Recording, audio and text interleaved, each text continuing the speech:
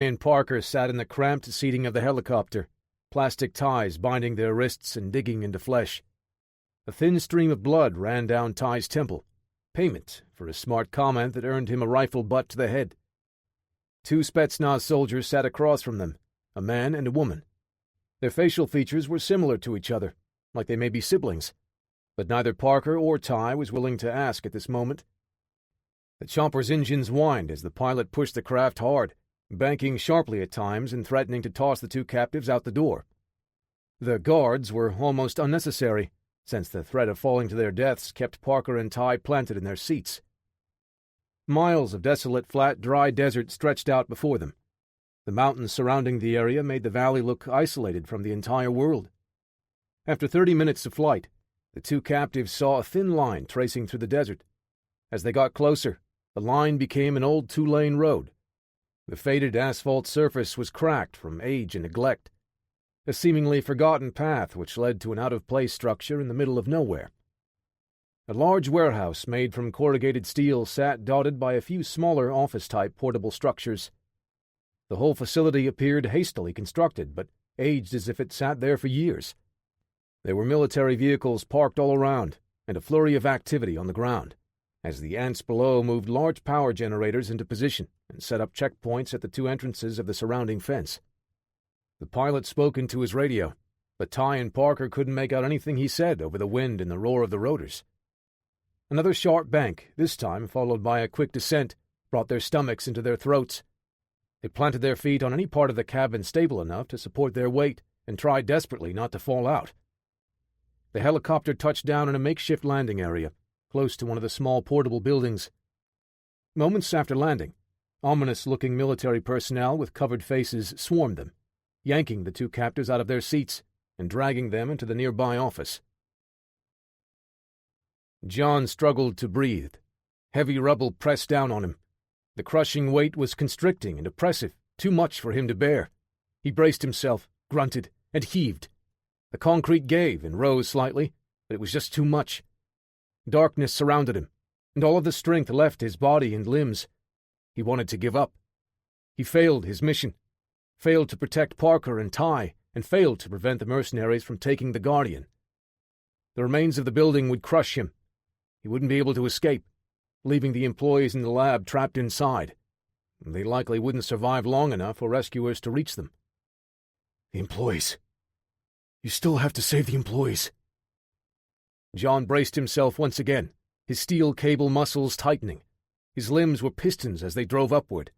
He lifted and screamed, giving every last bit of his strength. The concrete, steel, and stone were not enough to keep him down this time. He pushed up and found an opening. A beam of light shot through, showing the way out. He let out another roar, his throat raw from the dust, and John pushed his way into daylight. Crawling, covered in blood caked with dirt, he continued until he was free. Then just lay on top of the rubble, motionless. He had nothing left, all of his energy gone. Used up. You're not done yet, Ranger. John needed time to recover. He needed to catch his breath and rest his muscles, but there was no time. The Russians were gone. They captured Parker and Ty, and now they had the complete Guardian device. The employees at this facility were trapped with no one else who could help them. John rolled to his knees, took a deep breath, and grasped an enormous chunk of rubble with his thick hands. He tensed his back and pulled the slab of concrete away. He dug through dirt, tossing away rocks and wood and steel. His hands bled. His energy waned, but he kept digging. John was in a haze, operating on a subconscious level. He wasn't aware of how much time had passed when he finally found the concrete archway of the laboratory entrance. It was mostly intact and was the sole reason John survived the building's collapse. He dug away more rubble until he had nearly full access. Pounding his huge fists on the steel door, John tried to call out, but his voice was too hoarse. All he could do was hammer away and wait. Minutes passed, and he pounded again. After a time, sounds reverberated from the other side of the door. Raised voices, muffled by the steel and concrete. Then, the click of a mechanical lock disengaging, followed by the door swinging outward. There was still dirt and debris blocking the path of the door, but John had enough room to slip his fingers through. He grasped the steel slab and pulled it open from his side. One by one, the employees filed out of the laboratory, dirty and bloodied. Despite his size and menacing appearance, John was a calm and reassuring presence to the survivors. He guided them all safely up and out of the demolished building. All of the employees had been accounted for, and the 2 security personnel exited last, Jackson helping Harold out. Someone inside bandaged Harold's wound, and he was able to walk, although only with assistance. Somehow, through it all, everyone survived. John breathed a sigh of relief, celebrating what seemed like a small miracle. He had to contact HRD Command and update them on the situation. Then he could focus on the primary mission. "Does anyone have a cell phone?" John asked the crowd. The question was silly. Everyone had a phone. Most of the people in the crowd produced smartphones, several already making calls. Deep in the densely reinforced structure of the lab, they didn't have the necessary reception to reach anyone. John took the one offered nearest to him and dialed the contact number. "This is HRD Command." John gave his credentials and security clearance before asking to be put through directly to Marvin Van Pierce. After another few seconds, the line clicked and Van Pierce spoke. "John, what's the situation?" "The Russians showed up. The Guardian is gone, and they have Parker and the courier Ty," John said. "Damn it. We have units en route now. What's the situation with the civilians?" the director asked. 2 men wounded, 1 seriously. A few of the lab employees have minor injuries, but everyone is alive for now," John said. A few seconds of silence. Director Van Pierce was shocked to hear no innocents died. "What about the Russians? Any casualties on their side?" the director asked. "I took 3 down. I don't know if Parker and Ty got any," John replied. "How are you doing, John? Are you okay?"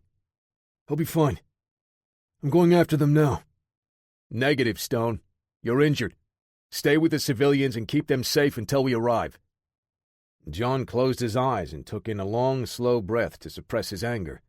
His response was calm but decisive. He wouldn't take no for an answer. "Rangers lead the way," he said, and hung up the phone. John looked at the man that loaned him the phone and asked, "Sir, may I keep your phone?" "Yeah." He nodded, just feeling lucky to be alive. "It's the least I can do to thank you." John found Jackson. "I need to find my friends. Are there any vehicles I can use?"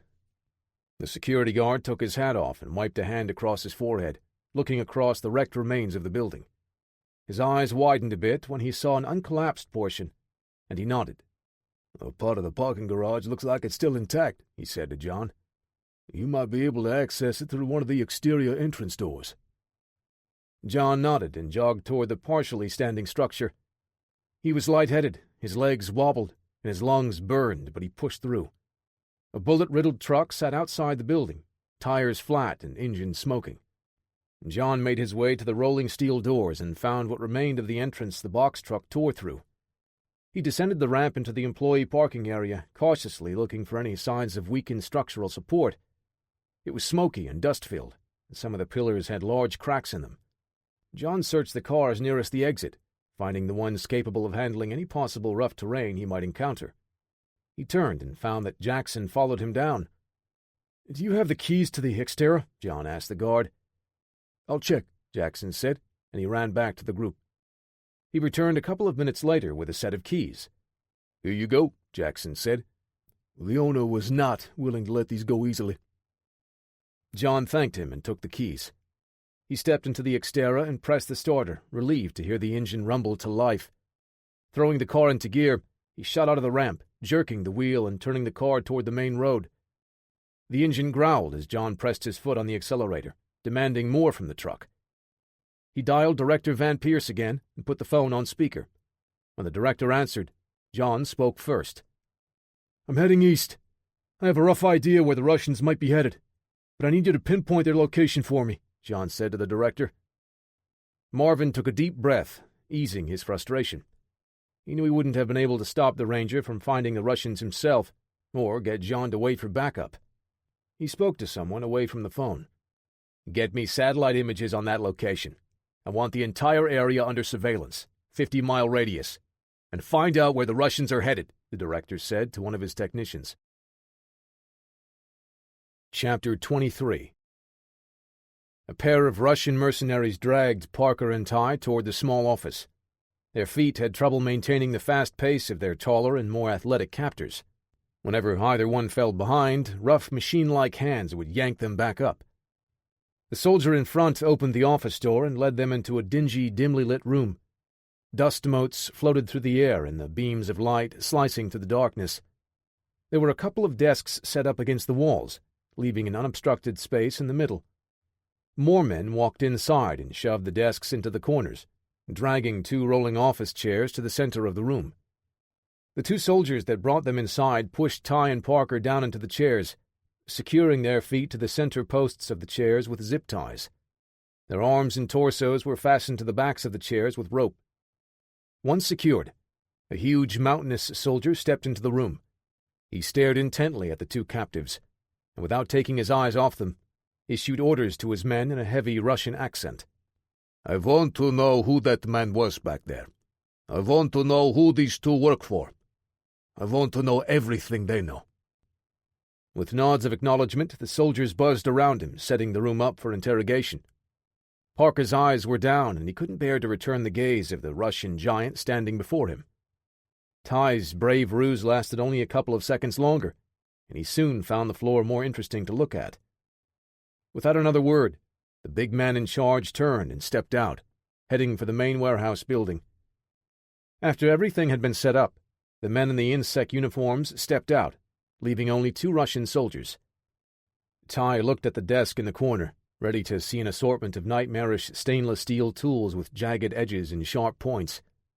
Besides the syringes on the table, he was surprised to see a more ordinary set of tools, some ropes and surgical tubing, sets of gloves, some towels and rags, and buckets of water. He wasn't any less comforted by the sight, however. "Well, at least we're not in one of those shady Eastern European hostels," Ty said, feigning bravery. If the 2 men in the room heard him, they made no acknowledgement. Parker was struggling to control his breathing, his chest heaving as he gulped in deep breaths of air rapidly.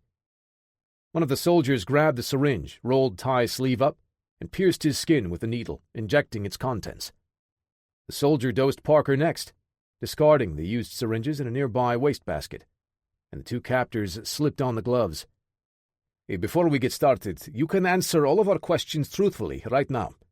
If you do so, my partner and I will be disappointed, of course, but we will honor that and halt the interrogation before the physical portion," one of the men said. Ty and Parker looked at each other, then looked straight ahead without saying a word. Warren Ratcliffe stood in the middle of the warehouse, surrounded by a hive of activity. Insect soldiers scrambled to assemble the Guardian device, attaching cables to provide power. Technicians set up nearby computer systems to monitor activity. A round object with lights and panels sat on a table in the middle of the warehouse. It resembled an egg shape with one end sliced off cleanly. Wires were running off of it toward the large section of the machine resembling a server rack.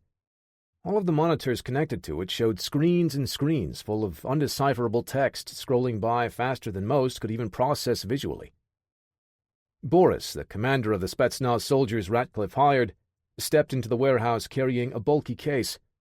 He shouldered past one of the insect men that offered to help him with the case and strode toward Ratcliffe. "I told you my men would handle the mission," Boris said, annoyed by the appearance of the dune buggies at the final objective.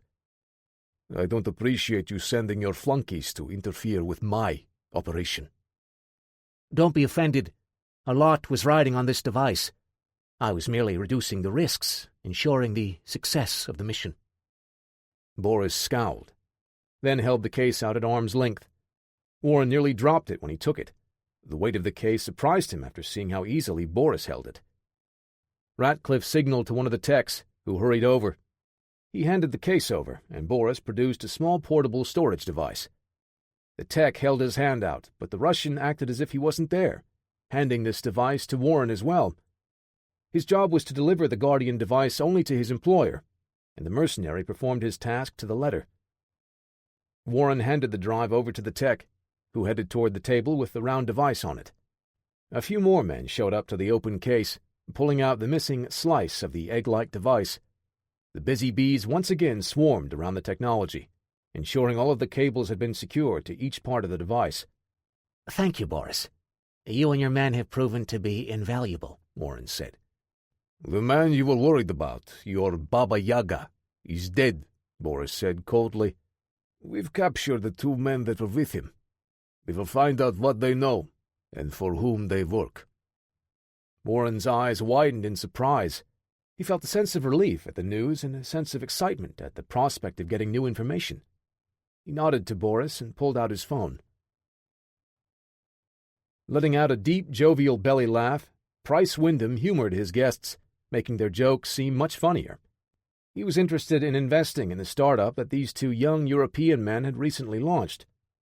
Price didn't care for their new technology, nor the promised rate of growth. It was only one of many small businesses he and his people used to clean their money.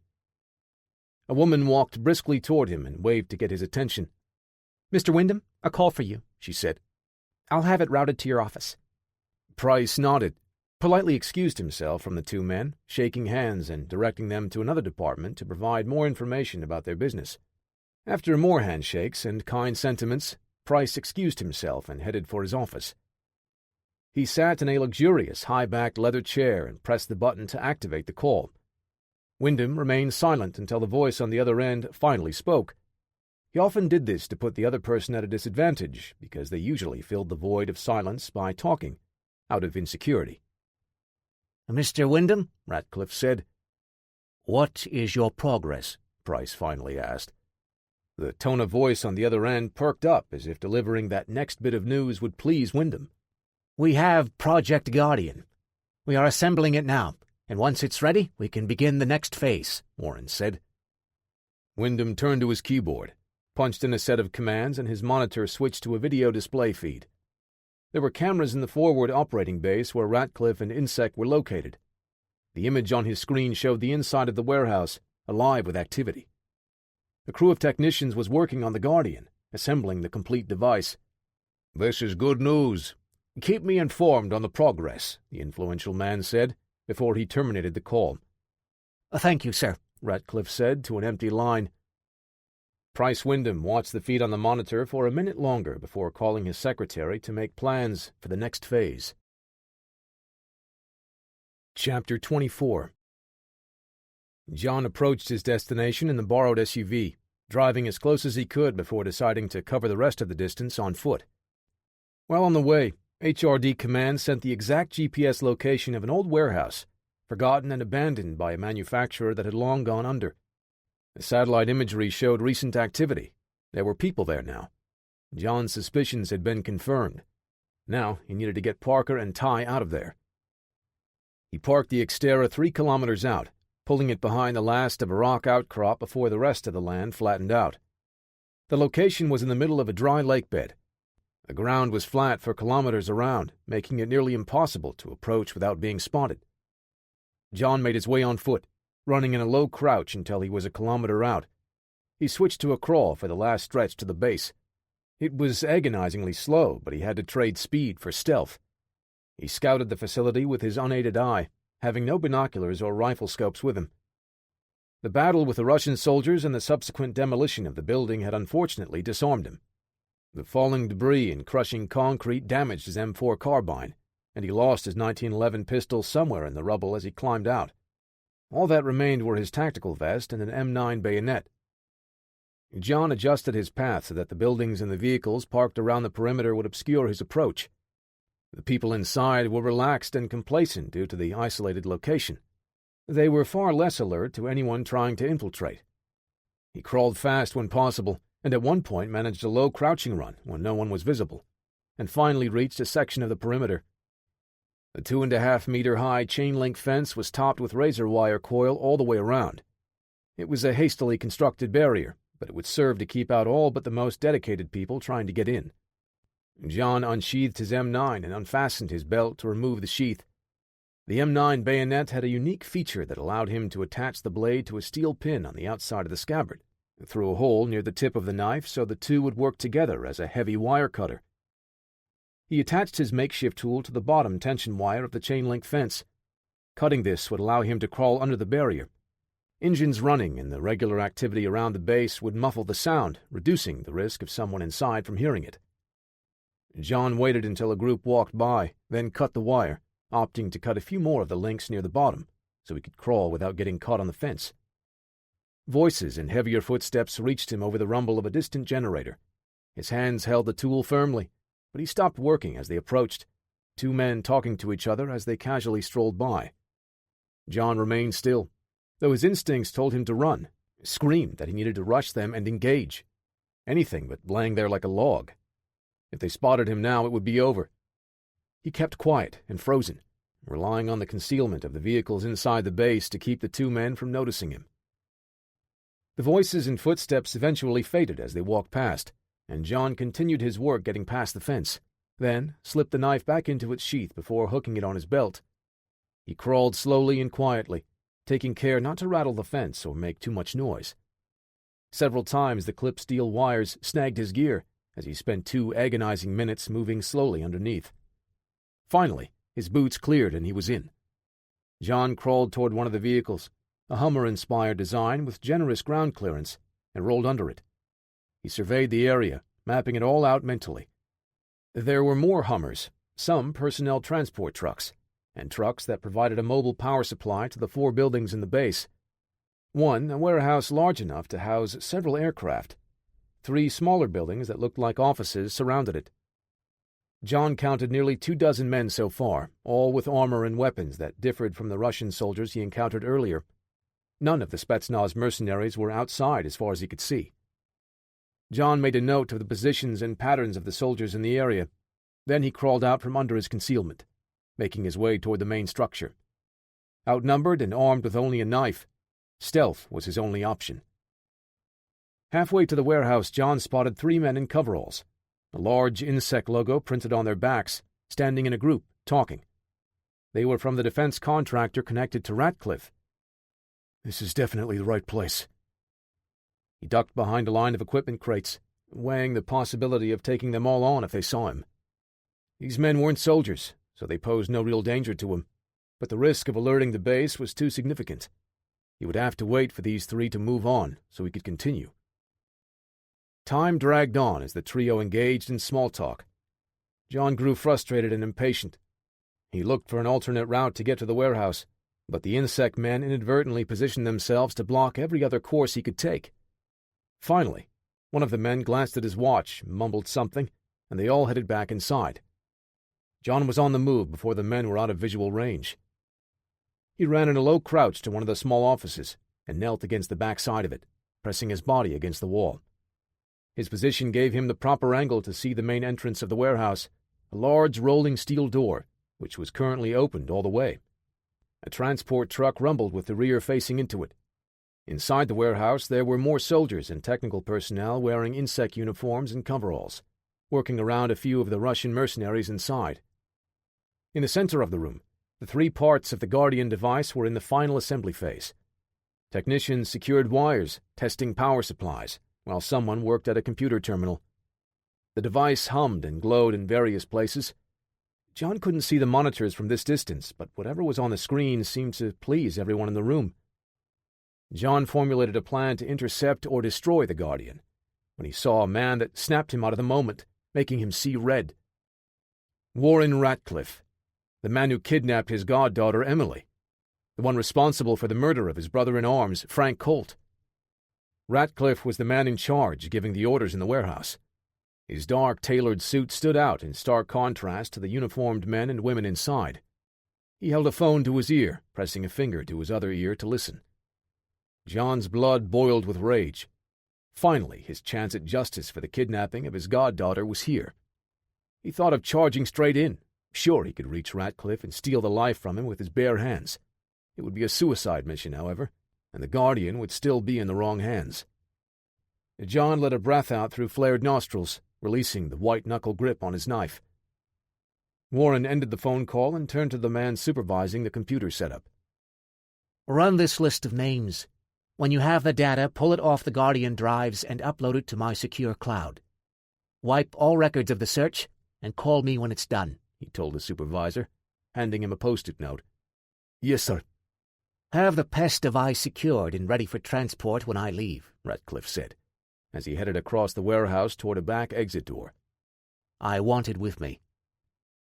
John saw no sign of Parker or Ty in the warehouse, but HRD had the location of the base, and backup was on the way. He had to trust they would be able to save the two while he accomplished the primary mission. He planned out a route toward the front of the warehouse, ready to move. A flimsy door slammed and booted feet clanged down steel steps nearby. John paused and hid as someone came out of one of the small buildings nearby. The man wore an insect soldier uniform and carried a rifle, oblivious to the world around him, as he bit into a sandwich. He walked along a well-worn path in the dirt around the main warehouse toward the front. John contemplated stepping behind, taking him out quietly, and getting his weapons. He let the man pass before he started to make his move. It was then that John heard voices from the smaller building, stopping him short. Screams.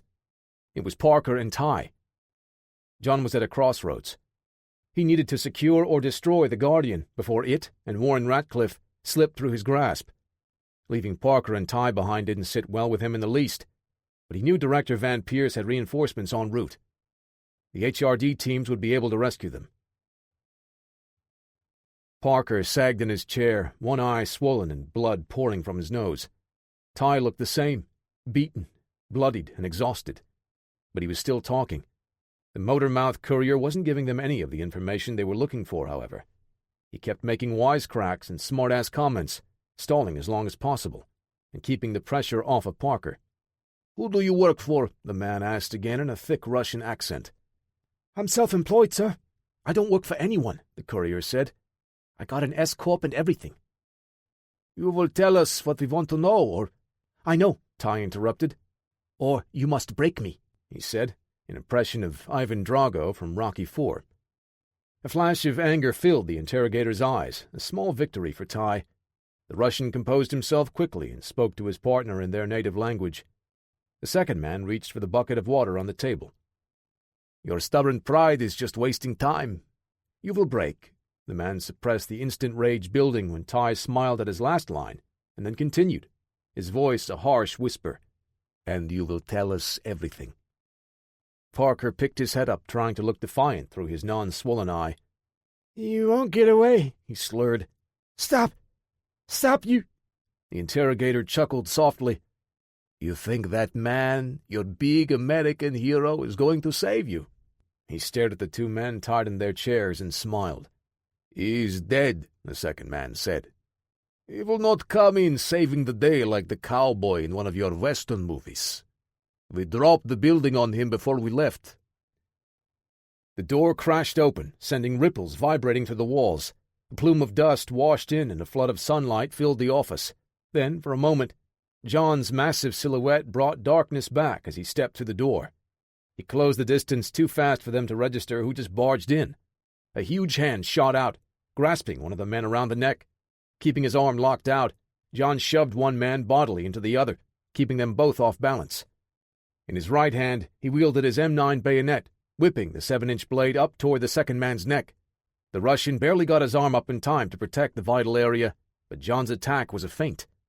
Lifting his arm exposed his armpit, and the ranger's blade plunged in under the mercenary's arm.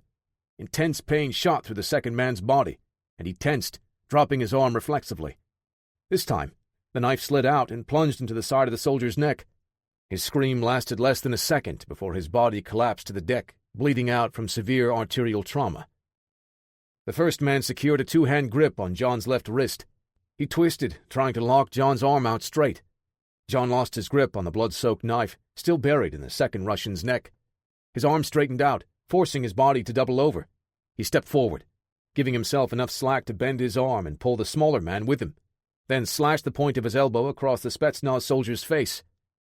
The blow was enough to allow John to free his arm. The Russian didn't hesitate and pressed forward to keep John on the defensive. He lashed out with forearm and elbow strikes to John's head, changing levels to deliver punishing punches to the body. John dodged and parried the blows, waiting for an opportunity to counterattack. A jab whipped towards John's face, but in his peripheral vision he saw the man's other hand drop toward the handle of a knife sheathed on his thigh. John slipped the punch and moved forward, reaching out to pin the man's hand and keep him from pulling the blade. They grappled for control, their bodies colliding with the table and spilling the tools of interrogation. John reached for anything he could grab on the table, his hand finding the bucket. The Russian managed to clear enough distance to pull his knife and immediately attacked. The blade traced deadly arcs aiming directly for vital areas, forcing John backward as he used the bucket to deflect strikes. When he saw an opening, John whipped the bucket in a tight arc, clipping the Russian soldier across the jaw. He staggered back, attempting to regain his footing, but Ty was behind the mercenary, rolling his chair into position on the balls of his feet. With a violent lurch, the office chair toppled, and the man tripped over Ty's body. John leaped over Ty and pounced on his opponent the instant he hit the ground. A swing of the bucket smacked the knife away and cleared a path for the heavy boot stomp that followed. The heel came down on the man's face, the full weight of John's body crushing his skull against the concrete. A sickening wet crunch turned Parker's stomach. His face paled and broke out into a cold sweat. "Fancy moves there. Thanks," John said to Ty. "If it has wheels," Ty said. John pulled the Russian's body off the courier and cut the two free, checking to see if they were okay.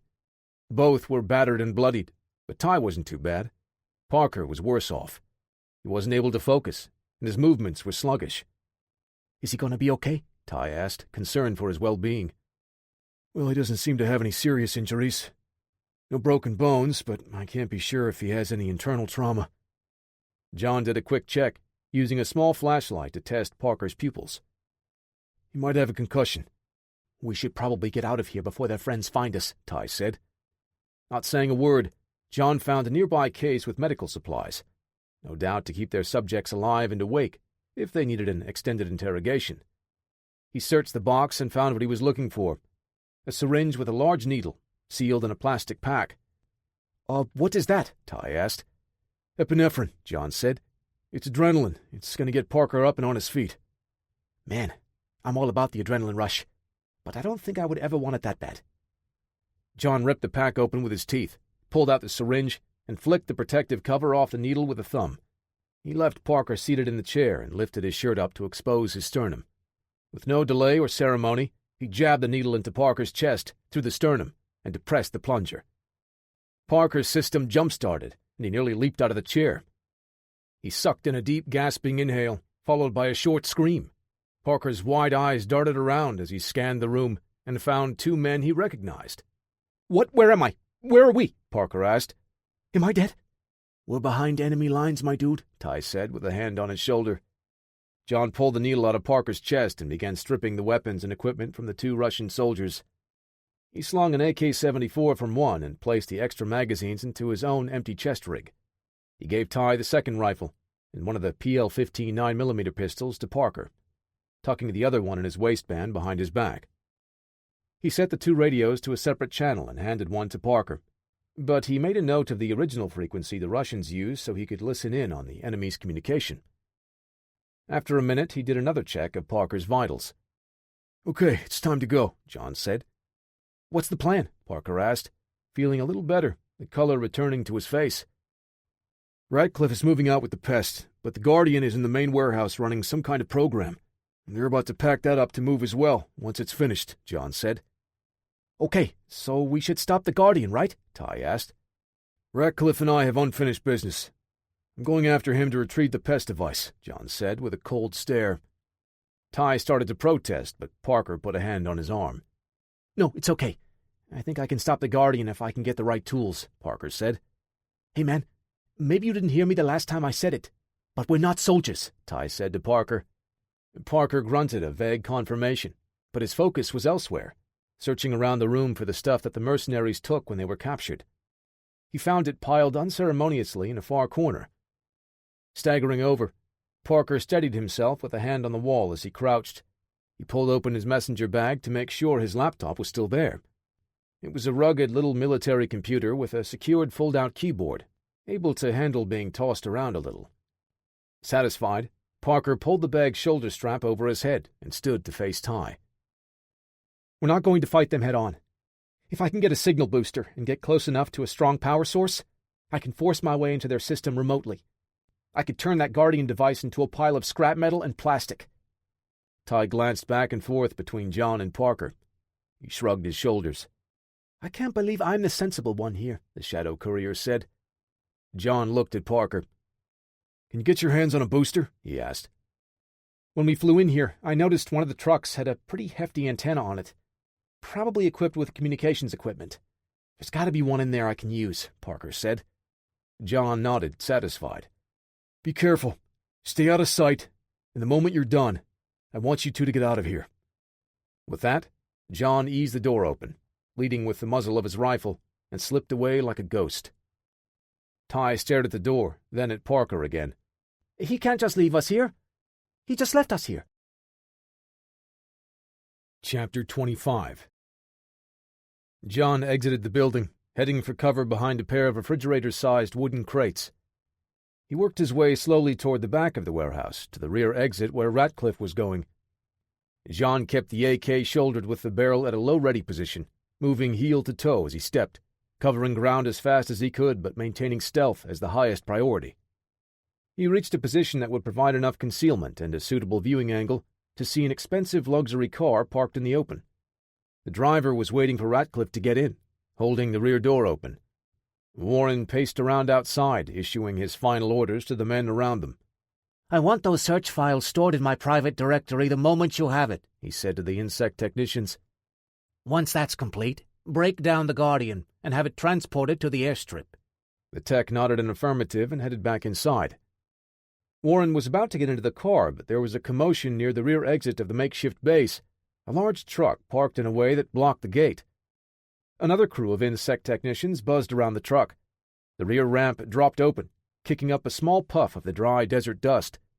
John froze at the sight of what came out.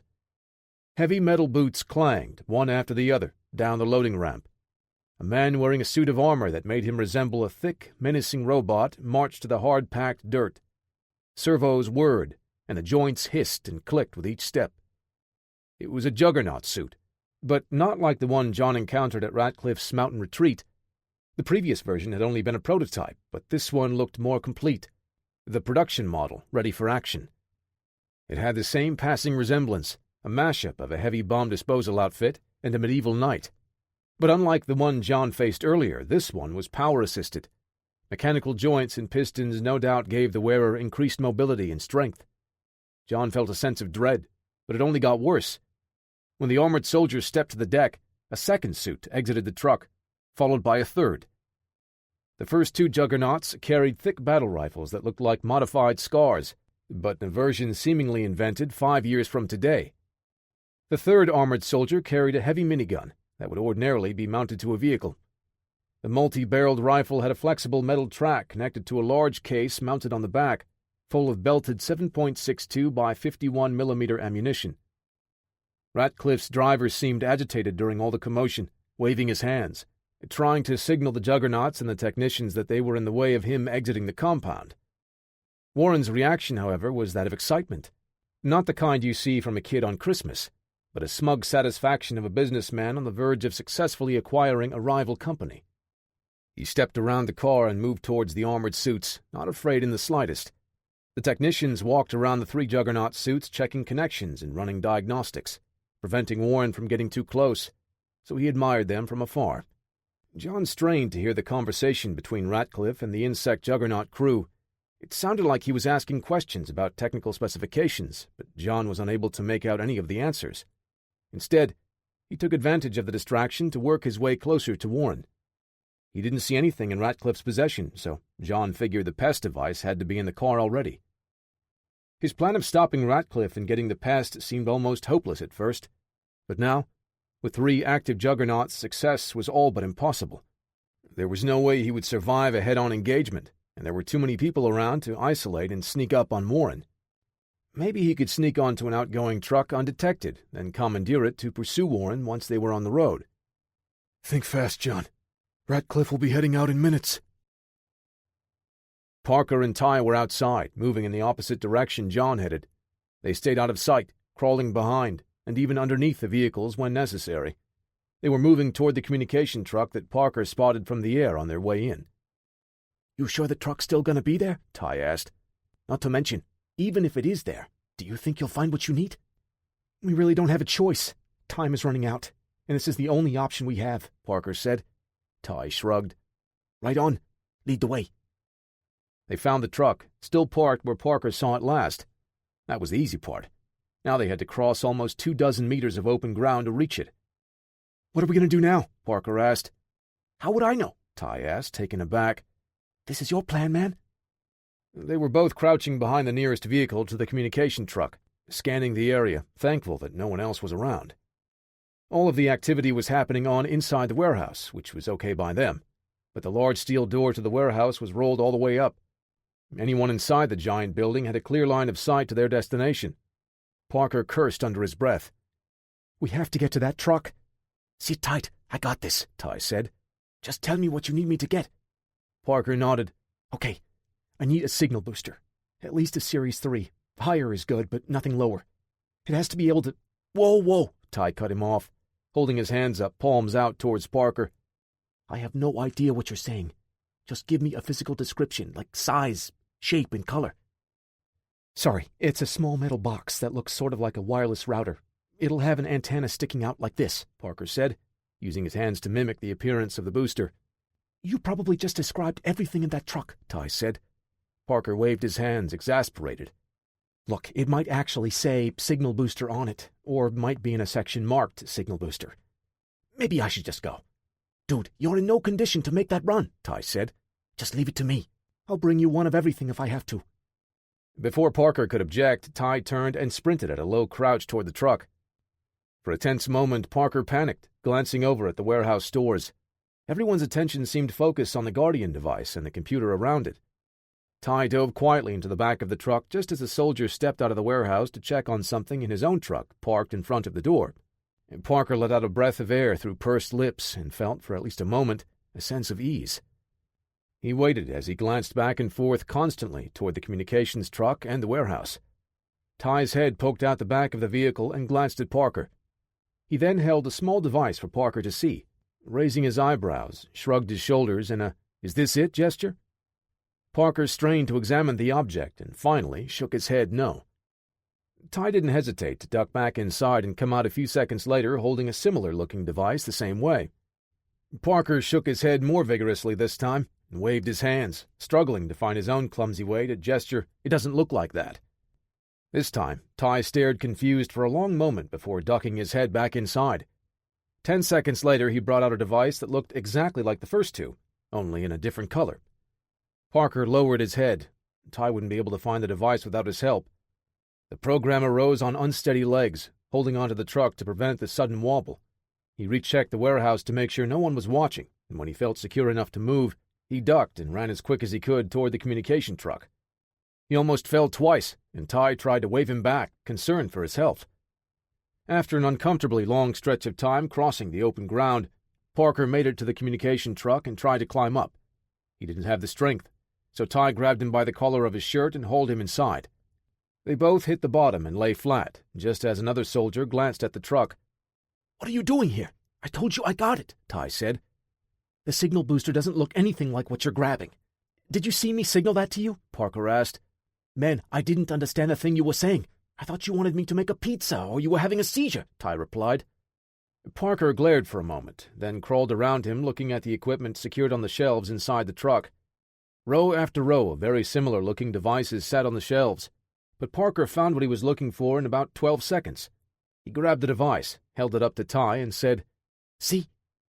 That looks exactly like the other 3 things I showed you," Ty snapped back. Parker was incredulous. "How can you say that? This one has completely different sized connectors. And this thing right here," he gestured to a small knob sticking out the side, "is the antenna." For the first time in his entire career, Ty was speechless. He was so flustered he couldn't think of a snappy comeback. "Just whatever. We have the booster. Can we go now?" Parker gave the truck a once-over, grabbed a couple of cables, and nodded, his head peering out the back of the truck again. When the coast was clear, they exited the vehicle, slow and clumsy, and made their way back toward cover, Ty supporting Parker's weight. "We passed a power generator on our way here. We need to go back there. This thing has to be hooked up directly to work," Parker said. Ty nodded and led the programmer back where they needed to go. Chapter 26. Inside the warehouse, a programmer noticed something unusual on the monitor. The software behaved erratically, as the data flowing on the screen paused intermittently, stuttering, and at one point freezing for a full second before the flow of text started again. Something's wrong here, the programmer said to a nearby soldier in an insect uniform. What is it? The soldier asked. I'm not sure. It's like something is bogging down the system. The program doesn't seem to be acting the same way it was just a second ago. The commotion at the computer caught the attention of Peter, one of the Spetsnaz hackers. He shouldered past the two as if they weren't even there. The insect soldier bristled and postured, taking offense, until Maria, Peter's twin sister, approached, speaking over the insect soldier's shoulder. What is it, Peter? Maria asked. He answered with a series of mumbles and curses in Russian. A hack. Someone's trying to break in. Maria flipped up the monitor on a laptop computer set up next to the main one, fingers poised over the keyboard. The twins glanced at each other in a sudden realization. Then she snatched her radio up. It has to be coming from somewhere inside the base. The Guardian is not connected to any outside network, Peter said, leaning in closer to the monitor. Maria keyed the radio to call the interrogation room. Dmitri, give me an update. There was no response, only static. She repeated the call, but by then the twins already knew who was responsible for the attack. One of the two men they captured for interrogation had a messenger bag with computer equipment inside. It was possible that they escaped and were now trying to hack into the Guardian. Kessa, report. Is Dmitri with you? Maria said. Barely waiting a few seconds after getting no reply, she keyed the radio to an open team channel. Boris, the two captives may have escaped. Guardian is being hacked, and there is no response from the interrogation room. Nikita, Boris's second-in-command, answered. I will find them, he growled, the fury in his voice coming through as plain as his words. Parker's fingers blurred over the keys. He activated a brute force program that would allow him into the Guardian software. Almost in, he said to Ty. I just need to... Damn it! Parker's brows furrowed in deep concentration, and his fingers flew faster. Something wrong? Ty asked. Yeah, something's wrong. They found my program, and they're trying to stop me. Ty shrugged, not knowing what to say. He had no idea what Parker was doing or how any of this worked. I think I can sidestep him if I just block this attempt. He mashed his finger down repeatedly on the escape key before typing a few more commands. I've got more than one trick up my sleeve. Chances are good that this will... Parker froze for a split second, stunned. What? How? Bro, you can't just leave me in suspense like this, Ty said. We're being traced, Parker said. Whoever this is really good. He's trying to block me out of the system while simultaneously tracing my location. Parker was on the ropes and losing fast. He had to prevent the trace program from locking down his position, but if he got locked now, that would be it. Game over. He split his focus back and forth, pushing his way into the system while trying to throw obstacles to shake the trace program. He couldn't win this battle on both fronts, and the double attack had Parker flustered. I can't stop both. I don't know what to do. Just focus on breaking your way into the Guardian. Don't worry about the trace. I've got an idea, Ty said, putting a hand on Parker's shoulder to reassure him. The words had just barely come out of Ty's mouth when he spotted one of the Russian soldiers moving in their general direction, rifle up and clearly searching. I guess they know where we are. Though it was likely a suicide mission, if John could reach Warren Ratcliffe and put enough rounds on his vehicle to destroy the pest device, he might be able to create enough chaos to allow Parker and Ty to escape. John steeled himself and maneuvered closer. He saw a car parked only 100 meters from Ratcliffe, but John would have to cover a lot of open ground to reach it. Without hesitation, he moved toward the car, using the spectacle of the juggernaut as a distraction. Staying low, he crossed without incident and crouched behind the front wheel. A shot at this range would be easy for the Army Ranger. He brushed a hand across his vest to physically confirm he had a few extra magazines for the AK. John raised the rifle into a ready position and took a quiet, deep breath, releasing it slowly to steady his heart rate as much as possible. "Sir, something is wrong!" A voice from inside the warehouse addressed Ratcliffe. John caught himself before he broke cover and strained to listen. The man yelling rushed outside and headed for Ratcliffe.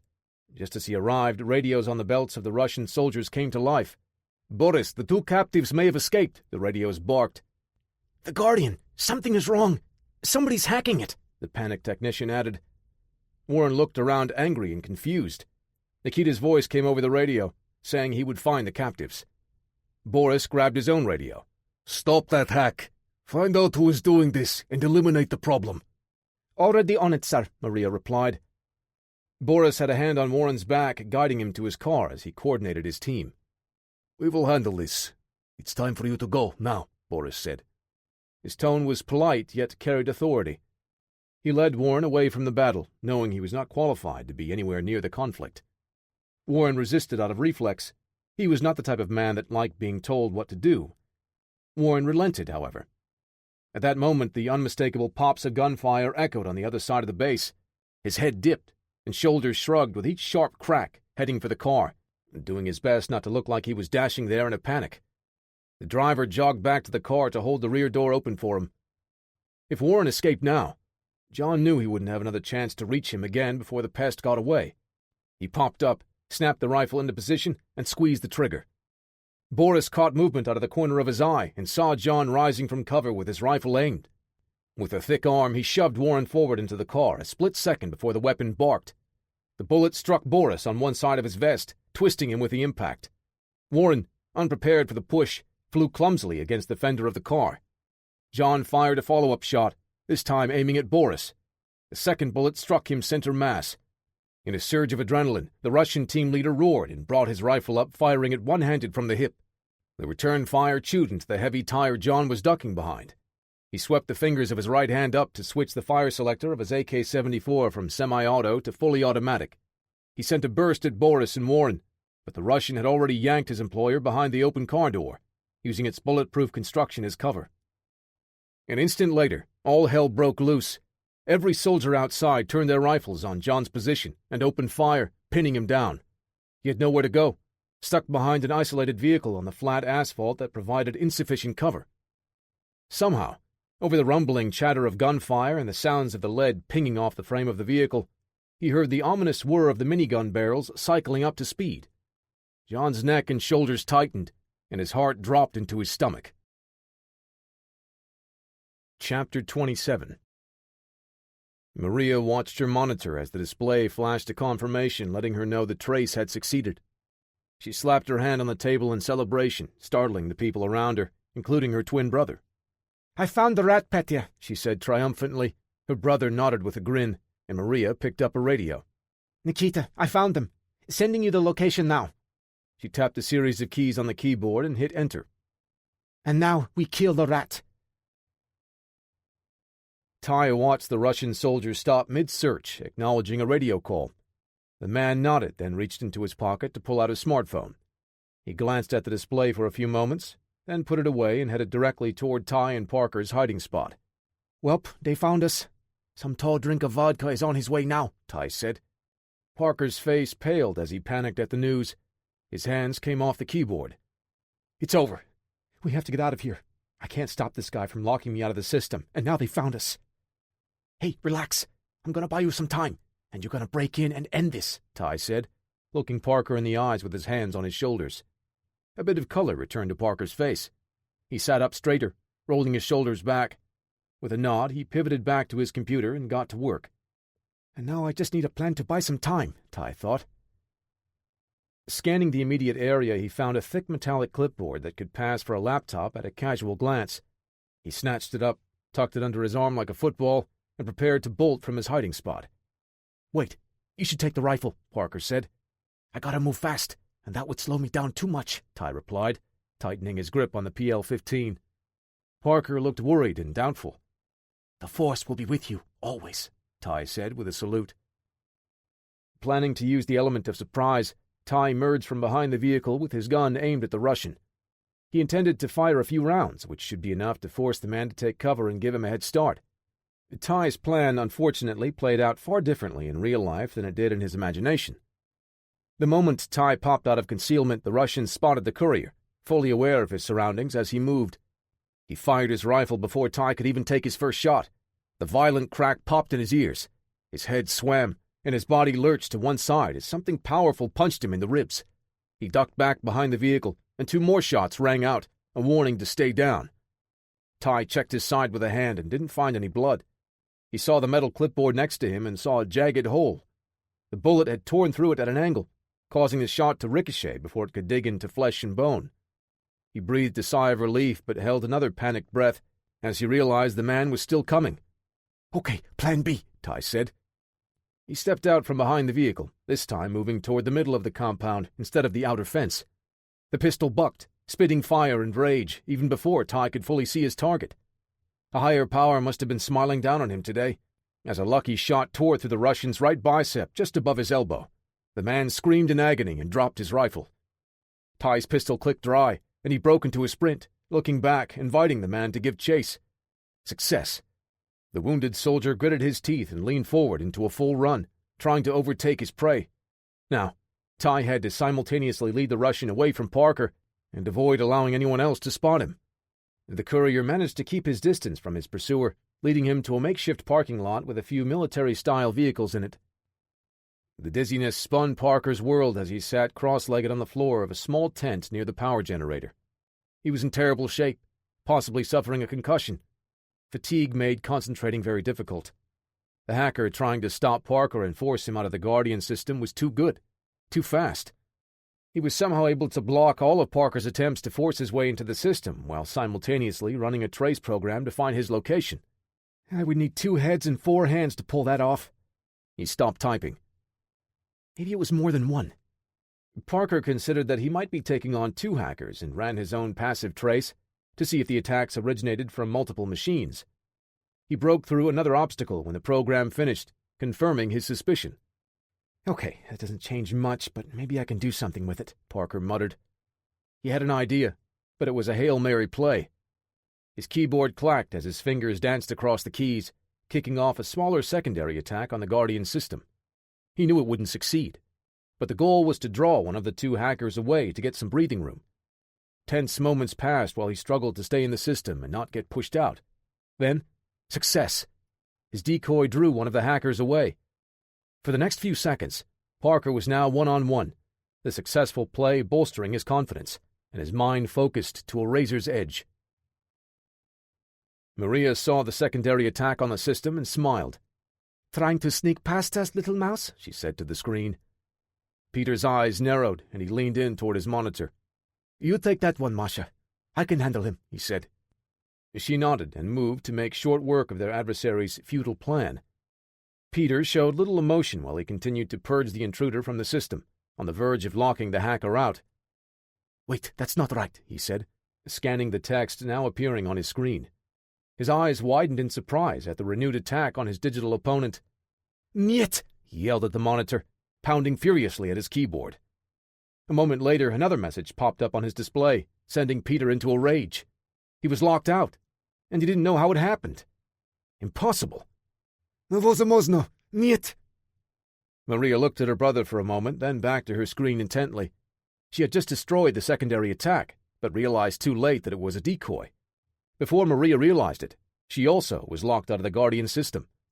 In their arrogance, the Spetsnaz twin siblings thought they were more than a match for any hacker and had allowed their opponent to split their focus. Divide and conquer. The captive, an American civilian, bested them both, and now had full control of the Guardian program. Peter stood and yelled to the technicians with as much anger as humiliation. "Get the Guardian system offline! Power it down! No!" Maria rebooted her computer, hoping to try another way into the system. Parker felt a renewed energy and confidence. The Force is with me. The 2 hackers were neutralized, and Parker completed his brute force entry into the Guardian system. Once inside, he ran a quick diagnostic program, searching for a weakness to exploit. He found what he was looking for, and in less than a minute, he shut the Guardian system down. Parker wanted to make sure all the data inside would be unsalvageable. He uploaded and executed a particularly nasty program he'd been working on, which he affectionately named ZA. Welcome to the zombie apocalypse. The program launched within the Guardian system's framework, filling the screen with an unending wall of glyphs flying up the display. He yanked the cables to the signal booster from his laptop as fast as possible, before his nasty little present could infect his computer as well. In one motion, Parker closed his laptop and slipped it into his bag, then tried to radio Ty. "Oh no, he doesn't have a radio," Parker realized. Parker was celebrating his recent accomplishment, but standing out in the open left him too exposed to the enemy. He looked around for a place to dig in and hide, avoiding anyone else that may come searching for him. He took several steps toward a dark corner when gunshots rattled through the air. The sound was overwhelming, rolling thunder from a lightning strike that landed right next to him. Parker grabbed his radio. "John, are you okay? What's happening?" No response. Even with the booming reports of weapon fire, the silence on the radio filled him with a sense of dread, stretching on for minutes. He feared the worst, bringing the radio up again when John's response came. "Is it done? Did you take down the Guardian?" The sounds of gunfire echoed over his radio a split second after the actual shot reached Parker's ears. "Yes, Guardian is out, I hope. At the very least, anyone who tries to log into it is going to have a really bad day," Parker said. Then, after a moment, he repeated, "John, are you okay?" "Where's Ty? You two need to get out of here. I'll make sure you've got a clear path." The rattle of heavy gunfire never ceased. Parker wanted to tell John he couldn't find Ty. He wanted to ask if John needed help, but he knew John was too busy at the moment to chat. He tried to shut out the sounds of the battle raging around him. Ty might be dead. John will probably be killed soon as well. That would leave Parker all alone in a facility filled with enemy mercenaries. He wasn't a soldier, and he knew that. Still, he gripped his weapon and made his way toward the sounds of battle. John needed help. Chapter 28.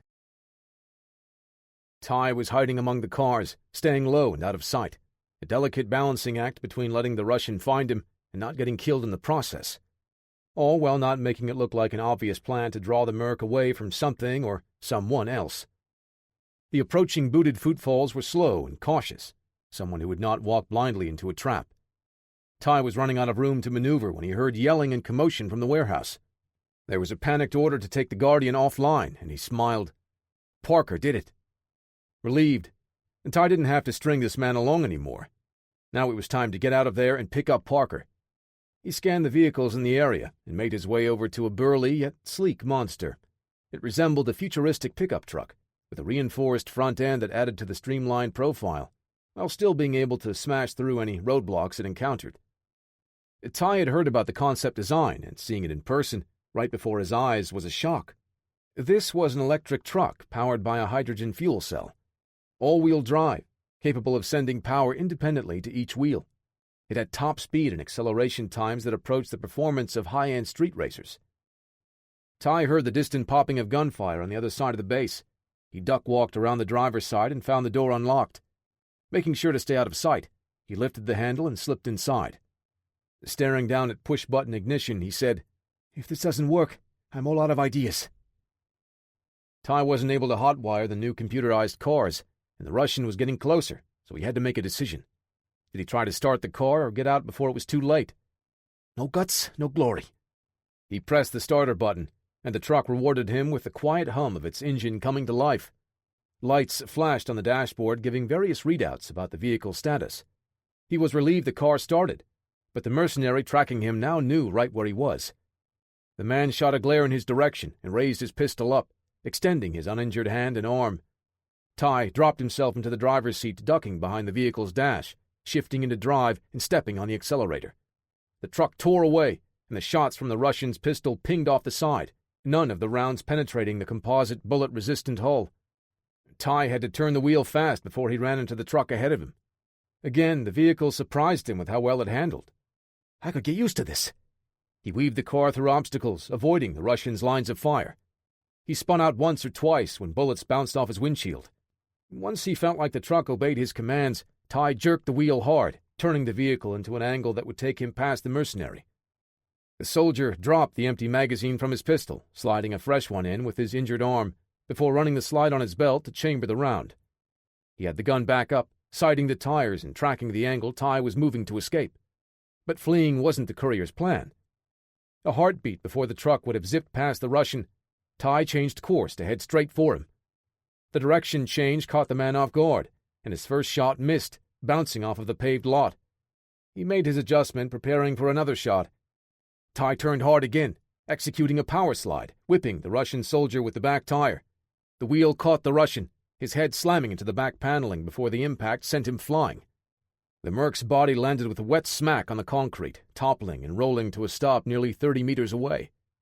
The soldier ended face up, his eyes still open, and his back twisted at a severe angle.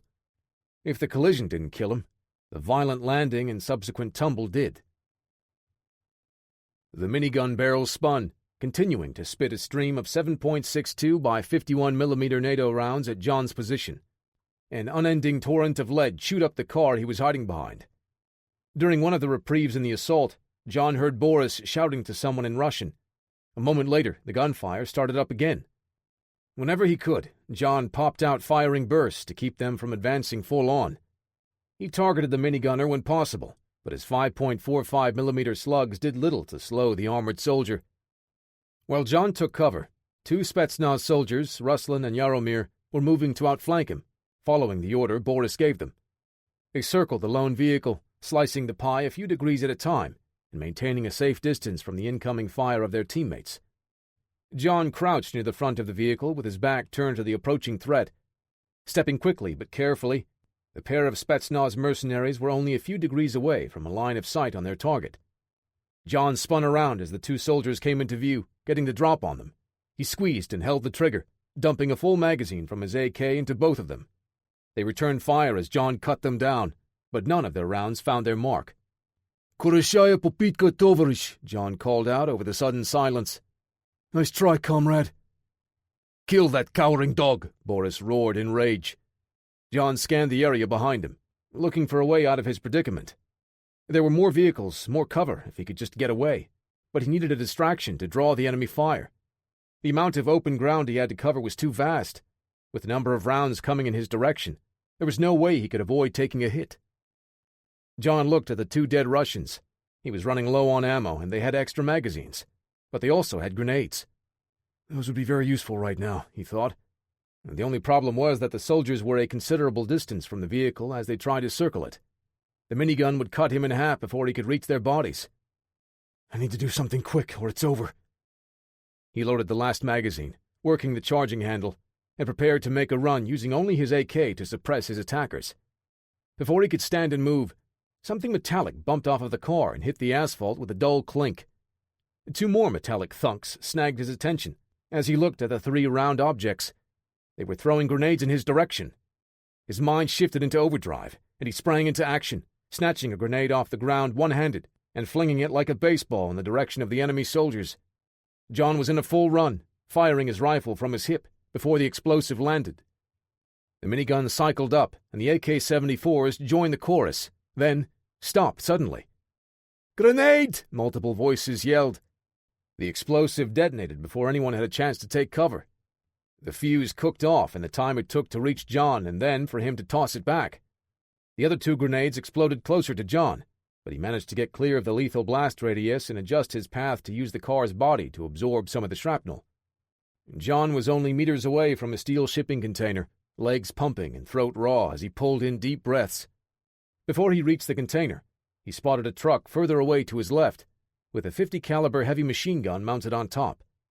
He was just about out of ammo, and it would only be a matter of time before the soldiers regrouped and overran his position. Even behind the steel shipping crate, if his opponents reached the armored truck, that massive .50 would turn his cover to Swiss cheese. But if he could make it there first, that machine gun would give him a chance to mount a counteroffensive.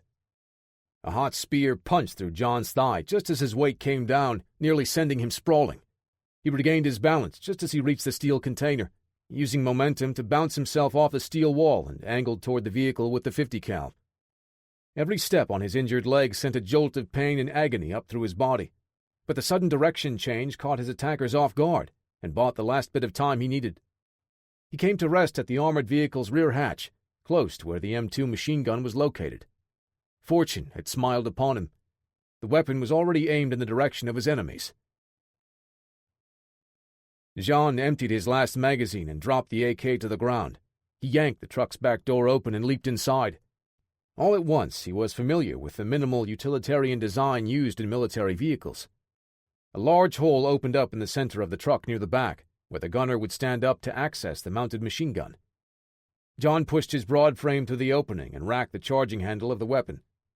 The sound and feel of an actual round slotting into the chamber filled him with a tremendous sense of relief, but he didn't waste 1 second to celebrate. He pivoted the Maud Deuce at the nearest juggernaut, one of the two with the futuristic SCAR rifles, and pressed his thumbs down on the butterfly trigger. The thunderous booming of the heavy machine gun was intense and intimidating, enough to put fear into the bravest of soldiers.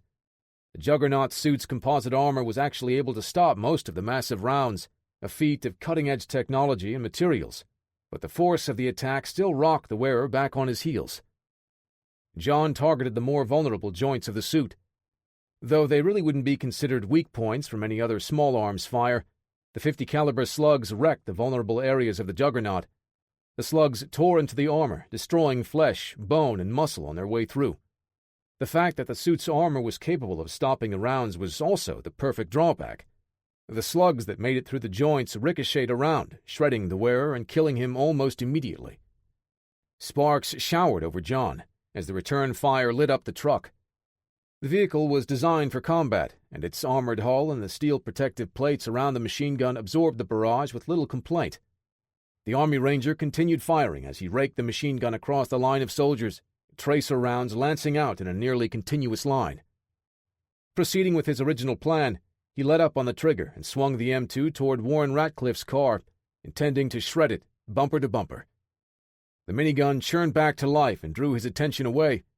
The truck's armor could withstand the assault, but the sheer volume of fire and the shower of sparks forced John to address the immediate threat. He tracked the machine gun back to the Juggernaut when a round found a small gap between the metal plates, striking the machine gun where the mount held it onto the vehicle. The impact forced John to reflexively let go. At that moment, an explosive rocked the truck from underneath the front end, rattling him enough to knock him back inside. John was too busy or too distracted to see where the grenade had come from. The interior of the vehicle appeared only minimally affected by the explosive. John let out a small sigh of relief, but he had to get back into the fight before the Russians overran his position. He grasped the handles of the weapon and hoisted himself back up, but the machine gun was stuck. It was frozen in place, with barely a few degrees of movement possible. The round had struck one of the connecting points between the 50 and the vehicle mount. That jagged, broken piece of metal now had the weapon frozen in place. Still aimed in the general direction of his opponents, John triggered another burst.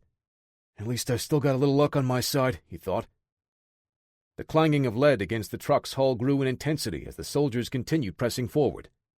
John climbed up onto the roof of the vehicle and crouched down behind the protective steel plates. Gritting his teeth, he grabbed the machine gun at its base and yanked the weapon free. John shouted as the metal groaned and shrieked, finally giving way. He slid down the back, landing on the rear bumper before jumping down to the asphalt. John pivoted out into the open, one hand grasping what was left of the mounting bracket and the other on the rear handle. With the massive weapon braced against his body, he swept the muzzle across the entire group of enemies, firing short 2- and 3-round bursts. Aiming at the Juggernaut with the minigun, John jammed the weapon high against his body, setting his stance. He let out a primal shout and unleashed a longer burst. The weapon rattled and swayed side to side as he turned and ran toward the steel shipping container. Halfway there, he spun around and fired another salvo to press his pursuers back. The immense power of the 50 caliber rounds was enough to keep the regular soldiers behind cover, out of fear. Seeing the M2 take down one of the power-assisted armored suits, the pilots of the other 2 Juggernauts were also wary of stepping into the direct line of fire of the weapon. John was almost there, lungs burning and wounded leg aching in protest with every step. Bullets snapped and zipped around him, and 2 rounds struck him in his tactical vest. The woven composite layers absorbed one shot, but the other made it through his body armor, punching into his side. The impacts took John off balance, spinning as he fell, and landing on his back. Can't let them overrun you, John thought, crawling with one arm, dragging the machine gun with the other. Only 5 meters away from cover, he slid behind the gun, grabbing the handles with both hands. He jammed his foot against the busted bracket to mitigate the massive recoil, and the heavy machine gun thundered again. 2 frantic technicians were installing a new backpack of ammunition onto the Juggernaut with the minigun. The pilot waited impatiently, smoke rising from the 6 barrels still aimed in John's direction. The scene unfolded as if he were underwater. The M2's rounds chased many of the soldiers back. One of the technicians snapped the final latch into place. The other hit the Juggernaut's shoulder armor with 2 firm slaps to signal they were done, before they both ran away. John redirected his line of fire at the armored behemoth. The click of the machine gun running empty was louder to his ears than the booming slugs that exploded from the weapon moments ago.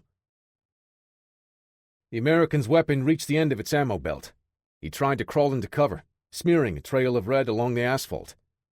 Boris reloaded his rifle, ready to kill him. Too many of his Spetsnaz soldiers brought down by this one man. His blood boiled and he saw red. "Boris, you have to get me out of here!" The shrieking voice of Warren Ratcliffe reached him over the gunfire. The Spetsnaz mercenary ignored the cowardly executive, releasing the charging handle and aiming his rifle. Small clouds of dust and debris puffed off of the juggernaut and the ground around it. The distant shots were barely audible over the sounds of battle. The incoming gunfire came from another direction. Boris looked for the new shooter but found no one. When he looked back, the American was gone, already behind cover. Boris howled in anger and stood to assault the steel shipping container, but Warren grabbed his arm. "You have to get me out of here! Take me to the airstrip now!" he yelled to the Russian. Boris glared at Warren, then relented.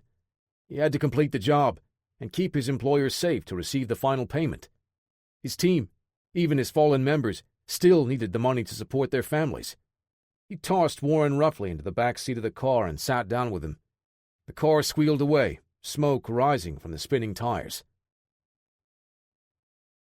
John released the empty machine gun as he rolled onto his stomach, using both arms to crawl as fast as he could. Soldiers found the courage to raise their rifles in his direction again. He heard the minigun barrels spooling up to speed. "Too far. Not gonna make it." The gunfire John heard was closer than he expected, coming from the direction of the steel shipping container. Bullets struck the juggernaut as the pilot turned in surprise toward the incoming attack. Soldiers in the open sought cover, not knowing the strength of this new adversary. John heaved himself the last meter and rolled behind the shipping container. The shooting stopped as he propped himself up to a sitting position. Parker turned the corner, approaching John. "You okay?" Parker asked. "I've been better." "The Guardian is down, but I lost contact with Ty. He distracted the Russians so I could finish my job. I don't know if he made it." "Nice work, kid. Ratcliffe is out there with the pest, but it doesn't look like we're going to be able to stop him from getting away," John said as the car peeled away. "Here, you're better with this than I am," Parker said, handing John the AK-74. John took the rifle and the extra magazines from Parker. "I have to stop Ratcliffe and get that pest back," groaning as he worked his way painfully back to his feet. Parker was about to protest, but kept his mouth shut. "But let's get you out of here first," John said. The minigun let loose another torrent. This time, the pinging sounds were different. The steel shipping container shrieked as the rounds punched through the walls. "Armor-piercing," John yelled to Parker. "Stay low and get out of here." Parker dropped to his stomach, scrambling to get away. John crawled low behind him. The minigun was tracing zigzagging lines through the shipping container, working its way down. A perilously long gap of open space greeted them, separating them from more cover. "Get ready to—" John started. The sound of metal smashing into metal rang out through the battlefield, like a car accident nearby. John spun in time to see a sleek armored truck swerving and skidding to change directions after colliding with the juggernaut. The power suit with the minigun hurtled through the air, crashing to the ground in a heap.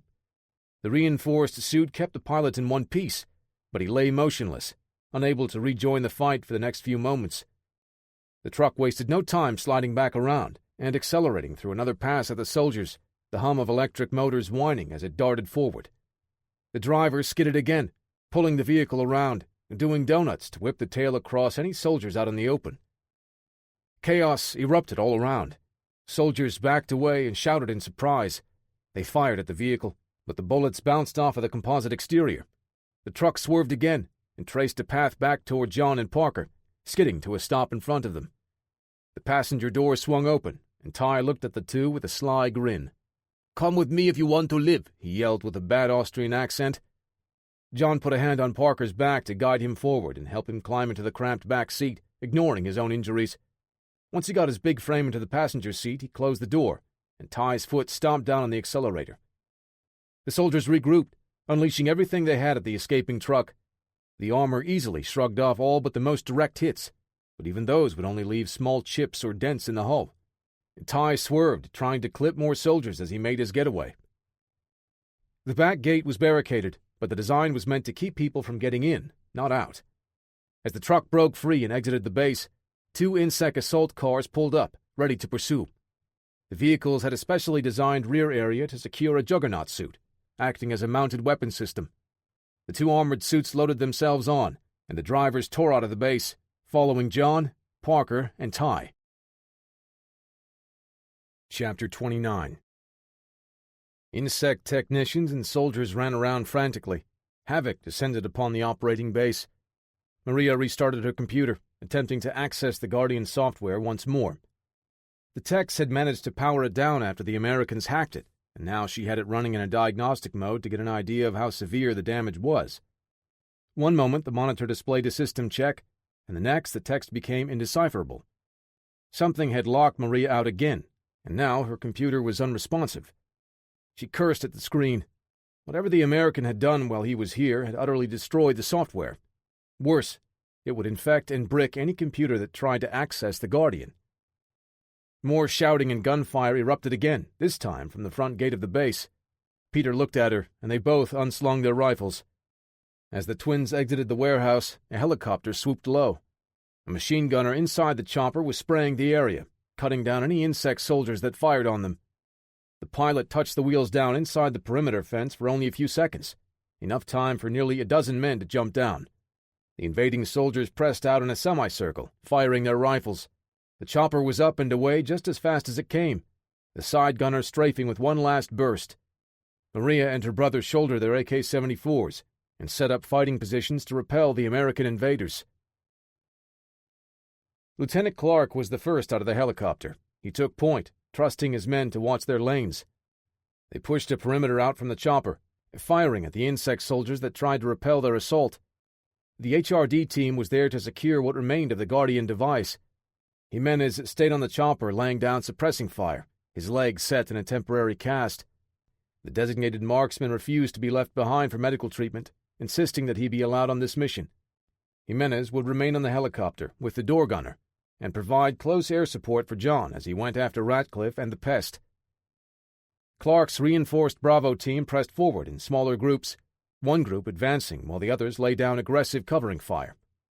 The insect soldiers fell back, already weakened from the skirmish with John, Parker, and Ty. The technicians either hid in the warehouse or ran for the busted back gate. A few tried to surrender in the middle of the battlefield. One by one, the enemy soldiers went down, until the remaining opposition decided they had enough and dropped their weapons. They secured the insect soldiers with plastic flex cuffs, and Clark signaled the team to move up to the warehouse. Curtis assigned a pair to stay outside and watch the perimeter as the remaining 8 took positions near the front entrance, stacking up on either side of the already opened rolling steel door. Deep inside was dark, but the sunlight poured in, illuminating the front half of the facility. Curtis scanned the inside, trying to get his eyes to adjust to the darkness before they moved in. There were rows and columns of crates filling the warehouse floor, creating a maze. On his signal, the Bravo team entered the building with silent purpose, rifles up and ready. Immediately, the heavy chatter of an AK-74 opened up, and one of Curtis's team went down. The wounded man managed to crawl behind cover and brought his weapon back up. The team returned fire while they advanced, using violence of action to press their advantage. Once inside, another fully automatic rifle opened up from a different part of the warehouse, forcing the American soldiers behind cover. Lieutenant Clark ordered Fire Team 2 to lay down covering fire, while he maneuvered his team to flank the hostiles. 4 men opened up with M4s, lighting up both positions with suppressing fire. Curtis moved quietly along the walls, he and his men staying out of sight. The hostiles engaged the second fire team as Team 1 reached their positions. Curtis glanced around his cover and spotted a woman in a Spetsnaz uniform with an AK braced against her shoulder, firing toward the front of the warehouse. The lieutenant's team popped up to fire, but she surprised them when she turned in their direction. Even caught up in the intense battle, she managed to maintain an acute awareness of her surroundings. Her training allowed her to anticipate their tactics, so she kept her composure when spotting them. The woman pivoted into the open, whipped the muzzle of her weapon in their direction, and emptied the magazine. Pulling her rifle across her body, she turned and dove deeper into the warehouse, successfully evading the ambush, but not before a round from the second team suppressing fire struck her in the shoulder. Curtis fired his rifle, but the woman spun out of view. The second enemy was now focusing his attack on Lieutenant Clark's position. They fell back, ducking behind stacks of crates, but the distraction allowed the other half of Bravo team to press forward, shooting on the move. With overlapping fields of fire and superior numbers, Bravo team drove the 2 hostiles closer together, gaining valuable ground in the process. They reached the center of the warehouse, and Curtis saw the Guardian. "Watch your lanes. We have orders to secure the objective," he radioed on the open squad channel. The two Spetsnaz fighters dug in near the device, firing controlled bursts to keep the Bravo members from advancing. A man to Curtis's right carefully lined up an aimed shot, his finger taking slack out of the trigger.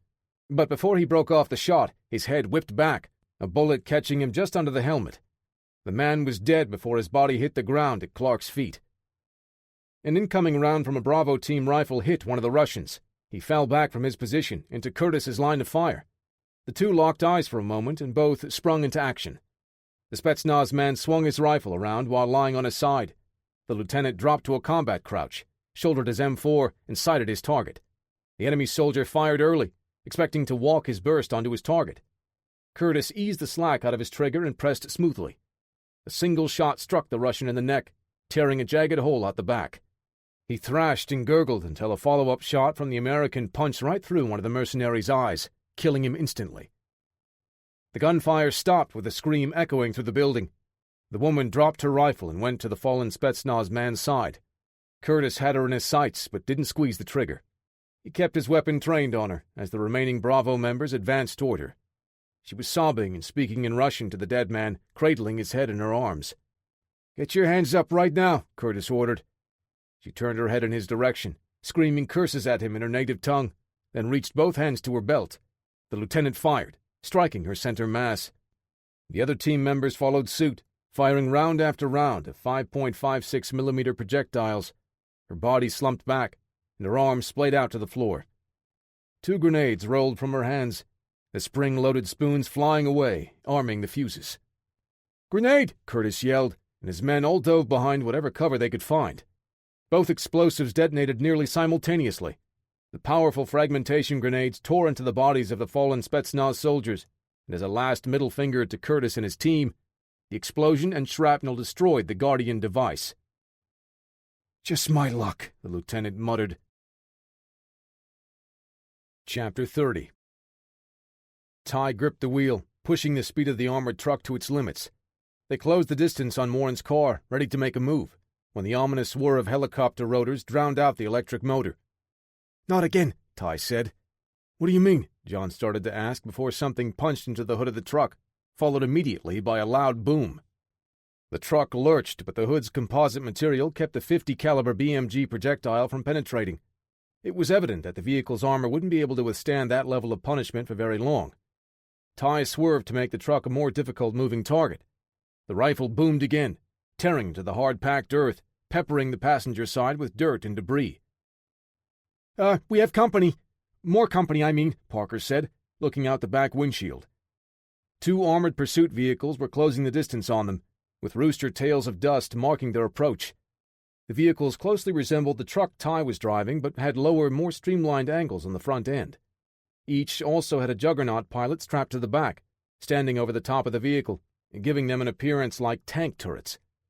The helicopter buzzed by again, and another boom sounded. The sniper was aiming for one of the front wheels, but just missed. The giant slug impacted the front wheel well, tearing a chunk of the high-tech material away. A moment later, the back end of the truck lit up in a shower of sparks as the closer pursuit vehicle's juggernaut opened fire.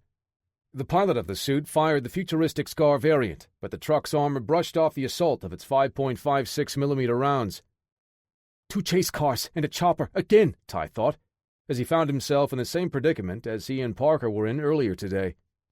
"I'm pretty sure that's the same sniper that stopped us earlier," he said. "That beast of a gun is probably going to punch a hole through the electric motor pretty easily." "Not to try and one-up you, but that minigun in the other car has got armor-piercing rounds," John said. "Wonderful," Ty said, pressing his lips together and white-knuckling the steering wheel. He continued to weave the truck to evade the helicopter, but that only allowed the pursuit cars to get closer. The sniper in the chopper lined up his next shot as the second pursuer closed the distance, putting them in range of the minigun. Ty gritted his teeth and fought the urge to close his eyes and turtle up. Before either enemy could fire, a torrent of tracer rounds lanced out, stitching the lead pursuit vehicle. The HRD-modified Blackhawk swooped in before matching the speed of the chase cars. The door gunner unleashed an unending torrent of bullets on the driver's side window. Bullets sparked and streaked off the layered laminate glass and armor plating. The mounted juggernaut turned and aimed his Scar rifle at the helicopter. The HRD gunner's rounds punched through the reinforced window, ripping the driver apart. The pursuit car skidded sideways, and its front wheel dug into the dirt, sending the vehicle rolling violently. The gunner kept pouring on the lead as the car tumbled, and the tracer rounds ignited the fuel spilling from the ruptured tank. The vehicle ignited into a massive fireball, forcing the rear driver to change course to avoid a collision. "You look like you could use a little backup," the HRD pilot said over the radio. Ty and Parker whooped and hollered, and one corner of John's mouth pulled up into a half smile. The enemy helicopter broke off to engage the HRD chopper, allowing Ty to put some extra distance between themselves and the last pursuit car with the minigun. Doing his best to avoid his pursuers, Ty had lost too much ground with Warren's car. He was now just gaining some of it back, but it was already too late. They spotted a large cargo plane on a runway in the distance. John watched the car drive up the rear cargo ramp of the aircraft and saw the hatch pulling closed. They got closer as the aircraft's 2 jet engines roared to life, and it slowly made its way toward the runway. "We have to stop that plane," Parker said. "Get us under one of the engines," John said. The courier nodded and angled the truck on an intercept course. The lumbering jet was slow to accelerate, and Ty reached the closest wing with little effort. John grabbed Parker's messenger bag full of his laptop and other electronic toys and rolled down the passenger side window. The programmer wanted to protest out of reflex. "Slow down. Keep it steady," John said over the roaring of the engines. Ty matched the speed of the rumbling plane, keeping the truck near the front of one of the jet engines. John leaned out the window, clutching the bag in a thick hand, and looked up at its intake. Suddenly, armor-piercing rounds zipped all around them. The truck's hull absorbed 1 or 2 bullets, but the rest punched straight through the composite plating. Ty slammed the brake pedal, and John almost fell out the side window. They were lucky that the Juggernaut only fired a shorter burst to avoid damaging the plane. "Is everyone okay?" John asked. Ty and Parker answered in the affirmative at the same time. The pursuit car caught up and fell into position right behind the truck. Ty had to keep moving between the landing gears, so they wouldn't have to deal with 6,000 rounds per minute of armor-piercing death. Unfortunately, the plane made its final turn onto the runway and was now picking up speed. The HRD helicopter pilot twisted to avoid getting hit with the Spetsnaz sniper's anti-material rifle. The door gunner was unable to score a hit on the fast, agile enemy chopper. Jimenez, the Bravo team-designated marksman, had his DMR positioned on the other side. The enemy helo circled around to put themselves on the opposite side of the door gunner. Reading the enemy pilot's movement, the Bravo pilot turned to allow the door gunner a clear shot. At the last second, the insect chopper switched back in the other direction, avoiding the stream of tracers from the HRD door gunner. The enemy's evasive move had been a feint. Bracing the large rifle against his shoulder, the Russian sniper looked through the scope.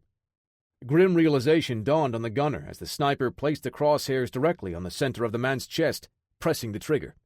Thunder reverberated as the round, meant for punching holes through solid steel, ripped into the side of the gunner's chest.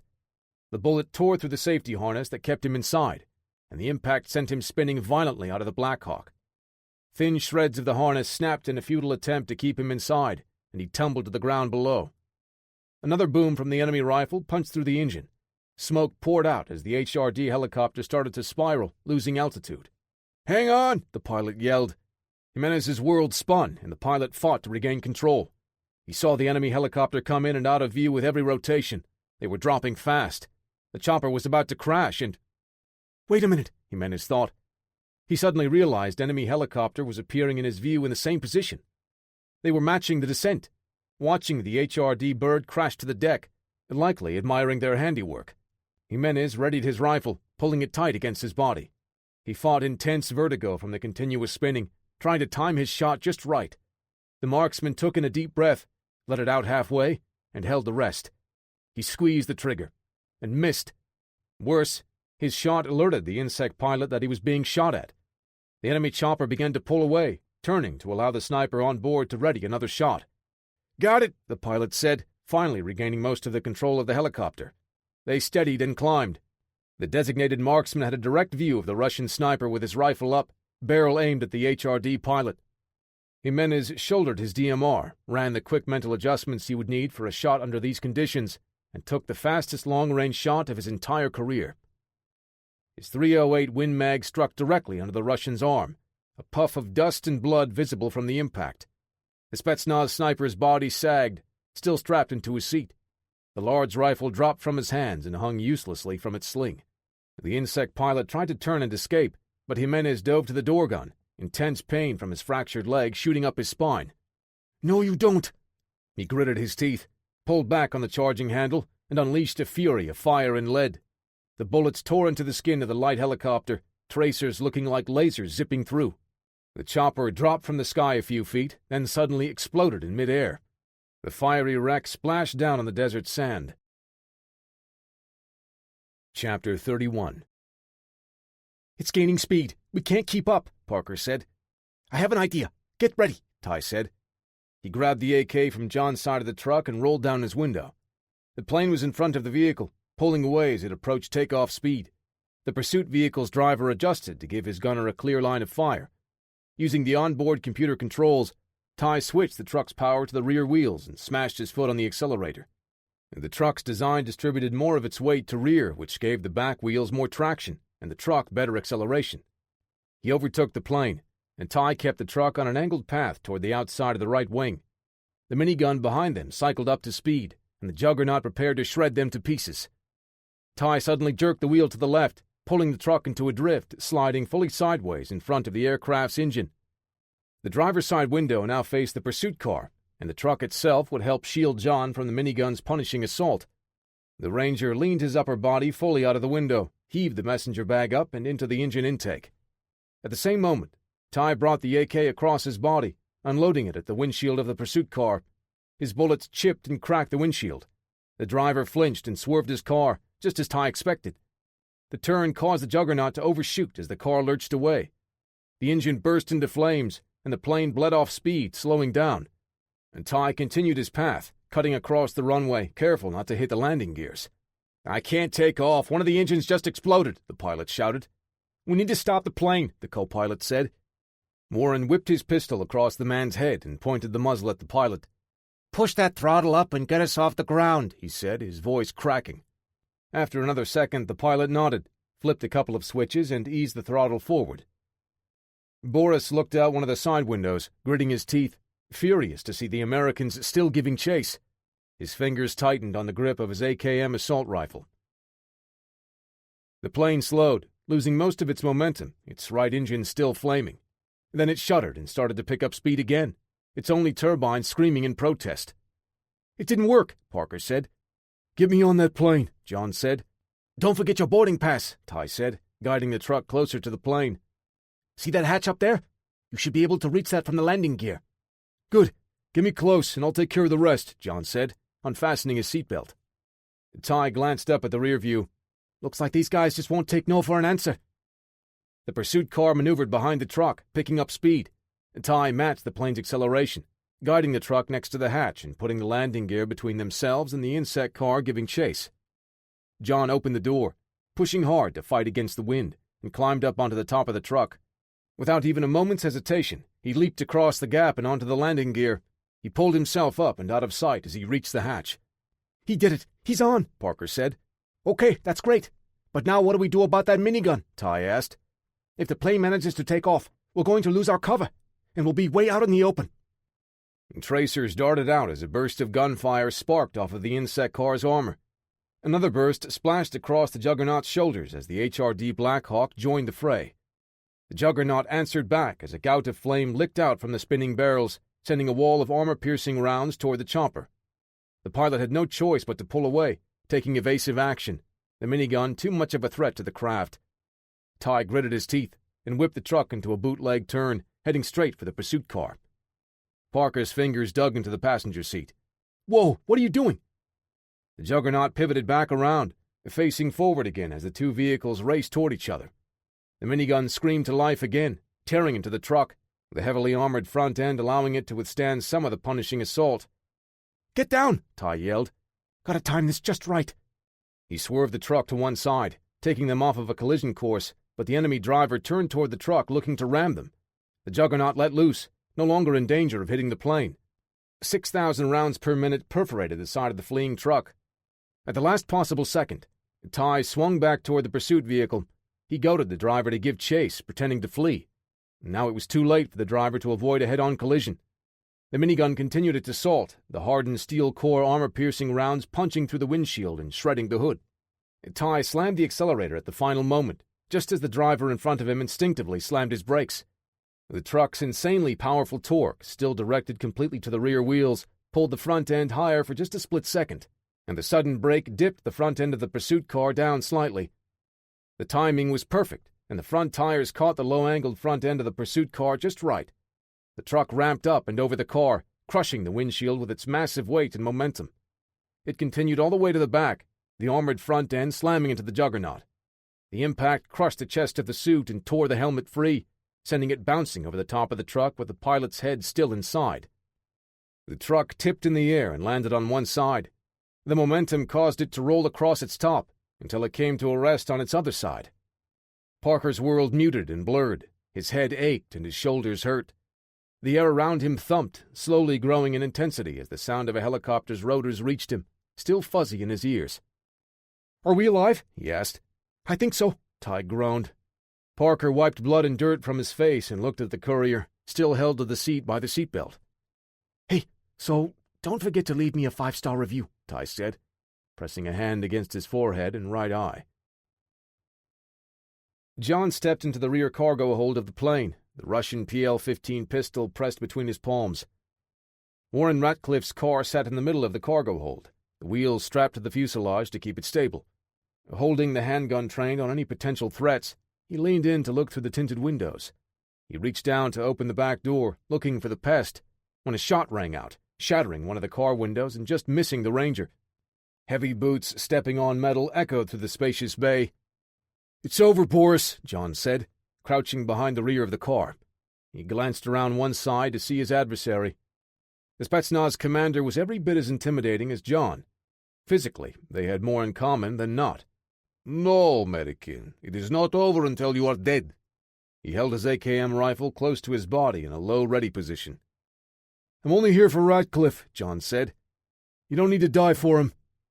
Boris smiled, showing a mouthful of small, almost jagged teeth, and raised his weapon. "I, too, am here for Mr. Ratcliffe, and I am afraid that dying for him, if necessary, is exactly what I—" John hurled a heavy wood crate by its rope handle over the car. It arced toward the Russian giant's head. Boris snapped his rifle up to his shoulder the moment he saw the movement. The crate came in high, and Boris was able to crouch low enough to get under it. It wasn't until he ducked, however, that he saw the American on one knee with his weapon up. John pivoted around the car in a low crouch immediately after the crate's handle left his grip. His PL-15 pistol was already up, anticipating the Russian's next move. The shot split the air with a sharp crack. His round struck Boris in the head, and the report reverberated through the metal enclosure. The big Russian fell back, hitting the ground, dropping his AKM. "Your choice," John said. He advanced, kicked the rifle away, and made his way to the front. He found Warren Ratcliffe in the cockpit, standing off to one side, with a pistol pointed at the pilot's head. "I'll kill him," he said, the muscles in his neck straining. "Drop the gun." John shook his head and let the PL-15 fall to the deck at his feet. He stood up straight, his hands down at his side. Warren swiped a hand back across his head, trying to pin an errant lock of hair into place, pointing the pistol at John. Why? Why are you so intent on arresting me?" "I'm not here to arrest you," John said as he bored holes through the executive's eyes with his stare. "You murdered my friend and kidnapped my goddaughter. Messing with my family is inexcusable." The muzzle of Warren's gun dipped, and his hands shook as he looked at the personification of his punishment. His eyes widened as the meaning and intent of John's words hit him. Warren raised the pistol again. John's right hand flashed to the handle of his M9 bayonet. He yanked the knife from the sheath and hurled it in a smooth overhand throw before Ratcliffe's finger could depress the trigger. The blade sank into the man's chest with a wet thwack, burying itself to the hilt. Warren Ratcliffe's eyes dropped to the handle of the knife as the handgun fell from his grasp. A second later, he crumpled to the floor, dead. "Stop this plane now," John said to the pilot, before he turned to head back for the pest. A massive figure filled the entryway, and John's hand fell instinctively to the empty drop-leg holster. A bloody sheen coated half of Boris's face, soaking into his beard. He clutched a wicked serrated blade in his right hand, gritting his teeth. The Russian lunged as a flash of light glinted off of the blade of his fighting knife. John shuffled back and deflected the thrust at his foe's wrist. He ducked as Boris swiped the knife toward John's throat. The blade clanged against the wall of the cramped compartment, and John pinned the brute's hand to trap the weapon. He drove a thundering overhand right into Boris's head. The Russian's skull, fractured by the grazing pistol shot, cracked like an eggshell from the jackhammer force of John's heavy fist. Boris collapsed to the ground, but the wild fire never left his eyes. He thrust the blade upward, trying to disembowel John, but the ranger caught his hand by the wrist. John grabbed the back of Boris's collar with his right hand and hoisted the Russian bear back up. He looked him in the eyes before shoving Boris's own hand upward. The knife slid easily into the flesh under the Spetsnaz commander's chin and punctured the soft palate before the handguard stopped the blade. John let the dead Russian's body slump to the floor. He stepped over it and headed to the car to retrieve the pest. Chapter 32. John stepped down the open ramp of the plane. Pain and fatigue gripped him, threatening to send him to the ground, but he pressed forward. The rest of Bravo team joined Ty and Parker, administering aid to the two injured young men. John looked around at the fleet of commandeered insect vehicles and the HRD Blackhawk sitting off in the distance. Lieutenant Clark walked over to greet him. "I can't believe you're still alive, Stone." "I'm not so sure I am," John said as his strength waned. He clenched his teeth, flexed the muscles through his body to take a mental picture of his condition. "Did you secure the Guardian?" John asked. Curtis wiped a hand down his face and scratched his jaw. "Well, yes and no. We've got what's left of it, but the Russians made sure we wouldn't be able to get it up and running right away. The software is toast too," Parker said, wincing as a corpsman pressed a bandage to a cut on his forearm. John tightened his grip on the pest. Curtis cleared his throat. "The Hostile Response Division operates under strict government jurisdiction." "And?" John locked eyes with the lieutenant. "And we're under orders to secure both the Guardian and Pest." He held his hand out. "1 out of 2 ain't so bad, I guess." John felt the smooth shell of the device in his hands. The Guardian was no more, but the Pest was still too much power for one group to possess. His best friend, Frank Colt, died for this. It was the kind of thing that could shift the balance of power on a global scale. "About that," John said, still maintaining eye contact. "There was a complication. The Pest was destroyed in the fight back there." He pressed his hands together, the immense pressure bending the metal and cracking the plastic as he crushed the device. With a twist and pull, he separated the Pest into 2 pieces. Bits of wrecked internal components sprinkled down around his boots. The muscles in Curtis's jaw twitched as he pressed his mouth into a thin line. His eyes narrowed, and John could see the internal struggle taking place. After 10 long seconds, the lieutenant blinked twice and just nodded. "That's a shame. Just make sure you provide all the relevant details in your after-action report." John returned the nod, brushing his hand on his pants to wipe away the remnants of the device. Curtis turned to face one of his men. "Radio HQ. Tell them both objectives have been destroyed, but we were able to salvage the remains." "Yes, sir." Ty hooked a hand under Parker's arm and helped him to his feet. "Hey, did you guys find another one of those fuel cell trucks at the base? If so, I'll take that off your hands, and we call it square." John chuckled and shook his head. "Let's go home." Epilogue. Closing his eyes and inhaling deeply through his nostrils, Price Wyndham blew out in a long, steady exhale through pursed lips. It took 2 more breaths before he got a handle on his anger. In one single encounter, he lost both the Guardian and Pest. That incompetent weasel Ratcliffe led a government strike team right to the base Price set up to test the equipment. The elevator chimed and the door slid open with a softened swoosh. He stepped out, walking down the long, well-lit hallway, his shoes loudly clicking with each step. The underground facility had been set up to store the Guardian until he could deploy its strength fully, forcing the rest of the world to stand up and take notice of Wyndham and his accomplices. Now it was a useless research and development lab, no real purpose other than a few experiments and some advancements in weapons technology. Not enough to make a difference in their campaign for power. Standing at the entrance to one of the biotech labs, Price took another deep breath, straightened his tie, and smoothed his slacks before stepping in. "Mr. Wyndham, it's so good of you to make time to check the progress." A lab tech, the project head, clutched his phone in both hands as he approached. "What's the status of my Alpha asset?" The tech's face brightened. Wonderful news, sir. After last week's setback, we switched to a more aggressive stem cell and hormone regulation treatment. The subject's body rejected the implants initially, but with... Price took a step forward, looking down at the man. "What's the status?" The man looked at the notes on his phone, adjusting his glasses as he cleared his throat. The, change in treatment was a success. The rigorous cycles aided in his body's ability to rebuild itself to a degree. The damage to the spinal cord is still present, but full function has been restored, using the implants to bridge the gap. "So what does that mean for our timetable? Will the asset be field-ready within the next few days?" Wyndham asked. That's what I wanted to tell you. The results are nothing short of spectacular. He's ready now. Price raised an inquisitive eyebrow. Not only has the subject recovered, but now he's better than ever. Faster, stronger, just plain tougher. A smile tugged at Price's mouth, despite his best effort to stifle the emotion. He had invested a ridiculous amount of capital to fund the process, money that would need to be accounted for during the company's next quarterly earnings report.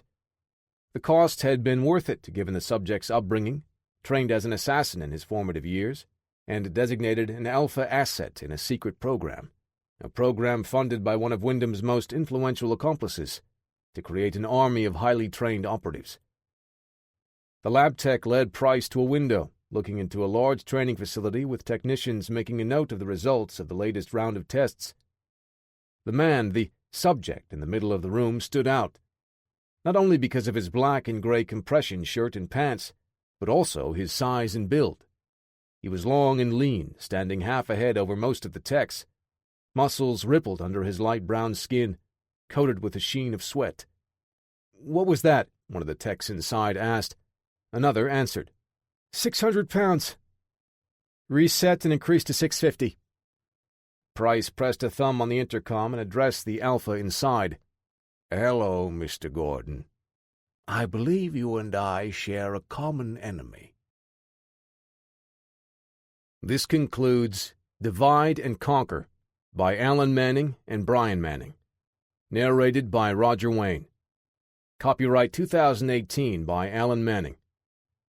This unabridged audiobook is published by arrangement with Alan Manning and Brian Manning, and was produced in the year 2018 by Tantor Media Incorporated, a division of Recorded Books, which holds the copyright thereto.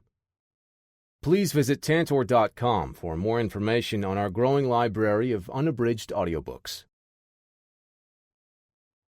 Tantor Audio, a division of Recorded Books, presents Fractured Allegiance by Alan Manning and Brian Manning. Narrated by Roger Wayne. Chapter 1. The helicopter's rotors thrummed, slicing through the air and buffeting Lieutenant Curtis Clark with a choppy wind. A rapid drumbeat thumped his chest, rattling the gear on his rig. He had one foot already out of the side of the Black Hawk, eyes squinted, watching as the pilot brought his team closer to the landing zone. He and his men were in pursuit of a group of mercenaries operating within the U.S. border illegally. They had already taken one team into custody with minimal conflict, and Curtis hoped to do the same today. "Let's do this clean and by the numbers," he said over his mic as the helicopter reached its destination. A pair of ropes dropped out, one on either side of the hovering craft to the ground below. Curtis and his men slid down, immediately drawing their weapons and covering the rest of the team as they descended onto the road leading up the bridge. A police roadblock closed off the far end, but a loose police presence on this side allowed the few cars and people to flee, getting them out of a potentially dangerous situation. At 3 o'clock in the morning, traffic was sparse. Only a few cars were left behind near a matte black H2 Hummer parked 3/4 of the way down. The police had successfully evacuated all of the innocent bystanders, but several had to leave their cars behind, unable to turn them around to get away. With his full team on the deck and ready to go, Curtis gave the order to move ahead. With practiced precision, each man held an M4 carbine pressed into his shoulder, elbows tucked. They looked down their weapon sights as they walked along the bridge, taking smooth steps to maintain their aim on the target vehicle. "Don't take your eyes off of the truck," Curtis said. "2 tangos exiting on the far side," Jimenez said. Curtis signaled for his team to take cover. Bracing their weapons on the empty vehicles, they kept their aim on the Hummer and waited. One of the mercenaries raised his hands, holding a rifle over his head by the stock and foregrip, hand away from the trigger. "We give up. Don't shoot." Curtis narrowed his eyes and his throat tightened. "Step out with your hands up." The two men obeyed his orders, one still holding his weapon up, the other letting an AR-15 hang from its sling. Curtis stepped out, followed by two of his men. The other two held their positions, guarding the vehicle. "There's still two inside," the one holding the rifle said. "Tell your buddies to hang it up," Curtis said. "It's over." The man with the rifle on its sling shifted his gaze quickly between Curtis and the driver. The hairs on Lieutenant Clark's neck stood on end, and his gut screamed something was off. "Look out!" one of his teammates shouted. A burst from inside the truck shattered the driver's side window, and an AK-47 unleashed a hail of bullets at the HRD team. The mercenary with the rifle hanging from a sling ran to the far side of the Hummer and brought his weapon up. Before the man could fire, Curtis dropped to a knee and put the glowing red dot of his targeting reticle on the man's chest. He gave the trigger a pair of smooth presses, and the M4 bucked. Two wet thwacks sounded as neat little holes appeared side by side on the man's chest before he fell from view. Higher-pitched bursts shook the air as his men returned fire on the driver, killing him. Without wasting any more time, Curtis seized the momentary lapse in their enemy's bravery and ordered his team to move forward. All 5 HRD operatives stepped with a smooth pace, weapons held steady from hours upon hours of intense training. As the dust settled, they could hear the man in the back seat shouting from inside the vehicle. He had one hand pressed on the window and the other waving out from the shattered driver's side door, showing he was unarmed. The other mercenary outside of the vehicle tossed his weapon down when the fighting started, and was now curled on his side, eyes bugging out. "We surrender! Please don't kill us!" His voice cracked and trembled. Curtis yanked the door back open, keeping his weapon braced against his shoulder, and the team swarmed the vehicle. 2 men hauled the suspect out, flattening him, stomach down on the asphalt. The other 2 team members pulled the last man around, also forcing him down and securing his hands behind his back. Curtis circled around the vehicle slowly. He saw the man he shot, lying dead on the surface with a pair of bloody holes grouped close together to the left of his sternum. He used the toe of his boot to work the weapon sling around the dead man's shoulder and kicked the rifle away. Curtis continued his search, making sure no more hidden surprises were waiting for his team. "All clear," he said. "Clear," each of his men responded in turn. "Signal the go-ahead. Law enforcement can clean up this mess now," Curtis said. He keyed his mic. "Dr. Spencer, get the truck in here so we can secure these 2. "Roger that, Lieutenant Clark." "I think this is the last of them, Stone," Curtis said. "I believe you're right," John replied. "Great job, Lieutenant. First round's on me." Chapter 2. Marvin Van Pierce, director of the Hostile Response Division, walked into the room. The team was already inside. Those who weren't already standing rose to their feet when the director entered. Parker Lewis, the computer specialist, still sat in his seat, oblivious, his eyes fixed on the screen of his laptop. John Stone nudged Parker's chair with a stiff knee. "Oh, yeah, sorry about that, sir," he said, staggering to his feet and easing his computer closed. "Relax, everyone," Van Pierce said, placing a folder at the head of the table before sitting down. The rest of the team took their seats, except for Parker, who looked around confused. "I just stood... never mind," he said, sitting next to John. Director Van Pierce eyed Parker, almost letting a smile show on his face. "Are we finished, Mr. Lewis?" Parker just nodded, pressing his lips together. "First, I want to say congratulations. With yesterday's operation, we've successfully eliminated the remaining mercenary companies operating on U.S. soil." Marvin opened the folder and glanced down at the top sheet. "We will question them all and find out definitively. But it's believed they were all acting in connection with the recently deceased Warren Ratcliffe." "Or at least the man that passed his orders down to Ratcliffe," Dr. Miranda Spencer added. She adjusted her glasses, looking at a copy of the report the HRD director also had. "Do we know who that may be yet?" John asked. "The man above Ratcliffe, I mean." "Not at this time," the director said. "With the amount of data you and Parker were able to bring us, I have no doubt that information will be discovered. But it's going to take time." You dropped a mountain of files on us, Curtis Clark said with a smirk. The analysts are going to be pulling double shifts to rake through all of that. I have a question, sir, Parker said, raising a hand. Put your hand down, son. Just ask your question. This isn't elementary school, Marvin said. Okay, I know we haven't heard back from the teams handling the interrogations, but do the analysts have an idea what the contractors were hiding? Parker folded his hands on the table. They weren't targeting anyone, and they weren't taking anything from the locations they hit.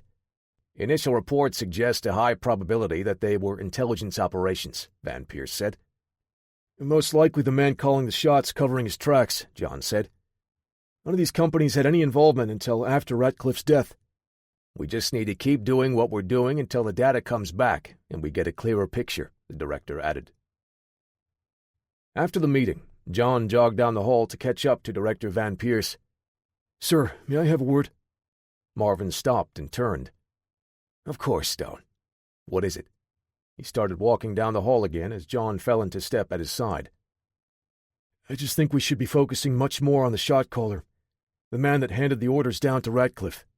How do you know it's a man? Marvin asked with a smirk. I understand. But are you sure this isn't just your desire to seek vengeance for a friend? John stopped and faced Van Pierce. I'd be lying if I said that wasn't a part of this. But you and I both know this is much bigger. Marvin stopped and put his hands in his pockets. Yes, it is. That's why we need to be careful about how we approach the next few steps. We've seen what these guys are capable of, John said. If this mystery man at the top is sending Merc units to destroy evidence, he's not on the run or going into hiding. He intends to stay right where he is. And while he's doing that, we'll keep getting closer to revealing his identity, Marvin said. I appreciate your drive, but this is a massive threat we're taking on. One mistake, one wrong move, and we lose the advantage. Are you sure we've got the advantage? John asked. I'm only asking for a bit of leeway to start looking for a name. Something that's possibly not in the files we've already got. Just you? Strap on your kit, grab your gun, and start roughing people up until they spill the beans? John stood up straighter, holding his hands behind his back. I would need some support. Parker. I'm starting to sound like a broken record, but you're in no condition to be doing field work. You had a building fall on top of your head not even a month ago. I've been sidelined for the past 3.5 weeks, sir. Not even training. John paused for a moment and relaxed his posture. I'm not some hotshot out looking for a fight. I'm talking strictly gathering information. Marvin put a hand on John's shoulder. John, I know what you're asking, but I need you to trust the team. They know what they're doing, and our analysts will be putting all of the information together as fast as they can. Reports will be generated hourly, so if anything comes up, we'll know. You and Curtis have worked together quite well these past few weeks, Marvin said. Your presence in the operations center has been invaluable. I just need you to continue in that role until we've got something actionable. Clark's a natural leader, John said. He folded his arms and shifted his weight back. I can do that, sir. Thank you. Director Van Pierce turned on his heels and continued down the hall. John stood in place for another moment, listening to the click-clack of the director's dress shoes as they receded into the distance. He knew Van Pierce was right. The team worked well together, and they accomplished a lot in a short amount of time. Chapter 3. Price Wyndham cut an imposing figure. Standing at over 6 feet tall, tipping the scales at just under 200 pounds, he followed a strict workout regimen to maintain his physique. His spacious office was sparsely decorated, with a minimum amount of clutter.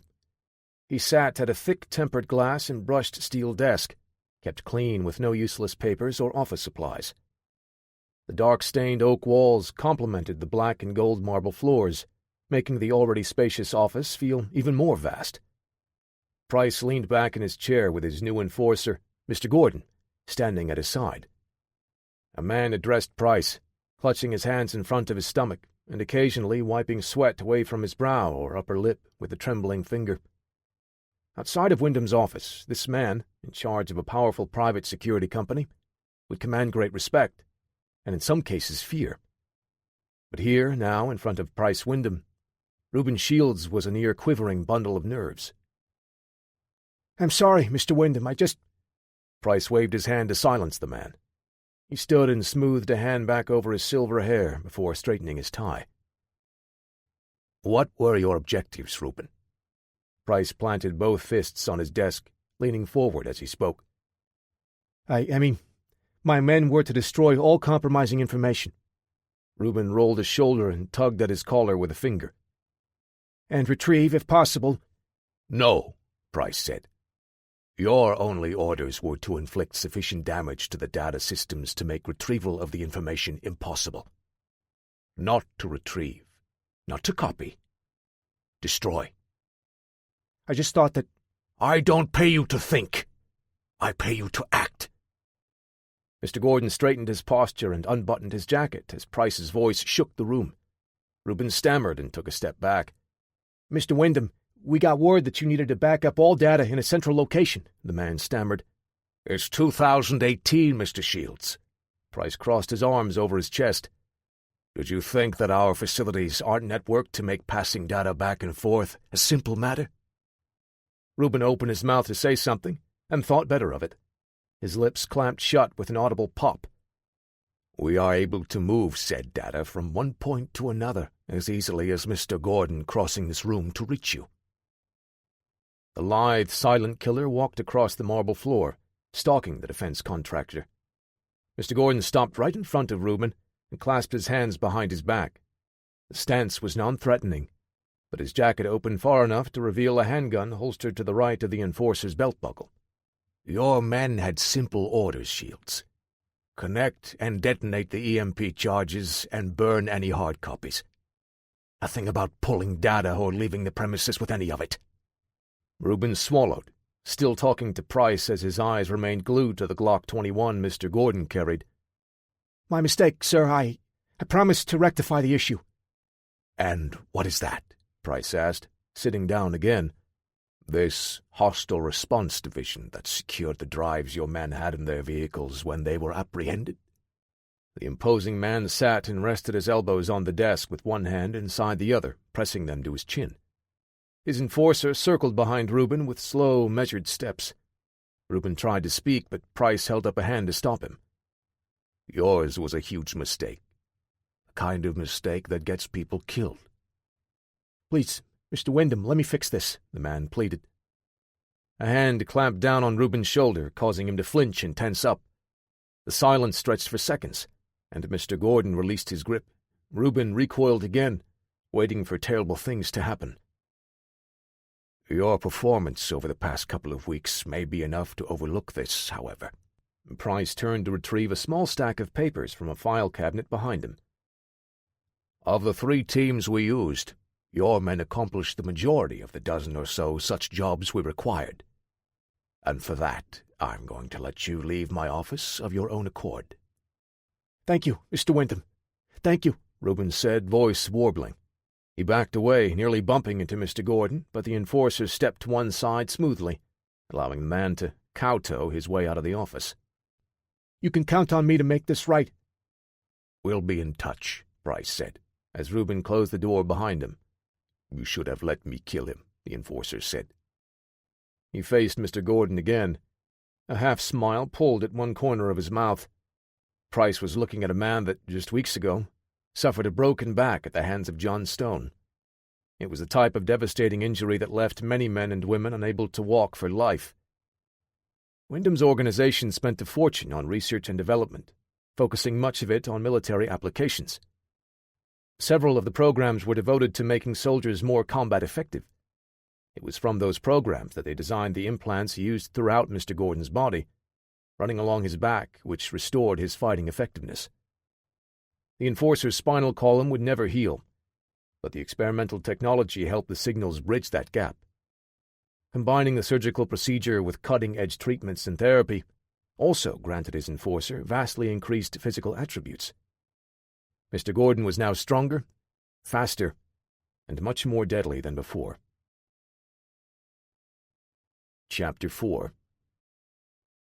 "We're just borrowing the data," Parker said. "Not even the actual data, just a copy of it."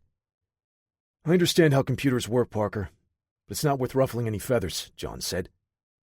I bet more than a few of these people on here are up to something. Like this dude, Kevin Dolling, Parker said, jabbing a finger at the list of names from one of his surface-level searches. That name sounds nefarious. Just sounds like a regular name to me, John said. You said it yourself. You told Van Pierce that we should be out digging up more information. Climb up the ladder, find out who's really in charge. And now I agree with Director Van Pierce. There's a team of analysts poring over the intel, and they got the same goal in mind. Parker scoffed, pretending to be offended. You think those bachelor's degrees in the Geek Squad can find something? Yes, John said, popping his hands on a desk and leaning back. Well, yeah, I guess. There's more of them, and their computers probably cost more than mine. Probably. Hey, you don't know how much cash I've dumped into this rig, Parker said, pointing to his laptop. John smiled. Let's just play this the HRD's way. I should at least be in there helping out, Parker said, stuffing his laptop into a messenger bag. John headed for the door. When the team has more information, we can revisit this conversation. And if we don't have enough info, Parker said, we'll send Curtis and his team out to run the ops necessary to gather some more. Lieutenant Clark? What's he gonna do? Shoot at the computers until they spit out the info he's looking for? What do you have against Clark? John asked. Parker's shoulders sagged. He picked up his bag and looped the strap over his head. Nothing. I'm just feeling a little useless here. You had a pretty exciting month, kid. What's wrong with just relaxing for a couple of weeks, enjoying all this fresh, bullet-free air? Parker chuckled, scratching his chest under the strap of his bag. Point taken. But if MVP doesn't deliver in 2 weeks, I'm borrowing a few gigs of data and seeing what I can find. John just shook his head, unable to hide his smile. Good night, Parker. The big man headed down the hall and turned a corner. Yeah, Parker said, puffing his chest out. Yeah. Chapter 5. Mr. Gordon flexed his arms, opening and closing his hands. Since the treatments that rebuilt his body, it was a subconscious act. Before he came face to face with John Stone, he was serious about his physical conditioning. After suffering paralysis at the hands of his foe, Mr. Gordon emerged a different man altogether. A machine, a product of science and technology. Though still flesh and blood, the muscles running along his denser skeletal structure were like braided steel cables, dense and compact. He was given explicit instructions about the package as it was handed to him by Price Wyndham himself. The small, padded envelope had no external information or discernible markings. Mr. Gordon memorized the delivery address before slipping it into the inside pocket of his Kevlar motorcycle jacket. This goes to the Senator, personally, Price had said. No aides, no couriers, no middlemen. From your hand to hers. The enforcer understood the gravity of the job he had been given. He didn't know the contents of the envelope, and he didn't care. He had no ambitions for control and power himself. Born and bred to be a warrior, he reveled in besting any opponent that stepped in his path. Mr. Gordon had never known defeat until he faced John Stone. The tingling pulses he felt from the implants along his spine were a permanent reminder of that bitter night. He stood before his Ducati Diavel, his fists clenched tight. He forced his mind to relax and reminded himself of the job at hand. You'll meet that man again, and next time the outcome will be much different, he thought, before slipping a helmet over his head. Draping a leg over the Ducati's seat, he started it up. The bike's 150-plus horsepower engine roared to life. Mr. Gordon pulled onto the busy street, opening the throttle up as he flew past the traffic. Price circled around and sat at his desk. Since the death and resulting investigation of Warren Ratcliffe by the government's Hostile Response Division, he had to move fast to distance himself and his associates from the man. The attempts made to pull all incriminating information to a central location failed when Reuben Shields' team had not only been taken in alive, but also in possession of a portable hard drive containing sensitive materials. Now, time was no longer on Wyndham's side. He had to regain control of the situation no matter the cost. The next steps of his plan would require an enormous expenditure of his political capital, accrued at no small expense, over years of quid pro quo maneuvering, and a collection of information that would help or hurt careers in Washington, D.C. Price reread the report in front of him, detailing the plan for the government to exert more control over the Hostile Response Division. The team, run by Marvin Van Pierce, would now be falling under the control of principal officials answering to Price Wyndham, albeit indirectly. His eyes fell to the notes, moving over the same few lines over and over. The report mentioned the confrontation with John Stone, flagging him as a potential problem. A suggestion was included to place Stone in a limited role, with on-base supervision, to ensure his compliance. John Stone was the man directly responsible for killing Warren Ratcliffe and destroying the Pest prototype, as well as preventing Wyndham's acquisitions of Project Guardian. If nothing were done about this maverick, Stone would quickly become a problem that would be too much for his assets to handle. Price thumbed through the recent calls on his phone and found the name he was looking for. After 2 rings, a voice on the other end answered. "I received your report," Price said. "Yes, it's satisfactory, covering everything I need to know. I'm giving you full approval to proceed, but you'll need to amend the stated objectives first." "What do you need?" "It's John Stone.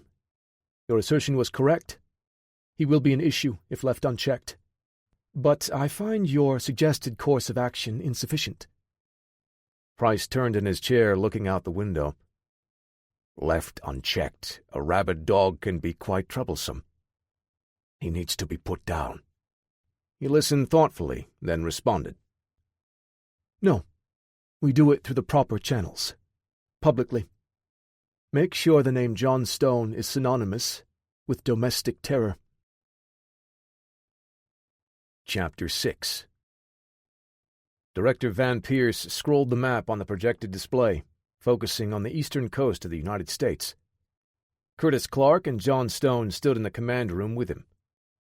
"It looks like we've got several points of interest further north, in upstate New York," Van Pierce said. "That's where the data facility exploded not too long ago, right?" Curtis asked. "Yes, and it appears that at least one of these locations may be tied to that particular facility." "Who hit the other site?" John asked. "Our guys?" "We still don't know," the director answered. "All reports from government and law enforcement cite faulty utilities." "They're giving us that tired gas leak explanation?" Van Pierce smiled. "Seems that way. But if there's another player involved, we need to find out ASAP." "Yes, sir," Curtis said. "What about here?" John pointed to a small cluster of dots about 10 to 15 miles apart in Pennsylvania. "Looks promising. Our analyst flagged it, but that's an industrial complex, so it'll be tricky to search. Not as easy as pulling some data off a computer." The director brushed a hand over his stubble. Even though things had slowed down recently, he opted to let his facial hair grow a little thicker in these colder months. He stood in contrast to Lieutenant Clark's clean-shaven features and Stone's heavy mustache. "Put together a team and a list of equipment you'll need," Van Pierce said, stopping mid-sentence. 2 Army officers entered, followed by 3 MPs, and crossed the command room to stand in front of Marvin, Curtis, and John. One of the men was tall and lean, the other much shorter, but carrying a stocky, well-muscled build. The rank on their uniforms designated the 2 men as lieutenants. "Director Van Pierce," Baker, the shorter lieutenant, said. It was more of a statement than a question, addressing the man at the head of the room. "The one and only," Van Pierce answered. A brief pause let him know that the man didn't appreciate his casual nature. "What can I do for you, Lieutenant Baker?" he asked, looking at the name on his uniform. "Orders, sir. Effective immediately. The United States military will be overseeing all Hostile Response Division operations." Baker handed a piece of paper to Marvin. "You can't do that," Curtis said. "Not your call, Lieutenant Clark," the taller officer, Reed, said. "And frankly, it's well above your pay grade. But your ire is duly noted." "We're with Homeland Security," John said. "Not the military." "HRD is a hybrid branch, having equal jurisdiction with both DHS and the National Guard," Baker said.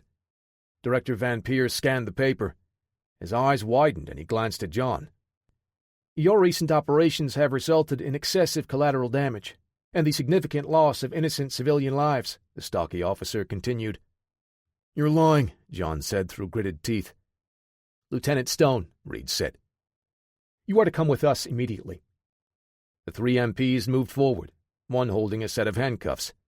The other 2 kept their hands empty but held them close to their weapons. "What's this about? Why are you taking him?" Curtis asked, his anger barely contained. "By order of the United States government, we are to remand Lieutenant Stone into custody under the suspicion of domestic terrorism." "This is outrageous!" Van Pierce moved in front of John. The MPs approached the director, who looked the young man up and down, standing his ground. Lieutenant Reed spoke quietly into a radio handset, and 2 more military police entered the room. John placed a hand on Marvin's shoulder. "It's okay. I'll go with him and find out what's going on." "Are the cuffs necessary?" Curtis asked. "I'm sorry, I have no choice," the MP said. "The hell you don't," Clark said, stepping around John. "Don't make us bring you in too, Lieutenant Clark," Baker said. "Curtis, stand down.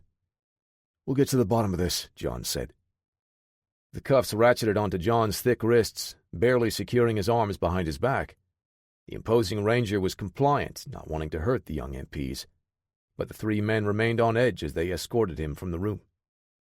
Reed addressed the 2 remaining MPs in the room. "Escort the director to his quarters." Marvin took a step forward. "Escort me to my quarters?" "You're officially being relieved of command, Mr. Van Pierce." Chapter 7. The HRD complex was small compared to most bases of operation, but significant steps were taken to ensure the facility was secure. The holding cell housing John for the better part of the day had been built to make sure nothing, short of a sophisticated explosive device, would grant an unauthorized exit. Now he sat in an interrogation room, at a steel table bolted to the floor. A thick steel ring was welded onto the top, near John's side, his reinforced steel shackles looped through the ring, to make sure he wasn't going to get up without proper permission. Lieutenant Baker sat in front of John and flipped through the pages of a thick file with narrowed eyes.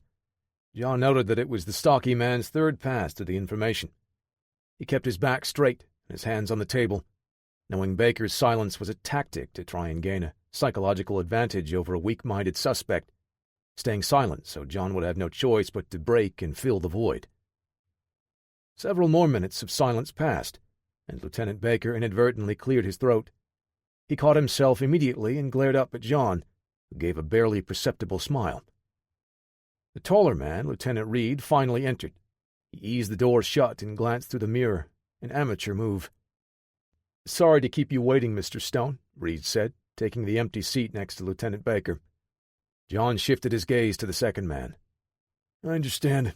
You just needed a little more time to get your lies straight." Reed smiled, but the uneasiness and tension never left his eyes. "We're just here to get your side of the story." "And what story is that?" "Early November, you reported that a team of Russian mercenaries staged an ambush during one of your operations, detonating a series of explosives that killed several HRD operatives." John narrowed his eyes. "That is correct." He didn't offer any further details, knowing everything would have already been in the report. "Only days later, and you were in the vicinity of another building, inside which these mercenaries also detonated explosives, leveling the building in a similar manner." Reed flipped the top sheet of Baker's report to one side, reading the second page. John locked his eyes on the tall man, dipped his chin in a small nod, then looked at him from under his brows. Reed turned the second page over, setting it face down on the first while scanning the final page. He took in a breath through his nostrils and let out a low whistle. "The same explosives were used for both buildings," Lieutenant Reed said. "If you say so," John said, keeping his words clipped. Reed raised an eyebrow, and Baker's mouth pulled into a half-sneer. "Did you think we wouldn't find the rest?" Reed asked. John sat back slightly, confused by the question. "The rest of what?" Baker pulled another file from his briefcase and slapped it on the table, whipping the cover open. John looked down at the pictures inside. The top one was a photo taken inside his Montana home. He reached for the file, but just as his fingertips reached the edge, the chains on his shackles pulled taut. John pulled the folder closer with his fingers and picked up the photo. It showed his kitchen table covered in wires, tools, batteries, digital timers, and prepaid cell phones. He set the photo aside and looked down at the rest of the stack, spreading them out on the table. "I'm not sure what kind of terrorist attacks you were planning, Stone, but you're going down for this." Reed poked a finger at one of the pictures. John stared down, leaning back to take in the photos showing the explosives and equipment scattered around his home. He was being set up to take the fall for something, or someone. "Who are you really working for?" John asked. Lieutenant Baker smiled, showing a mouthful of 2 small teeth. "We work for the citizens of the United States, John. We're saving American lives by bringing down a potential terrorist. They're going to string you up for this. You'll be moved immediately to a detention center where no one will be able to help you, much less find you," Reed said, his voice strangely calm. John pulled the chains of his shackles tight, and he balled his hands into fists, the knuckles turning red, then ghost white. Chapter 8. "You're restricted to your quarters until further notice, Mr. Van Pierce," the MP said. "A guard will be posted nearby in case you need anything." "To make sure I don't leave, you mean?" Marvin said. "This is absurd. None of this makes sense, does it? Why would they arrest Stone?" "I'm just following orders, sir." He shook his head and gave the young soldier a solemn look before stepping into his room and closing the door behind him. John had been taken into custody, and he needed to find out the reason. Van Pierce sat at his desk and opened the laptop, typing a message to Dr. Spencer. He hit send, then sat on his bed and thumped the back of his head lightly against the wall. A discussion started just outside his door. The young MP spoke with someone else, and Marvin recognized the other voice. He got up and opened the door. "Lieutenant Clark, come in." "I'm sorry, sir, You said I was confined to my quarters, son. You didn't receive any orders to keep anyone else out." The guard closed his eyes, too afraid of making the wrong call. 5 minutes. Then you've got to go, Lieutenant." "Thanks, kid," Curtis said, stepping past him into the room. "How's it going out there?" Marvin asked. "I was walking with Miranda when she got your message. She said you didn't want her to call you, just in case." "Is she doing what I asked?" "Yes, sir. She's on her way to give Parker the news. Are we going to find out where John is?" "I'm not sure if you should," Van Pierce said. "If you start raising suspicion, they'll probably round us all up." He pressed a knuckle to his lips, thinking about their options. "You need to keep up the perception that you're still following orders. That means you should probably get back to your team soon." Curtis looked at Marvin, clenching and unclenching his jaw. "What is it? Why did you come here to talk to me?" "Do you think John did what they're saying?" Curtis asked. "I don't believe it for a second," Marvin said. "John was instrumental in taking Warren Ratcliffe down." "Why would the Army arrest him?" Curtis asked. "Why would they charge him with domestic terrorism?" Van Pierce pressed his lips together. "I don't know. I just don't know." Dr. Miranda Spencer moved down the hall as fast as she dared without arousing suspicion. She turned the corner and walked into the small room set up as a secondary computer lab. "Parker." The programmer raised his eyebrows. "Oh, hey, Miranda. What's up?" "They took John," she said, her voice just above a whisper. She crossed the room and sat next to him. "Who took him? Where?" "The Army sent some officers to take over. The men in charge had John arrested." "Arrested? For what?" Parker turned in his chair to face Miranda. "They said he was a terrorist." She looked down at her hands resting in her lap. "Director Van Pierce wanted me to try and find out what evidence they have on him. He wanted your help." Parker's mouth hung open as he sat speechless for a moment. "Of course. Anything," he said, snapping back to his senses. His fingers flew over the keyboard, pulling up all the records he could find. Text scrolled across his monitor before a window popped up, putting a stop to his progress. "Huh? What is that?" Miranda asked, pointing to the warning message. "I can't get into the files I need." "What do we do now?" Parker flexed his neck and wrists, cracking the knuckles on one hand. "Well, playing by the rules isn't going to work, so I'm changing the game." Parker lost himself in the chase. He spent the last hour breaking through firewalls, organizing files, and following any lead he could find. His wrists ached, and tension pulled at all the muscles from his neck to his lower back. He sat back in his chair, wiping a hand over his face and rubbing an eye with his sleeve. Miranda leaned in, putting a hand on the armrest of his chair. "What did you find?" Parker didn't respond. He squinted at the screen, scanning through the document quickly to pick out all the relevant information. "Parker?" Dr. Spencer tapped him on the shoulder. He turned to look at her, the blood draining from his face. "John is scheduled to be transported from here tomorrow. They're going to fly him out of the country. To a black site detention center." "Guantanamo Bay?" Miranda asked, also shaken by the news. "No, another one." Parker turned back and started another search. "I didn't even know they had more than one." Miranda stepped away, arms crossed over her stomach. "We need to tell Director Van Pierce. How can they do this?" "There's only one reason for the government to send you to an off-the-books facility," Parker said. "They're going to make John disappear." "How can they—" Miranda's eyebrows furrowed. "Miranda, I need your help," Parker said, gently grabbing her by the arms. "We need to help him. Stop the transport before he disappears for good." "Parker, I can't. We don't have the proof to stop this from happening." She stepped back as he released his grip on her arms. "I just need you to buy me some time until we can free him from the holding cells." "You're talking about breaking him out? If he's being charged with terrorism or treason, do you know what they'll do to us?" Miranda shook her head frantically. "I'm sorry, Parker, but I can't." "All right. I shouldn't have asked. I'm sorry." Parker sat back in his chair, grabbing 2 handfuls of his hair and bringing his elbows together with a frustrated groan. "This is a setup. I can't let them get away with this. They'll lock you up with John, or they'll kill you, Parker." He swiped his tongue across his bottom lip and spun his chair back to the computer. "You should go, Miranda. You can't risk being here if I get caught." Miranda started to respond but stopped herself. She closed her eyes and wiped away the start of a tear with her finger. She adjusted her glasses and rested a hand on Parker's shoulder for a second before leaving. Chapter 9.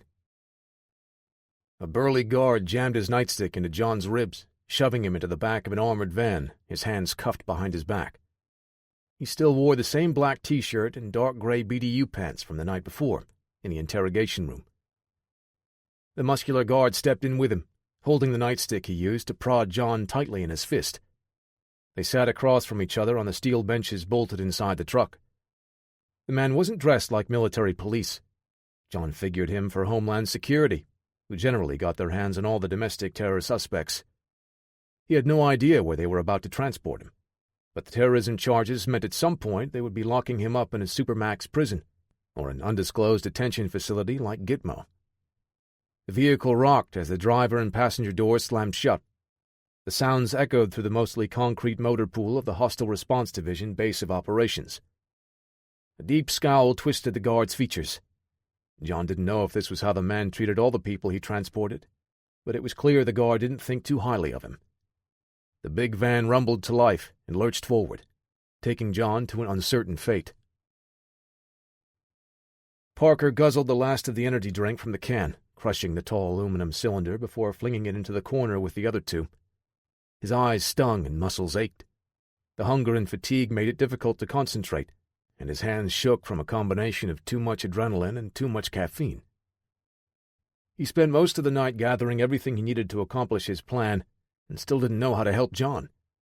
The most he could do was delay the transport until inspiration struck him. The armored van left the HRD facility 10 minutes ago, and Parker needed to get eyes on it.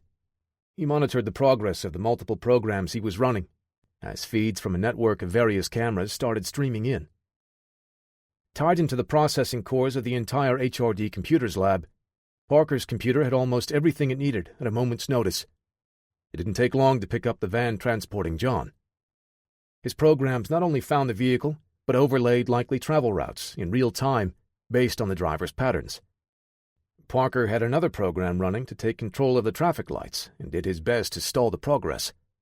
"Think, Parker. You can't just sit them at a red light until they pass out from exhaustion." His mind raced, and his fingers flew across the keys. He thought about getting the local police to intervene, but making the van run a red light was hardly a cause to call in the SWAT team, especially not for a DHS transport vehicle. Maybe an accident severe enough to bring fire and rescue. They wouldn't just leave John in the back if he was in any real danger. Parker pinched the bridge of his nose. An accident that bad would put lives at risk, though. Maybe if one vehicle massive enough hit them, like a big rig. Or an armored car, Parker thought, as his eye caught the heavy truck with the bank logo on the side on one of the camera feeds. The programmer plotted several possible intercept courses, forcing the lights to cooperate, trying to make the two meet. Every attempt resulted in failure. At one point, the two vehicles were traveling in the same direction on parallel roads. Parker turned his chair away from the keyboard and pulled several deep breaths in through his nose, letting the air out through his mouth. "You can do this, Parker." He opened his eyes again and spun back to the laptop. Chapter 10. John rotated his hands, working the circulation through his wrists again. He leaned back and looked at the guard with him. "This is a setup, you know." "Why not open up with the truth?" "Shut up, Stone." "I didn't detonate those bombs. All of the civilians trapped inside made it into the lab below." "I said be quiet," the man said, standing up. He placed his hands on the ceiling to steady himself as the van came to a stop. "You crossed the wrong people, Stone." The DHS agent's mouth twisted into a sadistic smile. This man was part of the plan. He pointed his nightstick at John. "They tell me to bring in some piece of garbage that attacked my fellow Americans, and that's what I do." His mock-patriotic tone irked the Army Ranger. John knew once they got him to the detention facility, there would be no chance of proving his innocence. A place like that didn't cater to the fantasy of a trial by jury. He was already guilty in their minds.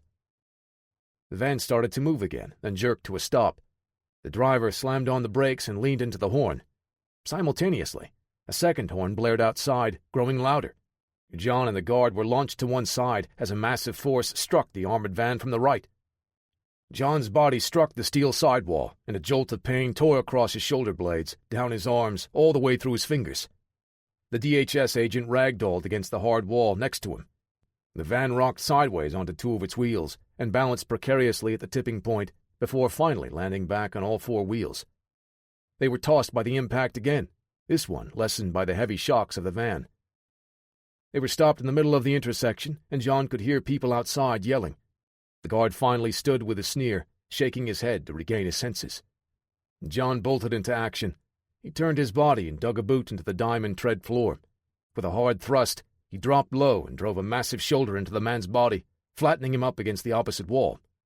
The audible crack of ribs giving out sounded as the DHS agent let out a low huff. The guard shouted in fury and pain, swinging his nightstick in a wide arc. John, hands still cuffed behind him, leaned his body away and turned his head just enough for the weapon to whip by and miss by centimeters.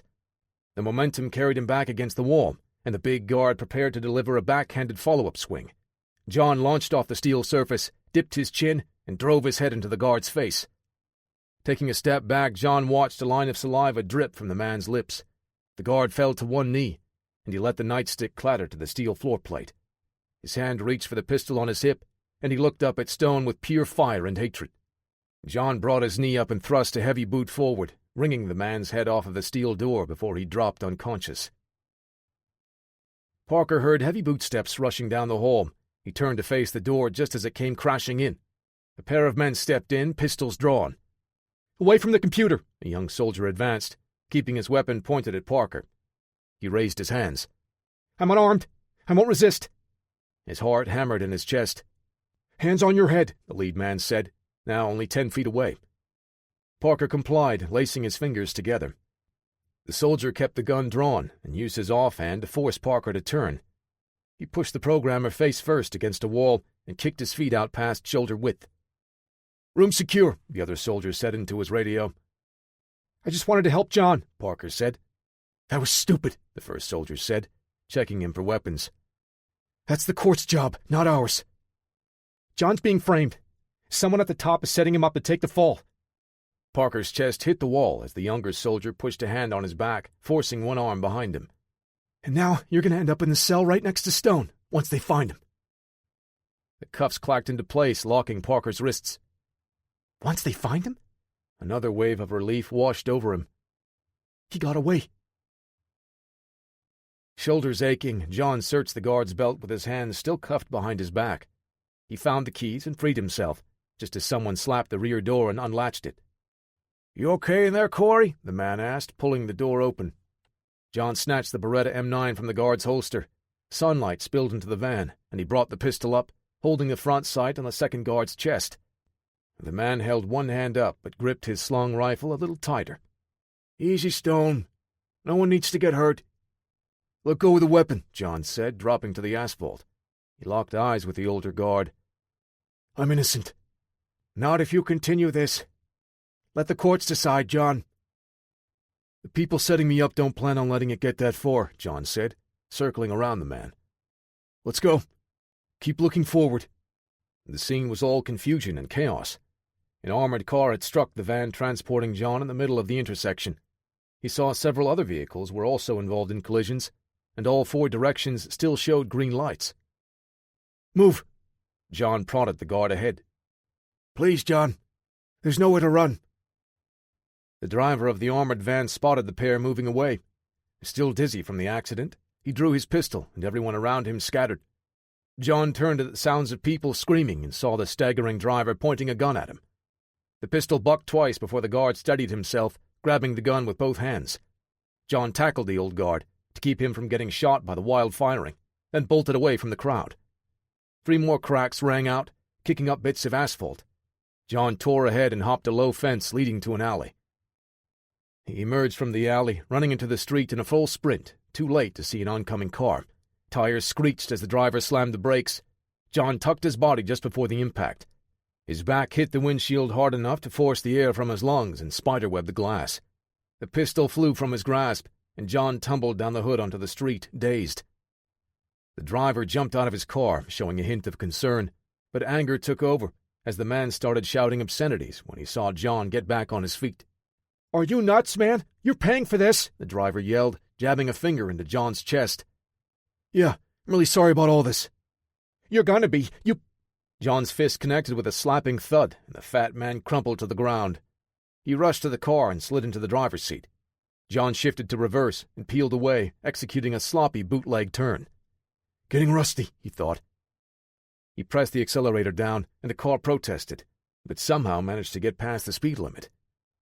John would be able to put some distance between himself and his captors, but this car would stand out, even if the driver didn't report it stolen. He had to secure transportation and make it into hiding before whoever was calling the shots put him on the most wanted list. Chapter 11. Miranda stepped into Van Pierce's quarters. "They've arrested Parker." Marvin looked past her to make sure the guard wasn't too close before he closed the door. He shushed Dr. Spencer and walked her over to a chair to sit down. "They're going to lock him up in Guantanamo," she said. Dr. Spencer slowed down. "I don't know what's happening right now." Miranda set a bag on the desk, tucking the stethoscope inside. Saying she needed to monitor Van Pierce's vitals was the easiest way to convince the guard in the hall to let her see him. She took a long, deep breath and continued. "Parker tried to help free John while they were transporting him, but someone noticed the suspicious computer network activity, so the security forces started searching the building." Marvin closed his eyes and sighed. "That kid is too reckless with his methods. Is John still on his way to the Supermax facility?" Miranda shook her head, putting her glasses back on. "I don't know. No one is telling me anything." He sighed, pressing his hands together. "Yeah, I'm in the same boat." "We need to get you out of here, sir." "No, not yet." Marvin walked to the door and leaned close, listening for any activity outside. "I don't want to arouse any suspicion that could get you in trouble, too." "We can't just let whoever is doing this get away with it," Miranda said. "I can call someone. Maybe there's a chance that—" "Just stay close to Curtis," Van Pierce said. "I trust his judgment. If there's anything that can be done, he'll be able to do it, and you'll be in the best position to help out." Dr. Spencer folded her arms across her stomach, leaning forward in the seat. "I guess you're right. I know Lieutenant Clark is asking about John, so hopefully he has some more information already." "Thank you, Doctor." Marvin opened his door to let Miranda out into the hall, just as the young MP walked by. "All finished, Doctor?" the man asked. "Yes, Mr. Van Pierce is fine." Miranda tucked the small bag full of medical equipment under her arm and gave him a nod, walking out. The last of the sun's warm glow faded. John ditched the stolen car an hour earlier, heading deep into the city on foot. This late in the year, the cold air bit deep into his flesh, seeping into his muscles and bones. He rubbed his arms with cold hands, blowing into them to warm them as best as he could. John needed to find shelter and escape the freezing weather. It wouldn't be long before the city would start seeing snowfall. To keep his mind off of the chill, John took stock of his equipment and intel. All he had on him was a pair of boots, BDU pants, and a black t-shirt. John always kept some cash stuffed into one of his socks, just above the ankle for emergencies. He was grateful for that bit of preparation. The only information he had available was the false trail Baker and Reed used to set him up. They tried to pin 3 separate explosions on him and brand him as a terrorist. This had to go higher than Ratcliffe. Everything John and Curtis had obtained about the man had already been turned over to the HRD analysts, except for the quick searches that Parker ran. He recalled the name the programmer found, something that stood out in his mind. Kevin Dowling. John didn't know how he was connected to all of this, but it was the only thread within reach, and he intended to tug at the loose end, seeing what else would spill out as it all unraveled. Fighting the numbness in his arms, John pushed forward, staggering out into the night. If he was going to find out how Dowling fit into all of this, he needed internet access. The nearest library would be his best bet. It would be closed this time of night, so he would have to wait until the morning. Until then, the idea of tucking himself into the back corner of a diner with a hot coffee between his hands was appealing enough to outweigh the risk of someone spotting him. Chapter 12. Price Wyndham pressed his thumb and middle finger into his temples, listening to the man on the other end of the call. "He escaped, sir. Stone escaped." "Yes, I got that part," Price said, fighting to keep his voice steady and calm. "Can you please go over the rest of the details again, Senator Wales?" Yeah, so the van was on its way to bring John Stone to the maximum security facility when an armored van ran a red light. Price waited for several seconds for the caller to continue. "And that's it? The armored car hit the van so hard Stone disappeared?" "No, sir. I was just looking at the reports, and something didn't make sense," Byron Wales said. "After the accident, John was able to subdue the guard inside, taking his weapon. From there, he held a second man at gunpoint until he had the opportunity to flee. The driver fired his weapon, trying to stop Stone, but he was able to get away." "Maybe I'm missing something, but that all seems to make some semblance of sense," Price said. "I see a clear case of incompetence." What I mean, sir, is that the armored car didn't run a red light. The accident reports state that every vehicle involved in the accident claimed that their respective lights were green. Someone tampered with the traffic lights. "I'm aware of that, Senator. My people have already handled the situation." "Of course, Mr. Wyndham. What is it you would like me to do, then?" the senator asked. "What I need you to do, Byron, is to tap into your state's resources and initiate a manhunt." Price leaned into the senator's first name. The lack of any title meant to communicate a clear hierarchy in their relationship. "John Stone is a federal fugitive. I can't just pull men and women off of their assigned duties without a clear order from a higher agency to look for someone that doesn't appear in any criminal database." "If Stone shows up on a most wanted list, and the FBI get him before I do, that would complicate our agreement, Byron. Is that what you really want?" Senator Wales sighed on the other end, pausing for a moment. "It's getting too heavy, Wyndham. I need to take a step back. I need some breathing room." "What was that, Senator?" Price sat back in his chair, struggling to keep the frustration out of his words. "I need to distance myself from you, Mr. Wyndham. For a little while at least, until this all blows over." "As long as John Stone is free, there is no blowing over," Price said. "He can bring the whole thing down on our heads." "It's your operation he's threatening, Price," the senator said. Price was taken aback. He spent a few seconds to collect himself before continuing. "If you think for one moment that none of this will blow back on you, my friend, you are sorely mistaken." "I've taken steps to protect myself," the senator said, his bravado growing. "I've got a file stashed away that can help clear my name and my conscience." "You think that file will keep you safe?" Price's words dripped with anger. There was a long pause on the other end. "If something were to happen to me," Wales said, "copies of the file will start turning up at every major news outlet in the country, in the world."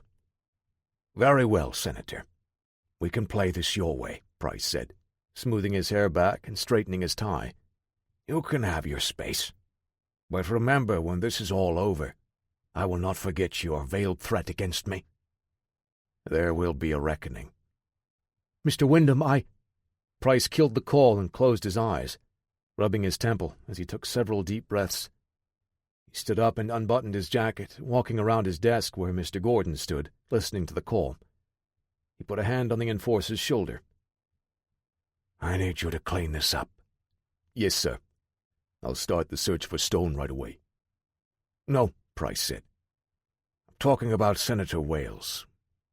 This file he's talking about is a liability, one that I'm not comfortable with leaving unaddressed. You must find out what he's got and where he's keeping it. No loose ends." Mr. Gordon nodded, a slow, deliberate movement, and turned to leave. "Understood. Consider it done." Chapter 13. Curtis kept his eyes forward as he walked down the hall toward Director Van Pierce's quarters. The man he was looking for spotted him and approached. "Can I help you, Lieutenant?" the MP asked. The young man had been posted in this section of the HRD base when the takeover occurred. Curtis didn't trust him yet, but his intuition about the man told him to take a chance. "I need to get this to the director," Curtis said. He held out the envelope, hoping his gut hadn't steered him wrong. He could see in the man's eyes he was torn. The MP knew something was off by the way everyone in the base had been acting.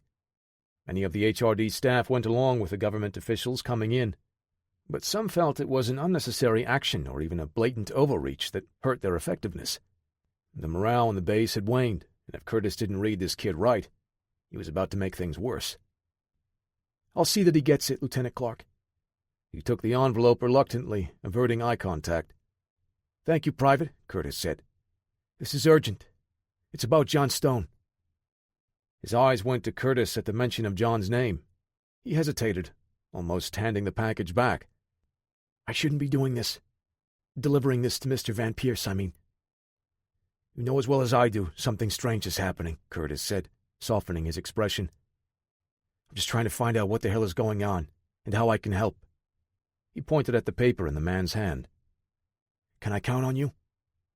The man stared down at the envelope, biting his lower lip in thought. "Yes. I'll make sure Mr. Van Pierce gets it." "Thank you," Curtis said with a nod. "When did Lieutenant Clark give this to you?" Marvin asked, taking the envelope. "He just left, sir. Maybe 2 minutes ago." "Thanks, son. No one else knows about this?" The MP shook his head. "No, sir. I brought it to you as soon as I finished my last round." Marvin nodded and closed the door. He walked to his desk and tore the flap of the envelope open, pulling out a single folded sheet of paper. Curtis's handwriting filled half of the page, scrawled in a hurry. He spent several minutes reading and rereading the report, eyes narrowed. Curtis included as much information he could about John escaping during transit. It wasn't known how it happened, but Parker's arrest was also covered, mentioning that he had been arrested for aiding a fugitive. After that, Curtis wrote that he would be part of the team tasked with bringing John back. It was the best way to make sure John returned alive so they could find out the truth. Curtis didn't know or trust John as well as Marvin did, but he still had a great deal of respect for the man. Someone was setting John up to take the fall. Marvin didn't have a suspect in mind, and the uncertainty of it all put him on edge. Miranda Spencer left the briefing room after talking to Curtis about everything they currently knew. A voice addressed her from behind, and she turned to see Lieutenant Reed walking toward her. "Can I have a word, Doctor?" "Of course, Lieutenant," she said, keeping her composure. "I was headed to the lab. Just wanted to talk to the analyst about the data crunching." Reed's eyebrows raised almost imperceptibly. "Oh, did no one tell you?" "That has been put on hold after Mr. Lewis commandeered the network for his private use." Miranda had already known the analysts were told to stand down, but she played coy, not wanting to tip her hand. Reed asking to talk was a sign that they did have their suspicions, however. "This way," the The lieutenant gestured for Dr. Spencer to follow him to a different room. She followed, her footsteps creating a mismatched rhythm that almost harmonized, 3 steps for every 2 Reed took. Neither spoke, as they rounded a corner and reached an already open door. Reed motioned for her to enter. Miranda saw Lieutenant Baker already seated, a laptop in front of him, and a small stack of papers shuffled about on the table. She smoothed her lab coat and skirt along the back of her thighs, taking a seat on the opposite side. Reed closed the door and joined Baker, sitting further back from the long table. Miranda broke the silence. "What can I do for you two?" Baker looked up from his display as a smile spread across his round face. What would typically be a comforting expression now had a hint of smugness, like he was winning. Miranda took a deep breath through her nose, pursing her lips and fidgeting in her chair. "Dr. Spencer, we just want to ask you a few questions about your time with John Stone over the past couple of months," Baker said, letting the smile fade as he got back to business. "Yes, of course. What about it?" Miranda placed her hands in her lap. She sat up straight and looked the man in the eye. Baker let the moment stretch as he casually scratched at a non-existent itch on his cheek. "How long have you worked with Mr. Stone?" Like you mentioned, a couple of months." "Can you give us an exact date, please, Doctor?" "Not off the top of my head, no," Miranda said. "I only just met him like 7 or 8 weeks ago. That's when Director Van Pierce—" "Mr. Van Pierce has been relieved of duty," Reed said, interrupting. "He is no longer the acting director of this facility." "Sorry. That's when Mr. Van Pierce introduced me to John." Miranda's voice started to waver. "Were you aware of John Stone's plans to execute a number of terrorist attacks across the United States?" Baker read the question with no emotion, like someone reading the ingredients on a box of cereal. "What?" Baker's eyes moved up, peering at Miranda over the paper. "Were you aware that John Stone planted explosives in 2 separate buildings, killing U.S. citizens? Or that he had plans to execute more?" "He didn't plant any explosives." Miranda had her hands on the table, leaning forward. 6 weeks ago, John Stone detonated a series of explosives, killing 6 hostile response division agents. Your own team, Dr. Spencer." A hint of Baker's smile returned. "That wasn't John," Miranda said. Days later, he detonated another explosive device that brought an entire building down. Casualty reports say 3 civilians died and almost 36 injured as a result, Reed said, stepping forward. "That's not true. He saved those people. All of them. John is the reason they made it to that reinforced lab in the basement." Miranda folded her arms across her stomach and straightened her posture. "Witness accounts say that he entered the building, fully armed and holding a detonator," Baker said. "When the device failed to explode, the people fled downstairs to avoid him." "That's not what happened." Miranda was shouting now, ready to leap up from her chair. The blatant lying set her off. Only when it was too late did she realize that was the reaction Baker was looking for. His crooked grin waxed and waned as the man fought to maintain his composure. "What about Parker? He was there. So was Ty," she said. "Parker Lewis? You mean the man we just arrested for aiding in Stone's escape?" Reed asked, standing at one end of the table now. "Tae Seung Min, known by his alias, high-octane." Baker read the name off of a separate sheet. "This man has a criminal record and is known to participate in illicit and illegal activities. We're supposed to take the accounts of these 2 seriously?" Reed came back with his good cop demeanor. "Please, Doctor. We are only asking for your help to bring John in before anyone else gets hurt." "I don't know where he is." Miranda's voice was barely above a whisper. She spoke the truth, and it almost relaxed her to say it. "But you know how Parker works. These methods may prove useful to track down Stone," Baker said. "Can I talk to Parker? I'll convince him to help." "I'm sorry, that's not possible," Reed said. "Perhaps you can just explain to us how Mr. Lewis used his software to find the targets the HRD was hunting." "Don't you have his computer? Can't you just use the programs he wrote?" Baker's face betrayed him as a flash of frustration washed over his features. "Mr. Lewis is an unconventional software engineer. Our team can't make sense of what's on there." Miranda felt the situation shift back in her favor. Parker's quirky programming style frequently frustrated her, but now it was helping. Lieutenant Reed also noticed the shift and poured on the pressure. "Doctor, if you refuse to help, I'm afraid you will be detained and possibly charged with aiding and abetting a known fugitive," he said. "Helping terrorists looks very bad in the court's eyes." "I don't know how it works, though," she said, shrinking down. "Maybe if you can just tell us what it does, we can figure out the rest," Reed said, slipping back into a friendly tone again. "Why does he tap into the camera recordings?" "None of them are real-time, and the footage isn't usable for any facial recognition software," Baker added. Miranda flitted her gaze back and forth between the two. "It's for tracking movement," she said, "and predicting where a target will go." "How does he accomplish that?" Baker asked, writing down notes.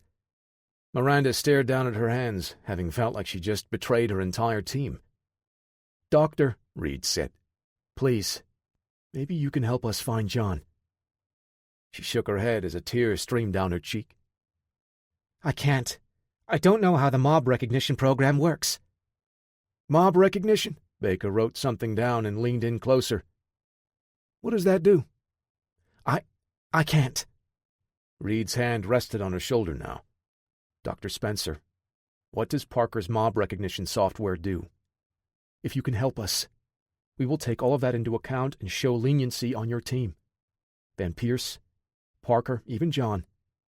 Please, Doctor, will you help us?" Miranda pressed a hand to her mouth, eyes red and shoulders shaking. She looked up and nodded to Lieutenant Reed.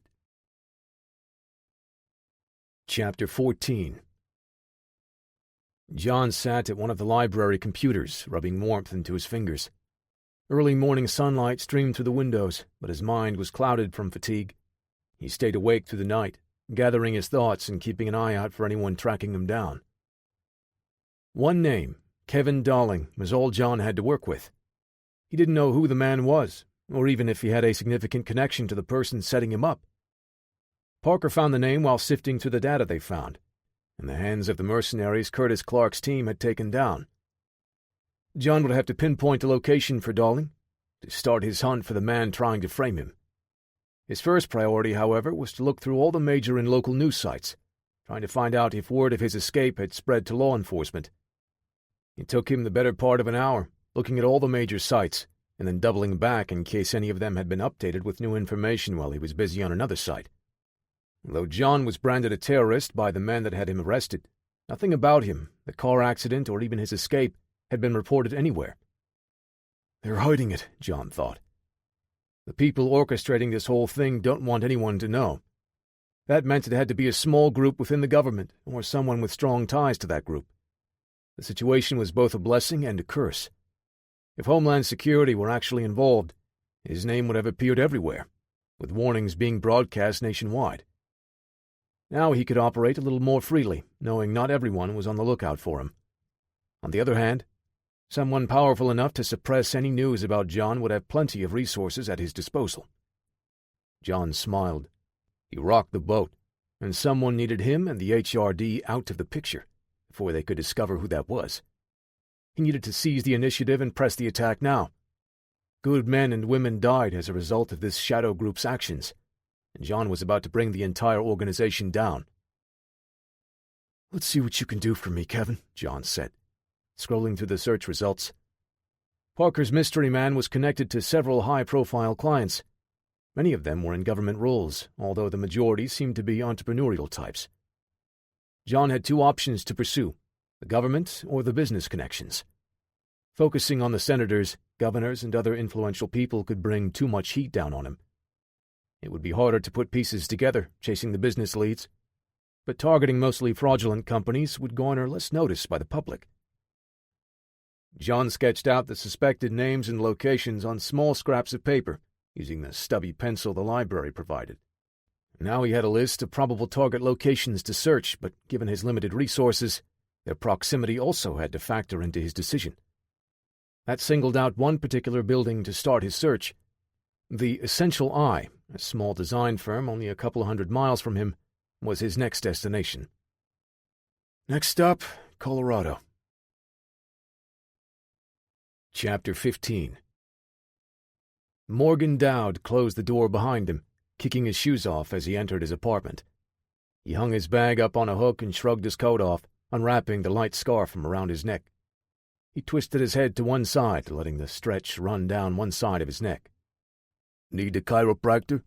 Jesus! Morgan fell back, knocking his coat rack down, clutching his chest. Who are you? Mr. Gordon sat at the kitchen table, slicing another chunk off of an apple and taking a bite. He flipped the small kitchen knife, blade down in an ice-pick grip, and slammed it into the wooden surface. The menacing enforcer stood up and tossed the rest of the apple into the sink and wiped his hands with a dish towel. That's not important, Mr. Dowd. You only need to know that I'm here on behalf of Byron Wales. I understand that you are in possession of a certain file. The senator? What does he want with me? Morgan asked, keeping his back pressed against the wall as he stood up. Mr. Gordon tilted his head and smiled, a crooked smile that leaned to one side. I think you're not grasping why I'm here. Senator Wales didn't send me. My employer asked that I stop by and straighten some things out. You are a journalist, are you not? Morgan picked the coat rack up and fumbled for his messenger bag. I don't know what you're talking about. I'm going to call the police. He found the phone in the side pouch of the bag and looked up to see the man in his kitchen unbutton his overcoat, letting it fall open and revealing a pistol holstered in his waistband. We got off on the wrong foot, Gordon said. Let me start over. I'm here on behalf of Senator Byron Wales to ask you that you do not release a particular file that would— He waved a hand tracing small circles in the air as he searched for the word— complicate matters for my employer. You work for Price Wyndham? Morgan let his arm drop, still clutching the phone. My, you certainly are good at your job, Mr. Gordon said, raising his eyebrows. That saves me time, dancing around, hinting at why you need to hand over those files. Morgan shook his head. I don't know who told you that I'm somehow involved, but they're wrong. I'm not part of the senator's plans. That's unfortunate. You see, Mr. Dowd, after this discussion here, I'm going to drive across town to visit your mother. The enforcer snapped the blade of his tactical folder open and closed in a hypnotic tick-tock rhythm. Morgan's face grew pale, his jaw dropped open, and his heart raced. Fear filled his eyes. It won't take long. I may even have time to visit your sister, Casey. She's only about 10 minutes from your mother's place, right? Morgan covered his mouth with his hand. A tear fell down his face, running over the contours of his fingers.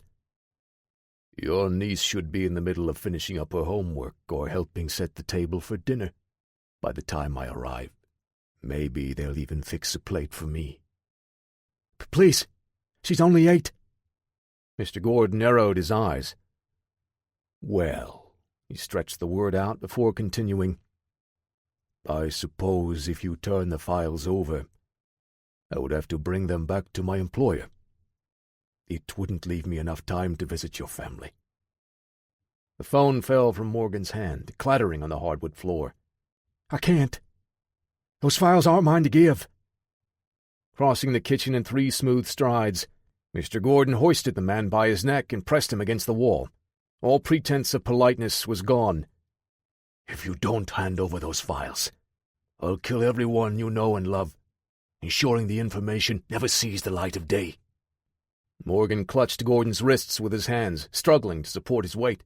I'll leave a trail of death and destruction in my wake, one that you had the power to prevent, Mr. Dowd.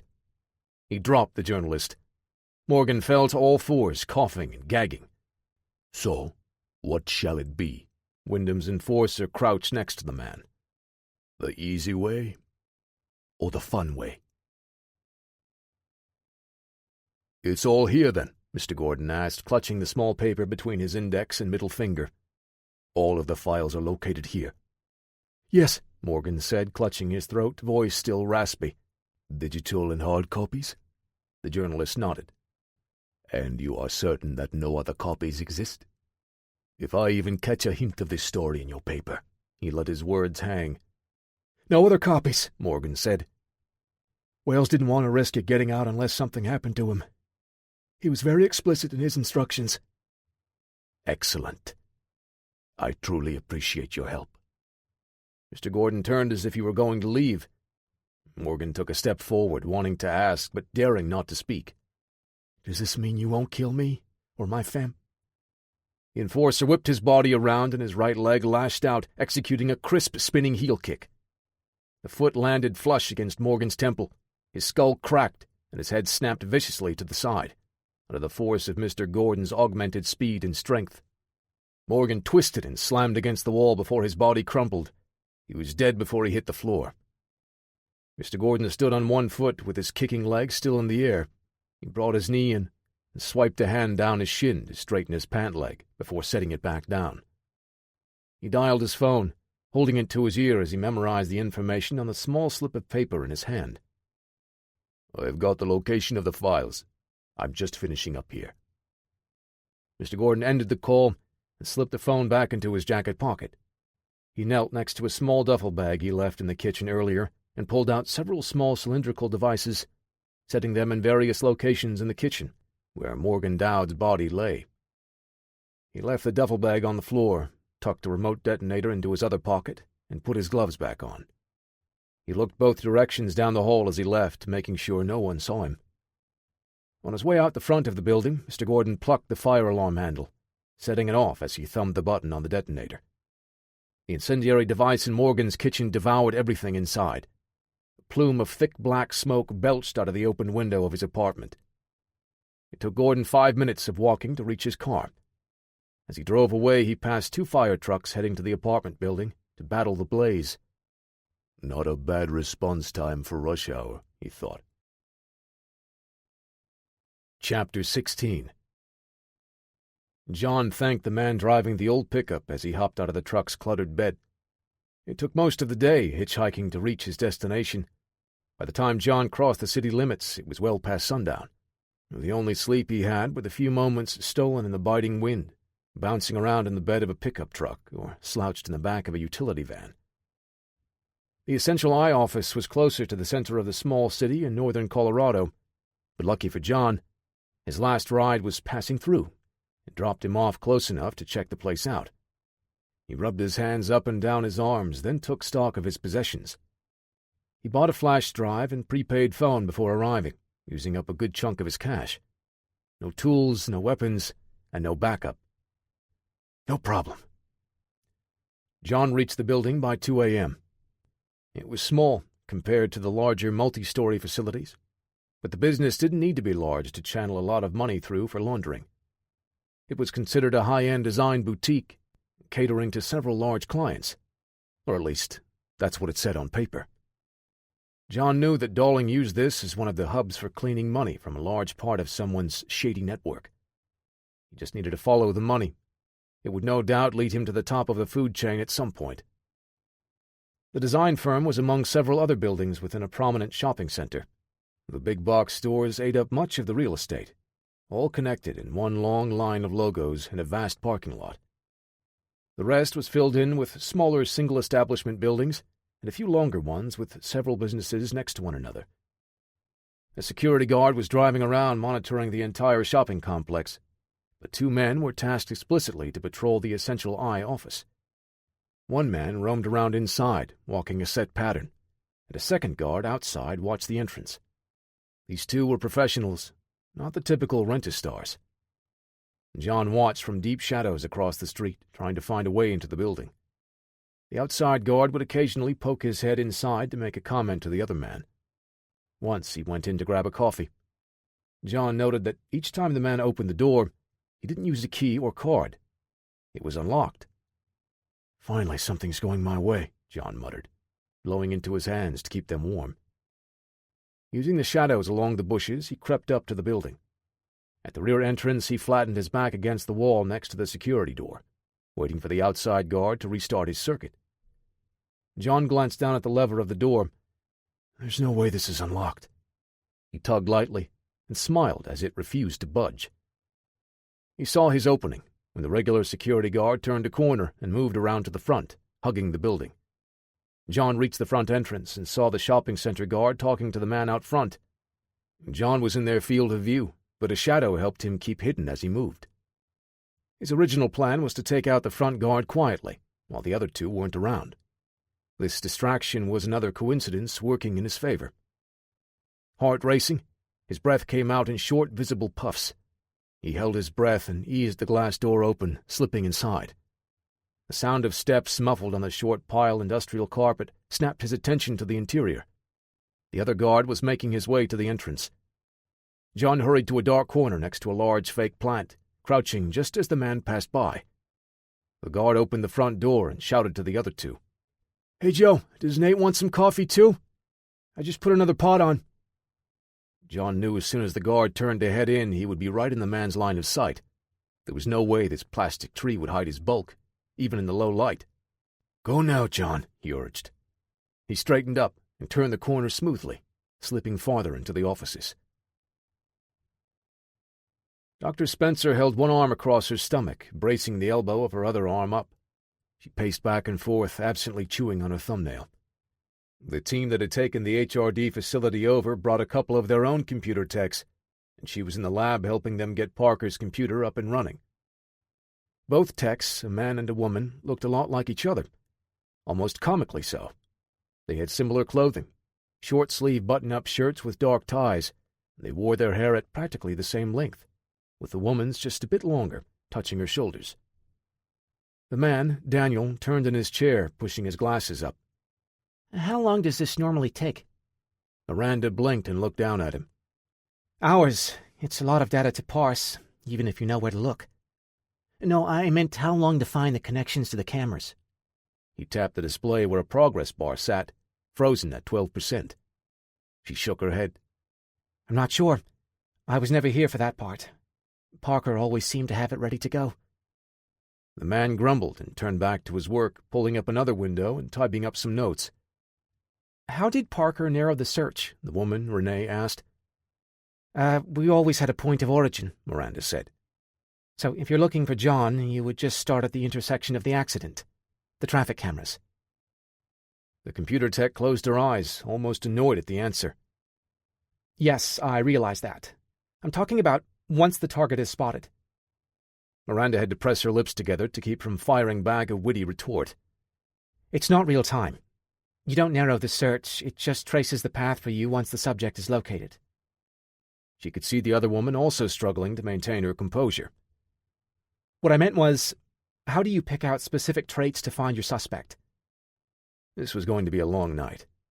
Neither one had received any kind of briefing on Parker's mob recognition program, and Miranda didn't have the working knowledge to walk them through it. I don't know, she said after a long pause. The computer runs an analysis through the database looking for the target's traits and the traits of any known associates. Great, that's what I'm talking about, Renee said. How do we find that in this mess? She gestured to Parker's laptop. Well, I'm not sure John's traits were logged into the computer. Also, he's not going to be with anyone, so we will have to pick him out without the additional data points. Thank you, Doctor, Daniel said, trying to ease the tension. Let's get started, then. How do we get the data we need? Renee asked before Miranda blurted out the same question. We've probably got plenty of mission footage of John Stone. That's got to be enough to build an initial profile. The man took his glasses off, rubbing one of the lenses along the outer edge of his sleeve. There were only half a dozen offices in the building. Most of them contained useless files, design work to maintain the front for a company funneling money through it. Still, it took John over an hour, playing hide-and-seek with the guard inside as he made his way to each door. He reached the main office in the back and peered around the corner, ensuring the guard wasn't able to see inside. He powered up the display, waking it from its sleep. The computer was still somewhat new, or the user was pretty strict about keeping the files organized. That was a good thing for John, who didn't want to waste time slogging through an endless ocean of scattered icons on a cluttered desktop. John took another glance into the hall to make sure the guard wasn't around. He pulled the flash drive from his pocket and inserted it into the USB port on the side of the monitor. Seconds passed excruciatingly slow, waiting for the computer to recognize the new storage device. Once it finally appeared, John dragged as many files onto the drive as he could. The workstation held much more than the cheap flash drive could contain. John mouthed a silent curse and looked around the office. He pulled the drawers open, looking for a spare drive or some other storage device, but found nothing that would help. He had to make the call quick and choose what he wanted to take with him. It took several more minutes than he would have liked, but John had the files narrowed down and copying over to the small drive. The progress bar let him know it would take a few minutes to complete, so he turned the display off and moved to the file cabinets. He quietly pulled the first drawer open and thumbed through the folders until he found a few with names that he recognized from his search in the library. Most of the papers inside were useless to John, but each of the folders had documents detailing transactions. John wanted minimal exposure here, and taking anything with him could be noticed. He spread the sheets of the first file on the floor and took the burner phone out to snap pictures. He struggled to get the focus to work in the low light. Once he was happy with what he saw on the screen, John pressed the button to take the picture. The phone's flash pulsed, filling the office, and it let out a simulated shutter click. "Stupid, John. Very stupid." "Who's in there?" the guard inside said, sounding closer to the office than John expected. He was on his feet just as the man pushed the door open. A bright white beam flashed into John's eyes, and he heard the metallic snick of a snap baton being deployed. "Who are you?" the man yelled in surprise. John put his hands up to block the harsh glare, still holding the mobile phone. "Say cheese," he said. "What?" The brilliant flash went off, blinding the guard, followed again by the shutter-clicking sound. The man squeezed his eyes shut and swung his baton in a wild, backhanded arc. John leaned away, then stepped through when the weapon cleared. A heavy fist thundered across the man's jaw, and he crashed to the floor in a twisted heap. John pulled a pair of handcuffs from the guard's belt and snapped one end on a wrist before noticing the jacket he wore. It was made of a light but sturdy dark fabric. He pulled the man's arms out of the sleeves and put the coat on. It fit, though it was snug around his chest when zipped up. He saw the flashlight beam from the second guard through one of the windows. If the other man noticed his buddy wasn't at his post, John would probably have to take him out as well. He pulled the flash drive from the monitor, unsure if all the files had been copied over. John snatched up an armful of hard copies from the drawer, but he had to leave the ones splayed out on the carpet behind.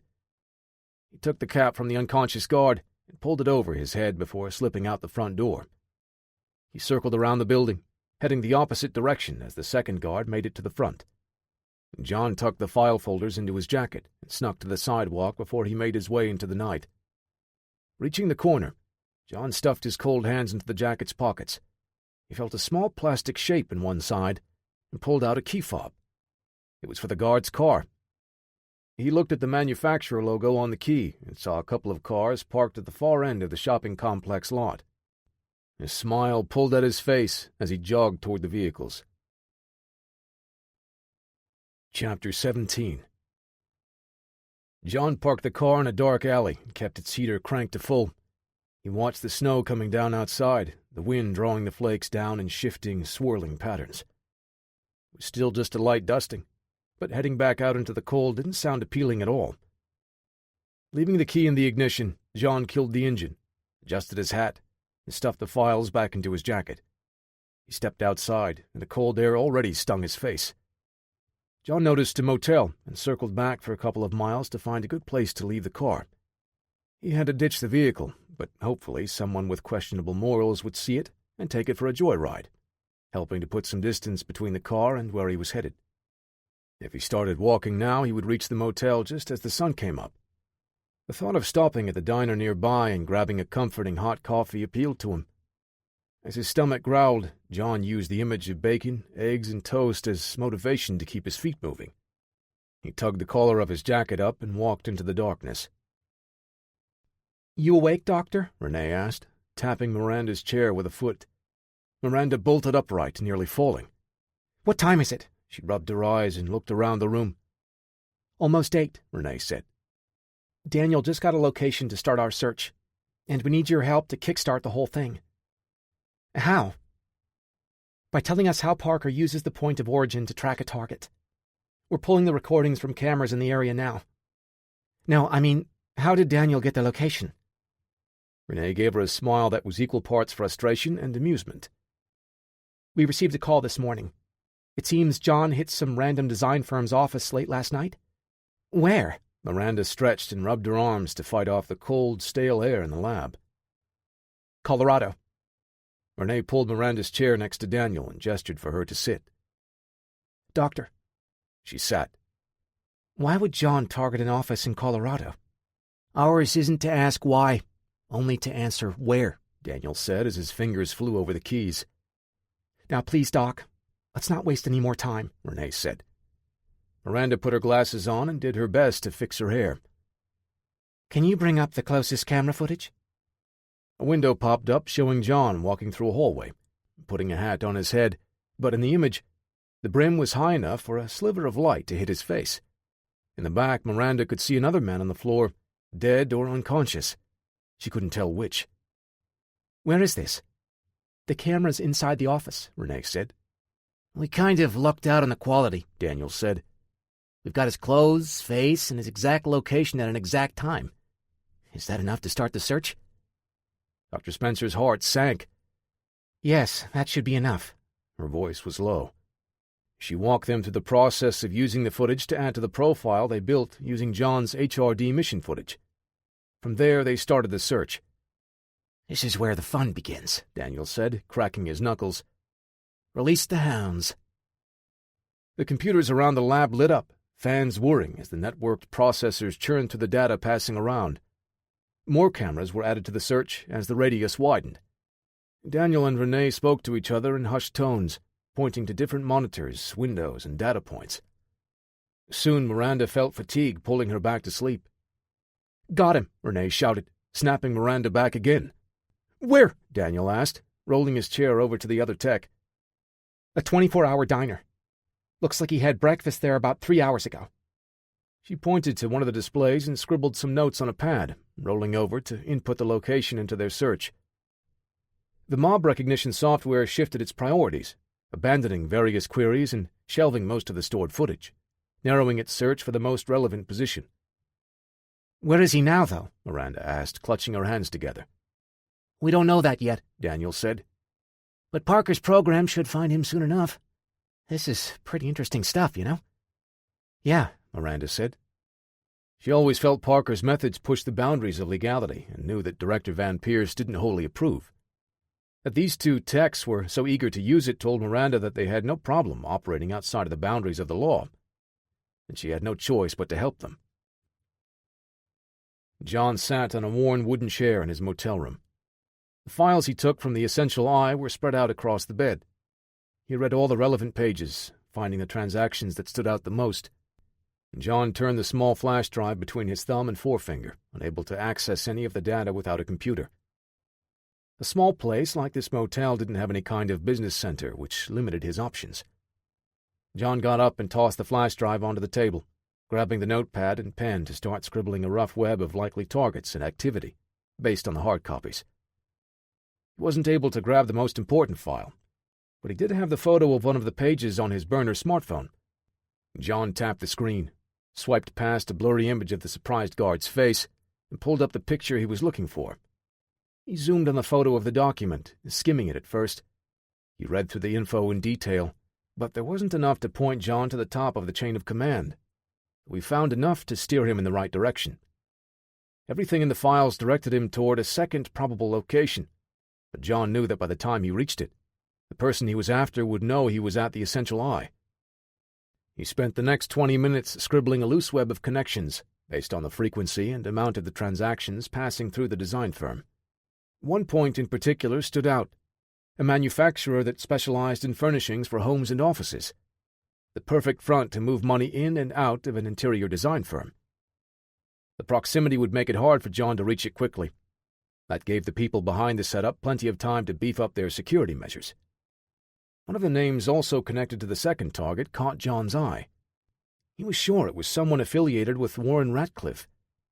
Austin Pinnell, a small-time money man, frequently working with many of the businesses in John's search, including one of Warren's more lucrative operations.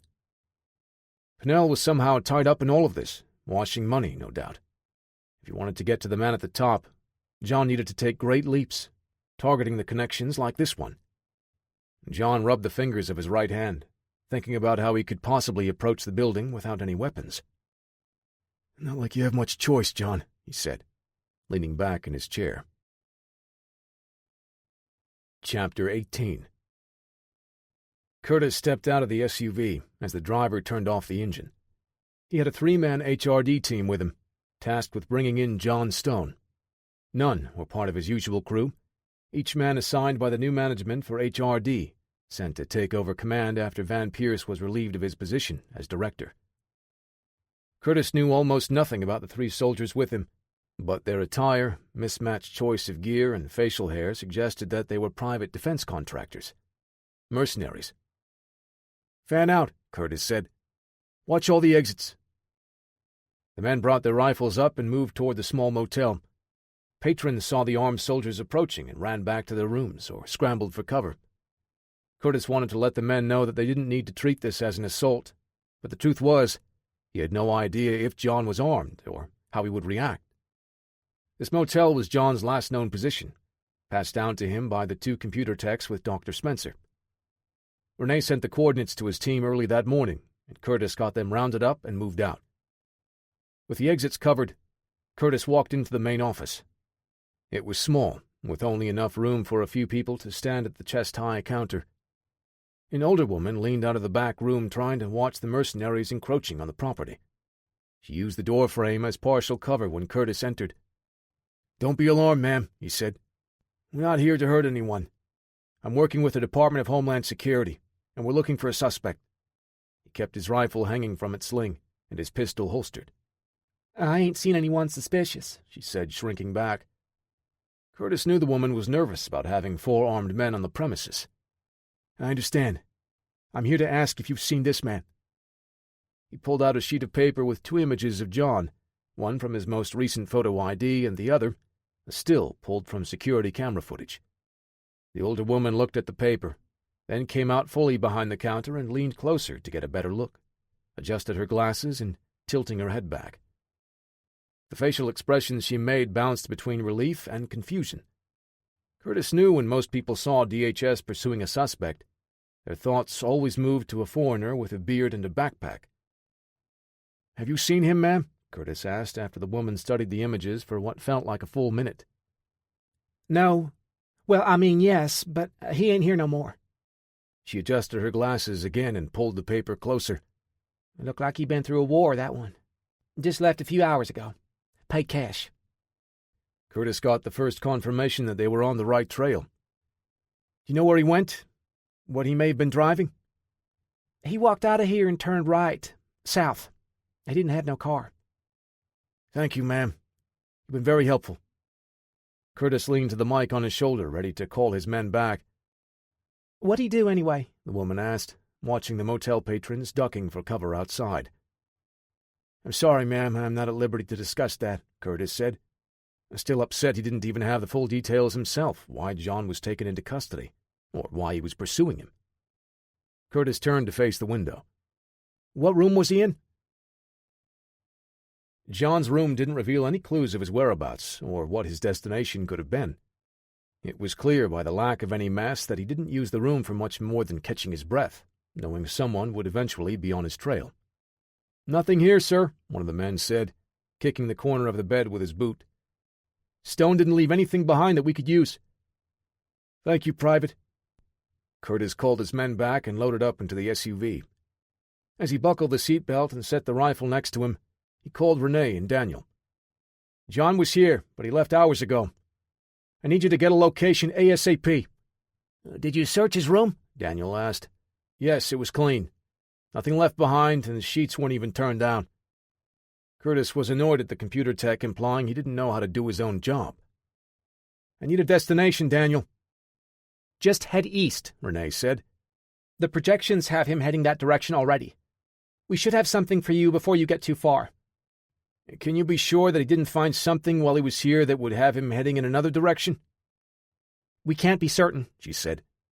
"All we can do is trust this program that Parker set up." Curtis closed his eyes at the mention of Parker's name. "Copy."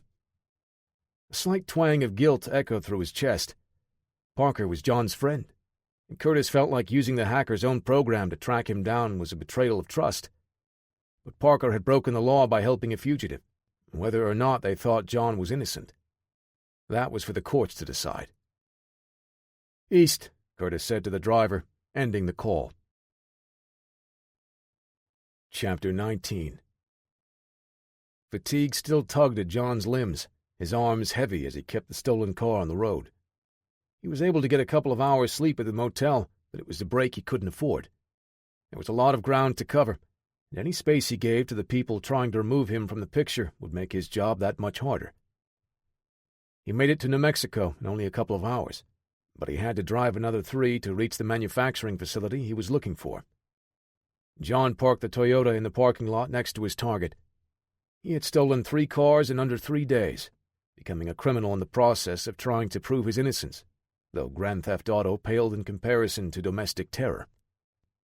The sun was just setting as the industrial district's morning shift headed home for the night, and the evening crews arrived to start their day. Another cold night, John thought, as his breath puffed out in small wisps. At least I got a jacket this time. The Toyota's door thumped as he leaned in to close it, not wanting to make a loud noise. He rubbed his hands together and tucked the key into his pocket.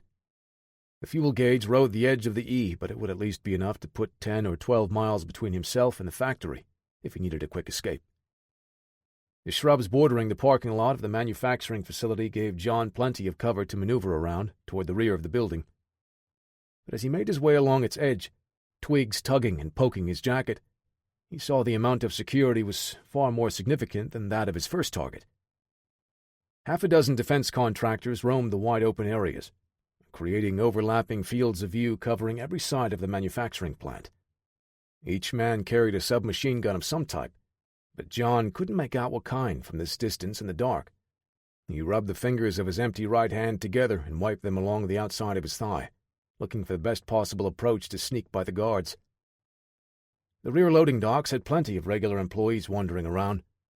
The contractors watching over them might miss John sneaking through it if he could time his entrance and blend in. He spotted an area that would be covered by only a single guard and focused on him. After a few minutes watching the guard's pattern, John stepped onto the asphalt and jogged toward the entrance at the corner of the building, making sure to stay in the man's blind spot. He slid behind the fender of a truck, and the skidding of gravel sounded like an avalanche in John's ears. He planted himself against the vehicle and kept his eyes glued to the mercenary. The man turned away, and John seized the opening, making his way toward the door. Crossing under 2 of the overhead lights, John's shadow splayed out in 4 different directions, rotating around like the hands on a clock. The shadow to his right elongated, and he stopped, but the movement on the ground caught the contractor's attention. The guard spun to see who was behind him. John moved in fast to close the gap. The man's eyes widened in recognition. They were expecting him. His hand dropped to his weapon, but John pinned the SMG to the man's body. John lashed out with the web of his right between his thumb and forefinger, smashing the guard's throat. The man's hand shot up to his neck as he gasped for breath. John grabbed the guy's vest and pulled him close as he brought a freight train of a knee into his foe's stomach. The guard collapsed, unconscious. John worked the strap of the man's weapon free, looping it over his shoulder. He pulled the guard out of sight, just as one of the workers stepped out of a truck and spotted him. The man saw John standing over the guard and dropped the box he carried. The cardboard carton landed on its corner and split open, spilling out its small metal contents, ringing and echoing across the complex. "Hey!" The sound alerted a second guard, and he made his way toward the commotion with his weapon already drawn. John crouched behind the truck, and the defense contractor snap-fired 2 single shots. The cracks of his weapon and the sparks flying off the vehicle sent the employees scrambling away. The contractors were clearly tasked with taking John out as a priority over the safety of the workers. John gripped his weapon one-handed and returned fire. The UMP-45 spit a short burst, chewing up the asphalt near the aggressor. He didn't score a hit, but it was enough to force the man to move. John stepped out into the open and sprinted for the entrance, and another weapon joined the firefight from the opposite side of the building. So much for the stealthy approach, John thought. "There are reports of a firefight," Renee said. "Not too far from your position." "What, is it John?" Curtis asked. "Unknown, but it's a strong possibility, given the data from Parker's software," Daniel said, his voice coming from the background. "Where?" "I'm sending the location to your vehicle's GPS now," Renee said. The screen in the center of the vehicle's dash lit up, showing their current location and a route to a second marker. They were only 10 minutes out. Curtis stared at the two dots, separated by less than 20 miles. Is this a coincidence, or did Renee and Daniel know where they were already sending us? The thoughts gnawed at Curtis's mind, but he set it aside for the mission. Go, he said to the driver before looking back over his shoulder. We've got a possible location on the target. A firefight is going on, but we don't know who's involved. The men in the SUV traded glances and nodded to Curtis as they prepared for the hunt. Curtis turned to face the front again. Check your fire. Watch for innocents and law enforcement. Remember, we bring John in alive. Chapter 20.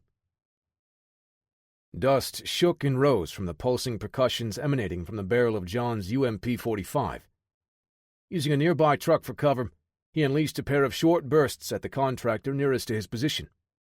2 bullets thudded into the man's chest, slamming into his body armor, sending him to the ground. The man fell back with a groan and rolled to the side to avoid John's follow-up shots. Only 20 feet of open ground separated John from the entrance to the building. He stepped forward, SMG against his shoulder while pressing the trigger. His rounds shattered glass and splintered wood, keeping his opponents behind cover. John held his aim as he moved, firing until the bolt locked back. Using the brief respite from return fire, he sprinted the remaining distance to the building entrance. He gripped the door handle and yanked it open just as a contractor popped up from behind cover. 2 bullets whipped by, and a third struck the steel door as John made it into the building, diving in and sliding across the floor. Inside, the employees ducked into rooms, behind crates, or fleeing as fast as they could, fearing that an armed killer just entered. A mercenary burst into the room, his weapon held low at his waist, ready to spray in wide arcs. John hurled his empty machine gun at the guard the moment he entered. The man was in mid-run, and the flying steel weapon caught him by total surprise. It smashed into his face and took his feet out from under him. He landed hard on the concrete floor with a smack and didn't move. John moved toward the downed guard to take his loaded SMG. The strap pulled tight, still wrapped around the contractor's shoulder and neck. The door behind him flew open. 2 mercenaries from outside leaned in on either side of the entrance, finding their target and opening fire. Big .45 caliber ACP rounds bit into the concrete and sparked off of the support column.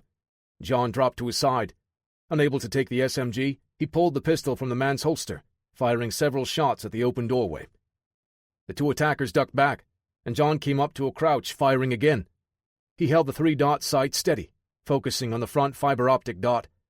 When a target presented itself, popping out to return fire, John depressed the trigger 3 times in rapid succession. His first shot hit the man in the stomach, causing him to drop his arms and spoil his aim. The second round struck just above the collar, biting into the flesh of his neck.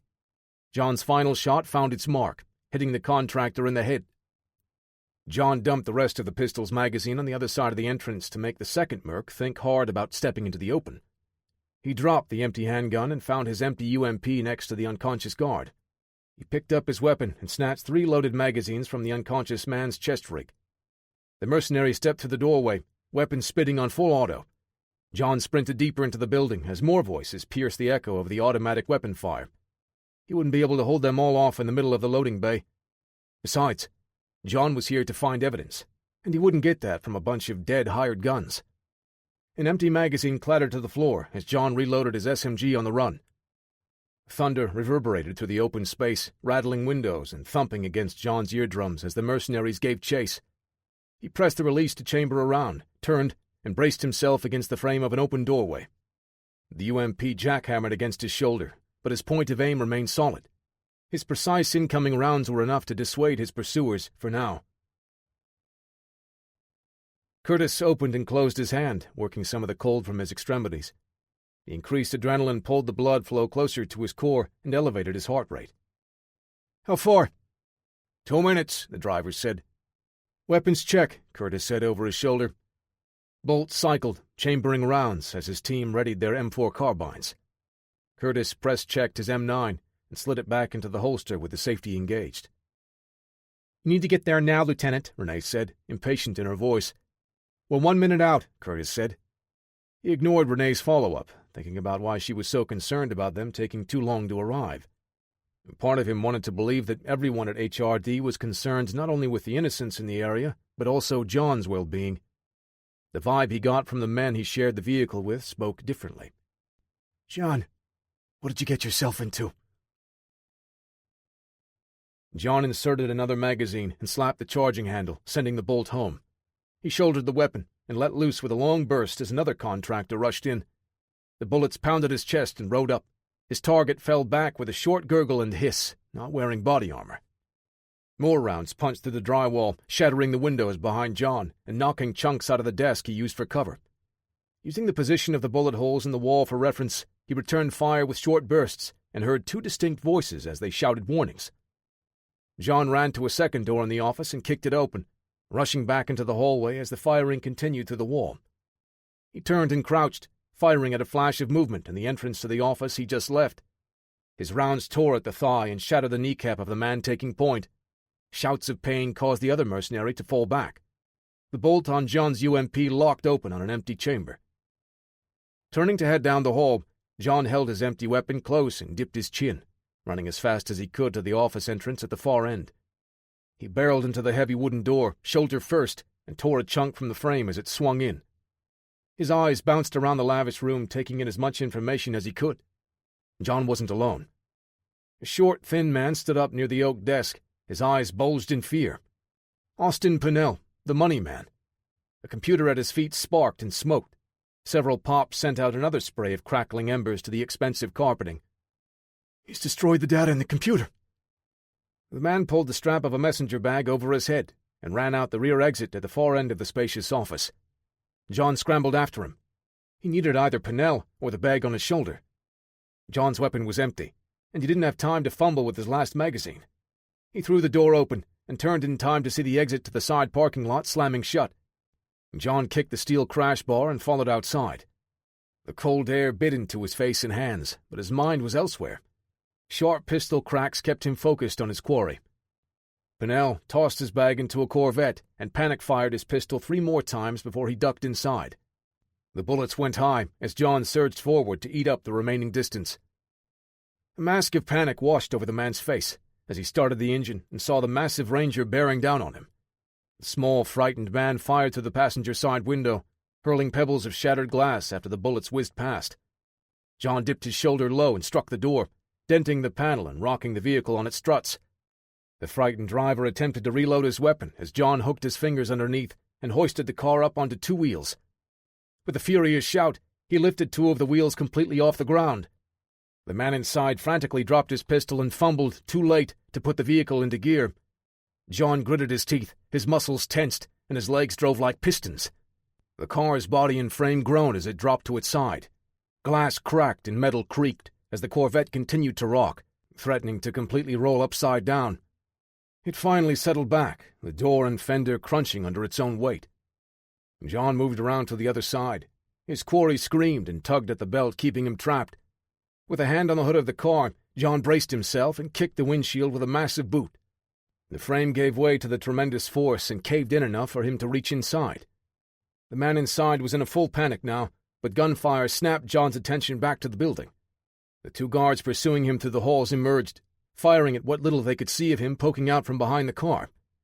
John rolled toward the rear of the vehicle and grabbed his UMP still hanging by its sling. He ejected the empty magazine and retrieved the last one from his pocket, reloading the weapon. He leaned out to get a better angle and opened fire. One of the rounds from John's burst punched through the upper arm of the lead man, forcing him to release his grip on his gun. The second man shouted and walked forward, dumping his entire mag at the car John was leaning against. Plastic cracked and metal rang out, protesting from the assault. He heard a sudden whoosh and felt an intense heat emanating from the rear of the car. Gunfire had punctured the fuel tank and ignited the gas flowing out. John pushed off the car and sprinted away. His boots tore up chunks of gravel with each step, and the gunfire continued from behind him. A ball of fire erupted, engulfing the rear half of the Corvette. The man trapped inside screamed in agony and terror. Flames crept forward, devouring the seats, the leather interior, and the clothes of the driver. "The bag inside!" John's focus locked onto the front seat where the messenger bag full of files hung, hooked on the seatbelt catch. The material started browning as the strap itself warped and melted before igniting. He ran forward, but the automatic weapon fire from the other contractor stopped him short as he skidded and fell back. Raising his SMG, John fired a quick burst and rolled behind a steel drum trash can. Sparks shot out as his assailant punched holes into the drum. John's instincts kicked into overdrive. He settled into an eerie calm, tracking the rhythm of the shooting. The mercenary used a steady technique, triggering a series of short bursts in the same beat. Finally, in a brief moment of calm, John heard the clatter of a plastic object hit the ground. Pivoting out from behind cover, John came up into a crouch, weapon braced against his body. He locked his front sight onto the man, now stepping past the car on its side, and depressed the trigger. A quick 2-round burst caught the man in the torso, folding him over just enough to disrupt his reloading. John stood and pressed forward, firing 2 more quick bursts before holding the trigger to empty the magazine at near point-blank range. 3 of the rounds punched through the soft body armor, but the ones that didn't caused enough blunt force trauma to seriously injure and incapacitate the mercenary. Smoke poured from the broken front windshield of the overturned car, and the driver had long stopped his screaming. John reached inside to pull the messenger bag out, before tossing it to the ground and stomping out the flames that threatened to swallow every last shred of evidence he fought to retrieve. Sirens in the distance bled through the crackling flames consuming the car. John scooped up the remains of the bag and peered inside, seeing that not everything was burnt to a crisp. He tucked it under his arm and ran for a row of vans and trucks with the manufacturing facility's logo on the side. Most didn't appear to have any keys inside, but the 2 on the far end, both trucks, had a key dangling from the ignition. John pulled the door open and slipped inside, tossing the burnt bag into the passenger seat. The SUV's brakes chattered, bringing the speeding vehicle to a stop. Curtis already had the door open and stepped out with his M4 carbine held at a low ready. "On me!" The other 3 team members exited and moved into position. Gunfire on the far side of the building echoed out as a series of bursts, with some metal ringing in the distance. The team moved to the corner and sliced around it. They reached the other side of the property, then heard the sound of sustained automatic fire. Out of instinct, Curtis and the other members of his team pressed their bodies closer to the building and dropped to a combat crouch. The firing stopped, and Curtis waited for an internal 3 count before giving the signal to continue moving forward. As they stepped around to the other parking lot, all 4 men stopped in their tracks, not expecting the scene that greeted them. The only sounds were the crackling of the fire engulfing a car turned on its side, and the distant wail of approaching sirens. Curtis, awestruck by the devastation, stepped out into the open. One man, wearing military-style gear, lay on the floor, bleeding from a wound in his upper arm. "Check him," Curtis said. "Get that wound treated." One of the men let his rifle hang from its sling and pulled out a small trauma kit. And Curtis stepped around the vehicle, looking it up and down and inspecting the bullet holes all along its underside. Around the front of the car, or top, really, he saw the remains of someone in the driver's seat. The front windshield had been smashed in, probably while the vehicle rested on its side. Curtis brought his weapon to his shoulder when he spotted another man on the ground, wearing similar gear to the injured man. He scanned the area, taking short steps, as his boots scattered spent shell casings. "This looks like John's work," he thought. An engine growled to life, and Curtis dropped to one knee, bringing his M4 up. The rest of his team moved up, rifles at the ready. A white pickup truck rolled out into the open, heading for them. The driver stopped, and the glare from the overhead lights wiped across the windshield. Curtis was staring at John Stone, sitting behind the wheel. He held his aim low, at the hood of the vehicle, but still close enough in case he needed to fire. "It's over, John," he called out. John shook his head slowly. "It's a setup, Clark." Curtis couldn't hear the words with the truck's window up, but John mouthed the words clear enough. "Let me bring you in. We can clear this." Gunfire erupted to Curtis's right. John ducked a split second before the firing as the bullets cracked the windshield. "He's got a gun," one of his own teammates yelled before shooting again. Chaos swirled as the others joined the shooting. Curtis stood, shouting for them to hold their fire. The truck lurched and backed away, sparks lighting up the entire front of it. The rear bumper took out a fence post before the truck spun around and drove off. John slammed into a fence at the rear of the property before disappearing over a hill. "I said hold your fire!" Curtis waved his arms and shouted as the last shot went off. "He was reaching, LT. I saw it," the first shooter said. Curtis let his weapon hang and clutched his head with both hands as the sirens approached. He and his men were here on an official government operation, but he knew that the police would arrive, ready to trade fire with anyone and everyone involved in the firefights that occurred here. It was going to be a dicey situation, and he needed to get his men back in line. back on their leashes. Chapter 21. Smoke poured from the grill and out from the numerous bullet holes in the hood of the truck. John parked it off to the side of the road, as far away as he could, from the busy street. The engine sputtered and died before he even had to turn the key. The burnt bag filled the cabin with the aroma of an inviting campfire. John looked down at the submachine gun hanging on his shoulder. The bolt was locked open, a stark reminder that the weapon had run dry in the last encounter. He resisted the urge to wipe his prints off of it, rubbing a thumb along the grip. Not like they won't know that I was the one that carried it. He grabbed the bag and left the empty UMP in the driver's seat, stripping the bolt from the weapon to toss away in a trash can. John stepped out into the cold, and the temperature change was a physical barrier, almost pushing him back in the dead truck. A gust of wind whipped through and slipped into one sleeve and under the collar of his jacket. The light material didn't do much to stave off the chill, and the air that made it through brought a level of discomfort bordering on pain. John zipped the messenger bag against his ribs under the jacket and tucked his hands underneath his arms. He ducked behind the low collar of the jacket as best he could, walking into the dark night as the first flakes of an evening snowfall started.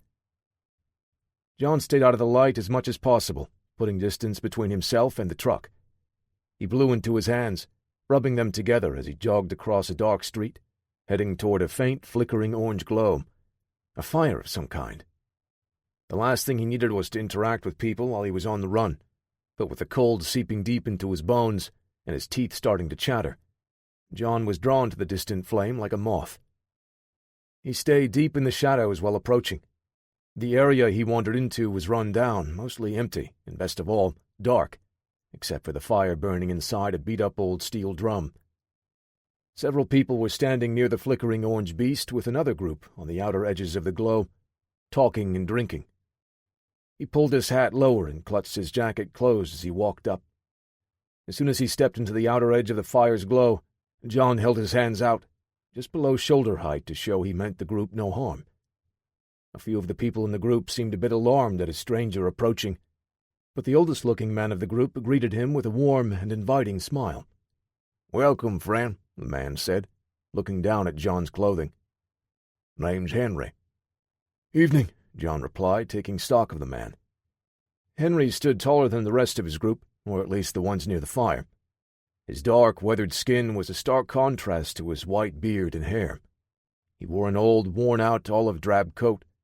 Even in the dark, the collar, style of pockets, and the fit were familiar to John. "You got a name, friend?" Henry asked as he covered the remaining distance and offered his hand. John shook the offered hand and gave him a wary smile. "Safer not to say, but you can call me Frank." Henry looked him up and down again with an inquisitive grin. "Whatever you say, Frank." "Army?" Frank asked, nodding at Henry's jacket. He tugged at one of the collars and brushed down one side. 8 years, Henry said. "I'm just doing my part to make sure the commies didn't storm our shores." John just smiled and nodded. "Of course, when the Cold War ended, I got out." Henry scratched through his beard along the side of his jaw with a finger. "Not too long before Desert Storm, so we didn't have our shining moment either. That's how it felt when we got home. No special treatment, no help to settle into civilian life. Just a bunch of people looking right through us, as if we weren't even there." "I get that. Like, as long as they're safe, people don't notice the soldiers getting up before dawn every morning to get the job done." John rubbed his hands and held them over the fire. Henry stared out into the distance, nodding. "What about you, Frank? Did you serve?" John thought for a moment about the possible answers he could give. He could see in Henry's eyes he suspected already. "Rangers," he said, almost too low to be heard. Henry's eyebrows raised a bit. "Lead the way, huh?" John crossed his arms, staring into the dancing flames. "Doesn't feel so much like that nowadays." "I don't blame you. Got a Navy gal back there that knows what it's like, too." Henry nodded a head back to the rest of the people huddled at the edge of the glow, eating and talking. "Seems society isn't getting any better lately," John said, more to himself than to Henry. "Can't be mad at the people. They're not the ones that put us here." Henry looked around at the others and scratched the side of his nose. Not really mad at the government either, if I'm being honest. John followed Henry's gaze and nodded in understanding. I don't know what your situation is, Frank, but I see the fire in you. You'll get back on your feet. He shot a thumb over his shoulder. These men and women behind me are young, and they got that same look in your eye. There's hope for all of them still. Curtis watched the police gathering evidence at the truck John abandoned, wisps of smoke still rising from the perforated hood. He pressed the web of his hands between thumbs and forefingers together, more out of a nervous habit than the need to actually adjust the fit of his gloves. The sun had come up an hour earlier, but it was still too cold for the light layer of snow covering everything to melt. After the firefight John had fled the night before, Curtis stuck around to wait for the police. He couldn't follow John with the cops chasing all of them. There was no telling how his team would respond to law enforcement intervening if they caught up to John. The lieutenant stayed up while the rest of his team found a place to get some sleep so they could continue the pursuit. The way his team reacted was very disconcerting. John had both hands visible, talking to him when one of his own men opened fire. All three agreed that they saw John reaching for something, but Curtis was still unconvinced. He was looking John in the eye as he spoke, and had a clear mental image of John's hands tightening on the steering wheel. Either way, he needed answers, and finding John without having to worry about another violent encounter was paramount. Leaving the scene behind, Curtis needed to find the most likely direction that someone would take, hoping to avoid detection after abandoning a vehicle here. He pulled the zipper higher under his chin and pulled his collar up. John wouldn't be able to make it too far in this weather. He would have had to find shelter somewhere. Curtis ducked into the entrance of a small hardware store not yet open. He peeled one of his gloves off and scrolled through his contacts to make a call, facing away from the daggers of chilled air. "Miranda, is Renee there?" He put a finger to his other ear. "No, that's fine. Better, really. I need your help, but let's try to keep this between us. I'm not so sure I can trust the oversight team right now." He filled Dr. Spencer in on the details of his run-in with John and the team opening fire. They discussed possible methods to track John without the others knowing, but the best she could do was pass Curtis the latest data from Parker's mob recognition program. It didn't pinpoint John, but at least he had a direction now.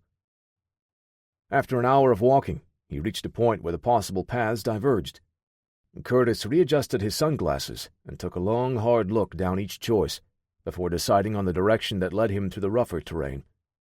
The tracking software had nothing beyond this point, so it was all gut instinct from here on. He reached a bit of a clearing out of the way of most people, where a group of homeless men and women had set up a small camp. There were plenty of small makeshift tents, but none looked really suitable for the brutal winter moving in. Most of the people were still inside trying to get some sleep, a few fidgeting and struggling to stay warm. An older man watched Curtis approach and stepped out to greet him. The man had gray and white hair, including his thick beard. He wore an apprehensive smile, trying to stay friendly.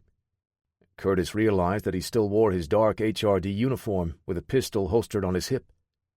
He removed his sunglasses, tucking them into an unused loop on his vest, and lifted his hat and settled it down a little higher, hoping to appear far less threatening. "Morning," he said, keeping his hands up and away from the firearm. The older man nodded his head. "Can I help you?"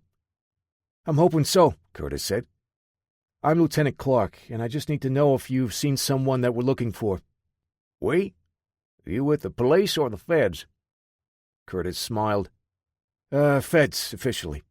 He held his hand out. "What's your name?" The man paused, looking down at the offered hand as Curtis covered the remaining distance. Finally, he accepted the greeting and shook hands. "Name's Henry." The questioning smile faded, replaced with concern and confusion. "Pleasure," Curtis said. He reached into his back pocket slowly to avoid alarming anyone and pulled out a folded printout. Curtis unfolded the page with a printed image, also wrapped around a smaller photograph. He handed the sheet of paper to Henry. "Have you seen this man around last night or any time this morning?" Henry looked down at the image, a printout from security camera footage in a dark office, with the face highlighted. The old man pressed his lips together and slowly shook his head. "Can't say I have." Curtis handed him the photo, John's picture used for his HRD identification badge. He paid close attention to the expression and the way it changed when Henry looked at the better quality image. He recognized John, and judging by the shifting eyes and small twitches, he had a close interaction. His name is John Stone. He's a fugitive and considered extremely dangerous. Henry looked up at Curtis, handing the pieces of paper back, his small, accommodating smile returning. Is he here now? If he is, you can tell me. I can help you. I can help him. Sorry, Lieutenant. I haven't seen this man before. He folded his arms across his chest, partly due to the cold, but the gesture felt more defiant. Curtis knew then that John was here, but had most likely already moved on. The men and women here weren't going to be of much assistance, and he didn't want to cause any more trouble for them than they already faced with the weather shifting. He tugged the brim of his hat back down and put his sunglasses on. Well, thank you for your help, Henry. Curtis slipped the pages back into his pocket and pulled out his wallet, taking out the few bills inside. There wasn't much, but he felt the need to offer something. Was it guilt? Pity? He didn't know, but right now that wasn't important. It's not much, but maybe you can get some hot coffee or soup for everyone here, Curtis said, handing over the cash. Henry looked down at the offered bills and scratched his ear before accepting it, pride taking a back seat to necessity. Thank you. Clark, was it? Yes, sir. Thank you, Lieutenant Clark, Henry said, tucking the money into a pocket. And if you found your man John, I truly hope you're able to help him out. Chapter 22. John had fallen asleep for a couple of hours with Henry and the others, but it was time he could ill afford to lose. Just as the sun poked up over the buildings in the distance, he left them behind, hoping to avoid being seen with the group and keeping them out of trouble. Before he left, John spent a few minutes shuffling through what was left of the paperwork inside the messenger bag. Most of the pages were burnt in the fire, but several of the sheets were folded and tucked along the far edge. John compared the information on everything he found with the notes he obtained from his previous internet search, and the files he found from the interior design firm. The unburnt pages didn't contain much more information than he already had, but bits of the other pages helped him connect a prominent dot with other operations he was looking into before. It was a name he recognized: Monty Buchanan. He initially thought nothing of it, lumping Buchanan in with other rich and powerful people that John figured were just funding the operations. What he had hoped for was the name at the top, the man pulling strings in the whole operation, the one that wanted him out of the picture for getting too close, after taking Warren Ratcliffe out and securing the Guardian. Perhaps Monty could fill in that blank. Discovering the next location he needed to get to, John dumped the messenger bag into the barrel to feed the fire as he departed. What concerned him more was how Curtis found out where he would be last night. The men he brought weren't familiar, but the way they opened fire told John that they were more likely part of the group sent in to oversee the Hostile Response Division operations. There was a good chance that those men were loyal to the man John was after. Did that mean Lieutenant Clark had turned as well? His breath was visible as he blew into his ungloved hands and ducked underneath a board blocking the entrance to an abandoned building. Time. That's what he needed now, but it was in such short supply. Dust motes swirled around in the shafts of golden morning light, poking through the broken windows and rotted boards. The air smelled stale, still cold, but without the wind lancing through to John's muscles. It was a good enough place to gather his thoughts. "How did you find me, Clark?" John's voice was a commanding presence in the empty building, even though he spoke softly. He already knew the answer, though his mind tried to deny it. "Parker." The pieces started falling into place. Parker was helping him, using his mob recognition program. From what he remembered, the program used a person's physical attributes and the way they moved, matching those of known associates. It gave him the ability to find people with a high degree of accuracy, without requiring facial recognition, even in a crowd. John didn't think it was as accurate for hunting individuals, but Parker was a capable computer wizard, with a knack for bending machines to his will.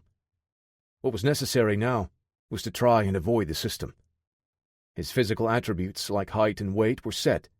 but the way he moved, his posture and gait, could be altered to fool the mob recognition software. The golden glow faded as the light took on more of a yellowish white. Late morning. John had to get back out there and head to the next location. Frozen limbs and joints protested as he rose and stepped back out into the icy winds. He stuffed his hands into his pockets and hunched his shoulders, taking smaller steps at more of a hurried pace. Enough to alter his usual movement. John hoped it was enough. "I'm almost positive John was here," Curtis said, holding his hands up to the warm air blowing out of the SUV's vents. "I need you to focus the mob recognition search starting from my current location. And let's try to keep the Wonder Twins out of this if you can." "That might be a little tough." Curtis rubbed his hands together. "They're in the computer lab now, aren't they?" "Yes. Renee is looking at the latest data," Miranda said.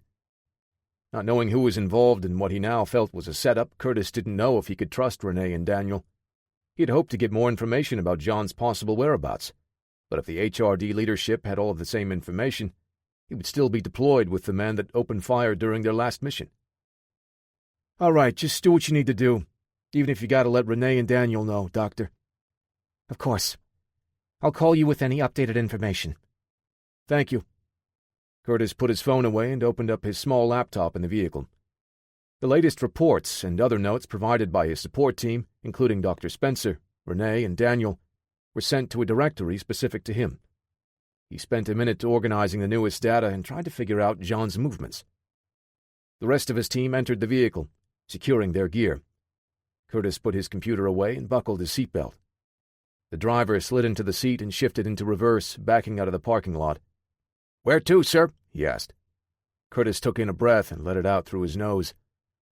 "HRD Rally Point 3. With no further data, all Curtis could do was to direct his team to a small government building, tasked with assisting them in the hunt for John.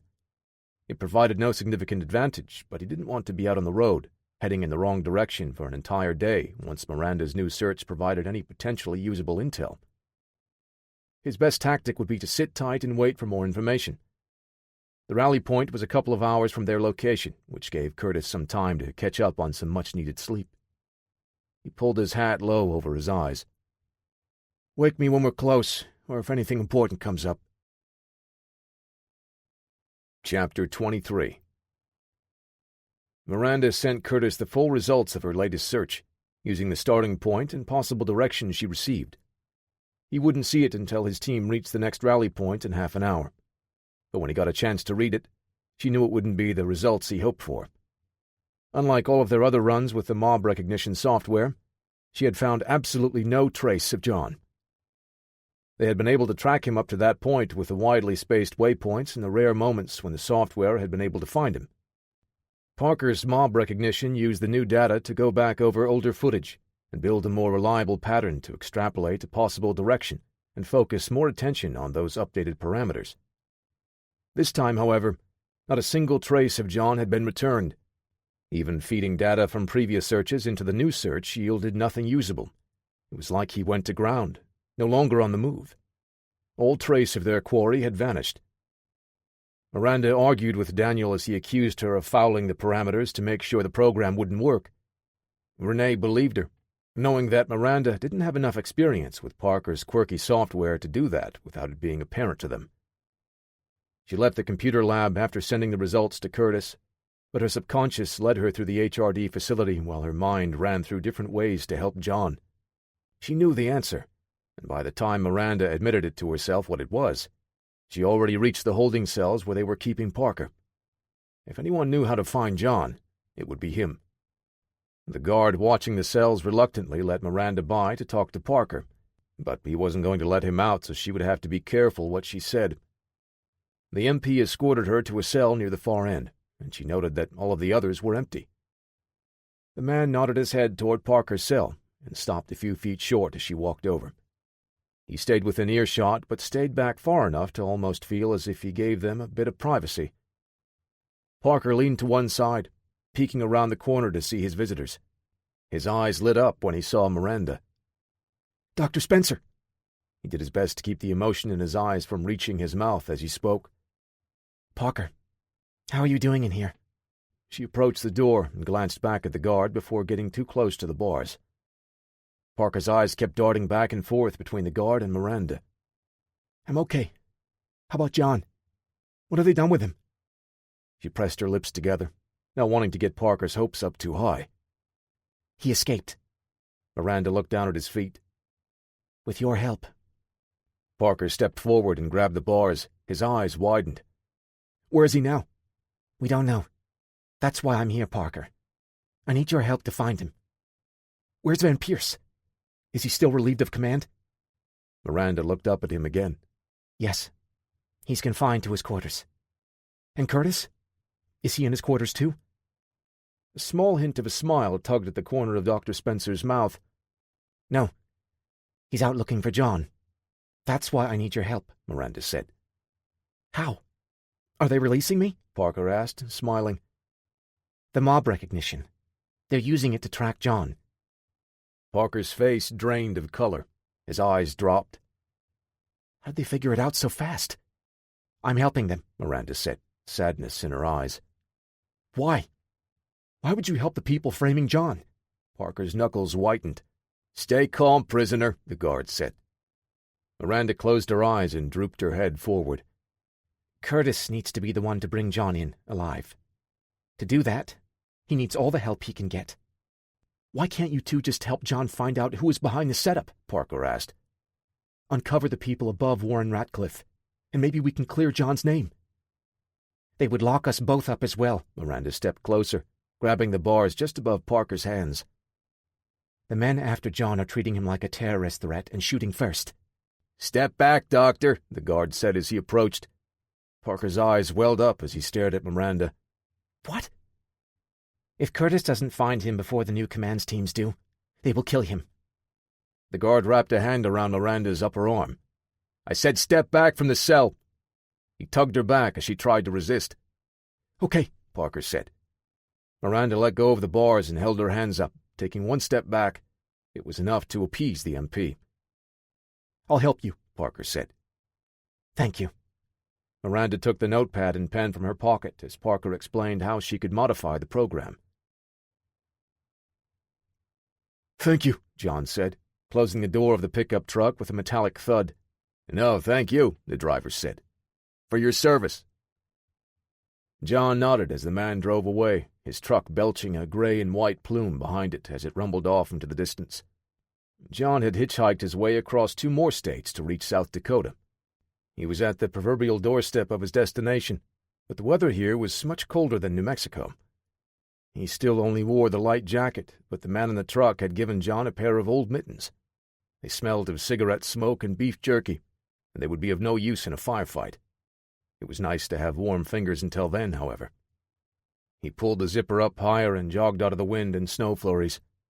John approached the upscale neighborhood as the last of the sun's light faded. He had endured the colder climate and approached his target destination at night, when the temperature dropped. Knowing he would have stood out in broad daylight, it was his only choice. Walking the entire perimeter would look too suspicious, so John headed along the sidewalk running in front of the vast plot of land, turning the corner to walk down the west side of the mansion. He could see at least 2 men guarding the entrances, one in front and one on the side. That meant there was most likely another in the back, and one on the east side of the home. They all wore suits with thick overcoats and gloves, but none carried any visible weapons. Each also had Secret Service-style earpieces tucked under their collars. Highly paid private security, John thought, making a note of the expensive clothing. With no weapons of his own and no clear sign of what he would be looking for, John would have to act quickly once he made it inside. With the limited information, he figured an approach on the east side would be the most advantageous. It didn't face the street, like the front and west side, which gave him more shadows to use for his approach. John had no reason to assume that the east end would have more than one man as well. He continued walking around the block, looping back until he reached the field connecting to the mansion's spacious yard. John kept his eyes moving, looking for anyone watching him as he veered into the shadows. Leaning against a tree, John took off his bulky mittens. The warmth they provided was enjoyable, but he would need full manual dexterity to maneuver. He spent a moment contemplating trying to stuff them into his jacket's pockets, but ultimately decided to ditch them by the tree. If he absolutely needed them, he could always double back and pick them up again. Not even a full minute had passed, and John already missed the soothing comfort as he rubbed his hands together to fight off the needles whipping through the wind. He controlled his breath to avoid puffing out visible vapors as he approached the lights along the outer perimeter of the mansion's boundaries. His gut instinct was correct. Only one man had been posted on this side of the house. John watched as the sentry turned to walk the other direction, patrolling his own. With the way clear, John jumped up and hoisted himself up onto the concrete pillar that the sturdy gate was bolted to. His boots pounded into the hard, icy grass with a thud, but the cold had stiffened his joints, making the landing much harder than he would have liked. Knees still aching, John moved into a pool of shadows from the only tree on this side of the property. He glanced out and watched the man guarding the building. In the distance, John saw a faint red glow at the side entrance. A security panel, most likely controlling a magnetic lock on the door. He squinted, watching the guard turn. He had hoped to see a hint or sign that the man carried the card necessary to access the door, but the bulky clothing meant John would have to take the hands-on approach to find out. Wonderful. John stuck to the outer edge of the lawn, circling as far as he could before stepping into the line of sight of the guard patrolling the back of the house. As soon as the sentry turned and made his way toward the front, John ignored the stiffness in his legs and kept low, as he cut the distance between them in half. He slowed down, doing his best to keep the noise of his boots crunching the frozen ground. John's vision narrowed and he clenched his jaw tighter, approaching his target. Time slowed as the sentry turned, sensing something wrong. This guy was good. John made sure his shadow or the sound of his boots on the ground didn't give away his approach, but the man's instinct alerted him to danger. The sentry's eyes brightened and his mouth dropped open. Something told him there was a danger to the rear, but his brain wasn't ready to face the actual threat. John stole the moment to lunge in fast, thrusting his forearm into the man's throat before he could vocalize that there was an intruder. He tackled the thinner man onto the hard, packed ground and slammed an elbow into his jaw, knocking him unconscious. Clouds of condensation puffed from John's mouth as he sucked in ragged breaths. He groaned as he got to his feet and hooked his hands under each one of the sentry's arms, dragging him closer to the building, into the shadows. The man wouldn't be out cold for much longer, but he had a couple of sets of flexible cuffs, making John's life a little easier. John bound the guard's hands and feet, gagging him with his own handkerchief and necktie. He took the guard's thick overcoat and slipped it on, enjoying the comforting warmth. He opted to leave the gloves behind, but dug through the man's pockets until he found the key card inside a wallet. John slipped the HK VP-40 pistol from the man's shoulder rig along with the spare magazine that had another 13 rounds of .40 caliber. He pinched the card between his lips and dropped the extra mag into his pocket. With the pistol in hand, John held the key card to the small panel, and the light flashed green as an audible click unlocked the door. Chapter 24. Curtis strode down the hall, his boots thumping with each impatient step. He reached the lab and poked his head in the door. Renee and Daniel were huddled over one of the displays, pointing at the data scrolling in and whispering their thoughts. Neither looked like they got any sleep. Curtis could relate. He had hardly been able to close his eyes either. He looked around the room and spotted Dr. Spencer curled up on one of the chairs, wrapped in a stiff olive-drab blanket. She adjusted and opened her eyes as his footsteps echoed in the mostly quiet room. Renee glanced back, but Daniel never took his eyes off of the screen. "You guys have anything for me?" Curtis asked.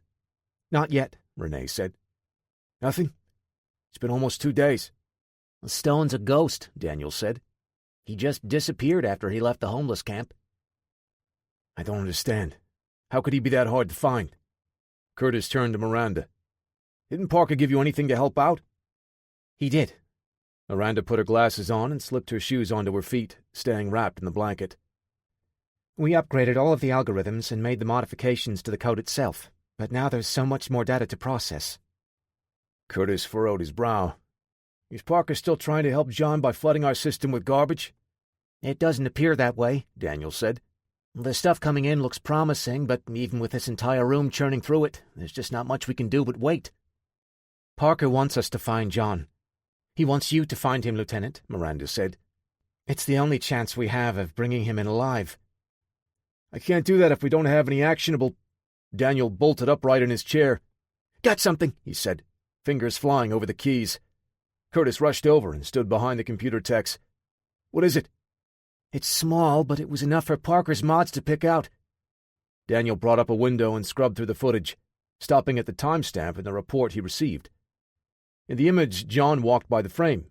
His face was obscured by the angle in his jacket's collar, but the stride was unmistakable. "Why is it only flagging such a small part of the feed?" Daniel mumbled as he brought up more footage from the same security system. "Where is that footage coming from?" Curtis asked. Daniel ignored him as a second window popped up, showing a man walking across the frame. The tech matched the timestamps from the two camera feeds and played it at normal speed. The man in the video walked across the screen before appearing on both screens where the cameras overlapped. "Why is it only flagging such a small part? Did Parker's changes screw everything up?" Renee's voice was thick with frustration, bordering on anger.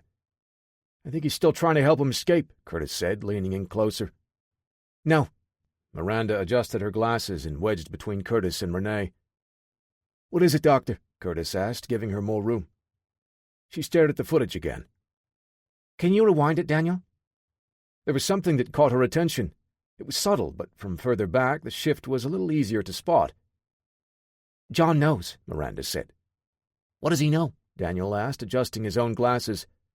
Miranda stepped back and draped the blanket across the back of an empty chair. "He knows we're using the mob recognition to track him." "How do you know that?" Renee asked. "He's changing his posture and stride," Curtis said as he watched the footage again. "The program flagged him because, for this small instance, he slipped. Went back to his old movement patterns." "It was just enough for the new program to pick out," Miranda said. "Where's this footage from?" Curtis asked again. Music greeted John at the end of a long hallway, along with the faintest smell of a cigar wafting through the air. He wanted to look for any clues in Monty Buchanan's office before engaging, but plans change. It was the nature of the beast. With the pistol held at low ready, John crept down the long hall. He controlled his footfalls to reduce the sounds of his boots on the polished hardwood floors. As he passed each doorway, he peered through, aiming his pistol to cover any potential threats. At the end of the hallway, John stepped into Monty's study. A room so lavishly decorated it could undoubtedly appear in any number of catalogs selling high-end decorative furnishings. Monty Buchanan sat back in a plush leather chair, facing the fireplace and watching a TV mounted above the mantel. A cloud of cigar smoke swirled above his head, spreading out as it rose. He placed a glass on the small table at his side, probably some ridiculously expensive single-malt scotch, and noticed John standing at his flank, pistol in hand. "What's the problem?" Monty asked before his brain processed the scene. The coat John wore and the pistol he held made Monty think he was one of the guards at first. The instant the truth hit him, he scrambled away, falling from his chair. "Don't!" John said, grasping the gun firmly in one hand, pointing it at his target's chest. "If you alert anyone or reach for a weapon, you won't like what happens next." "What do you want from me?" Monty held his hands up in front of his face, cowering behind the small flesh and bone shields. "I want information." John stepped closer and nudged the man in his slippered foot with a boot. "Get up. I need you to connect a few dots for me." "Dots? I don't know anything." Monty crawled away on all fours, looking over his shoulder as he moved toward one of the far corners. John swept the overcoat open wider and crouched next to the cowering man, and letting his pistol dangle down, pointing to the ground. "I think you know a lot more than you're letting on, Buchanan. I just need you to start spilling your guts, figuratively, before I make you spill them literally." He tapped the man's leg with the side of his pistol. A puddle spread out from around the man's legs. His pupils opened up, almost swallowing the entire hazel irises around them. Chapter 25. "I need to hitch a ride now, brother." Curtis held the phone to his ear as he made his way to grab his gear. "I know what time it is, but this can't wait. I need to get to South Dakota yesterday." He held the phone up to his ear with a shoulder and prepped his plate carrier. "Just get me to the nearest airstrip. I'll take care of the rest." Curtis slipped the phone back into his pocket and dropped his gear into a duffel bag, hoisting it up onto one shoulder and stepping back out into the hall. "Lieutenant, where are you going?" Daniel asked, clutching a binder under one arm and cradling a pair of styrofoam cups of coffee in his free hand. "You saw what Dr. Spencer found. I'm on my way to John's last known position. You can't get too far before I get there. He knows we're tracking him. If John is as capable as you think he is, he's already out of the state. Curtis adjusted the strap of his bag, setting it higher on his shoulder. It's the only confirmation of his location we've had in days. When you and Renee get a lock on John, I'll need you to guide me the rest of the way. Daniel stuck the tip of his tongue out, pressing his lips closed as he tried to think of something to say. What about your team? With a thwump, Curtis's bag hit the floor. Daniel, I really don't know where you stand on this whole ordeal, but I'm not sure if I can trust the men that were with me when we crossed paths with John the first time. What happened? Daniel's brows furrowed, genuine curiosity on his face. I put it in my report, Curtis said. The 3 men with me opened fire without provocation when we spotted John. Daniel's posture straightened. I read all the after-action reports. He pressed his elbow tighter against the files under his arm and grabbed one of the coffee cups from his other hand. Every man corroborated the first man's assessment. They all said John reached for something. His hands were on the wheel the entire time. Didn't you read my report? Daniel looked Curtis in the eye. Lieutenant, your report said the same as the others. Buchanan curled up into the corner as far as he could, willing himself to sink into the baseboard. He held up his hands in a futile attempt to ward the intruder away. Price, he said, lips quivering. His name is Price Wyndham. John crouched in front of the frightened man. Wyndham is the one calling all the shots? The one that was giving orders to Warren Ratcliffe? Monty nodded his head vigorously, his voice failing him. With the still-cold barrel of the unfired pistol, John nudged the man's right hand. I'm not sure I can trust your answer. I didn't even get to break any of your fingers. It's Wyndham, I swear. Tears streamed down his face, dribbling onto his expensive smoking jacket. Just don't kill me. A playful grin crept across John's face, an expression of pure amusement moving up into his eyes. Oh, I can't do that yet. All I've got is a name. You still haven't told me where to find Mr. Wyndham. John hoisted Monty onto his feet, leaving one of his slippers in the corner as he dragged him down the hall toward the office. John sat him down in front of the computer. Get me what I need, and I'll get out of your hair. At least what's left of it.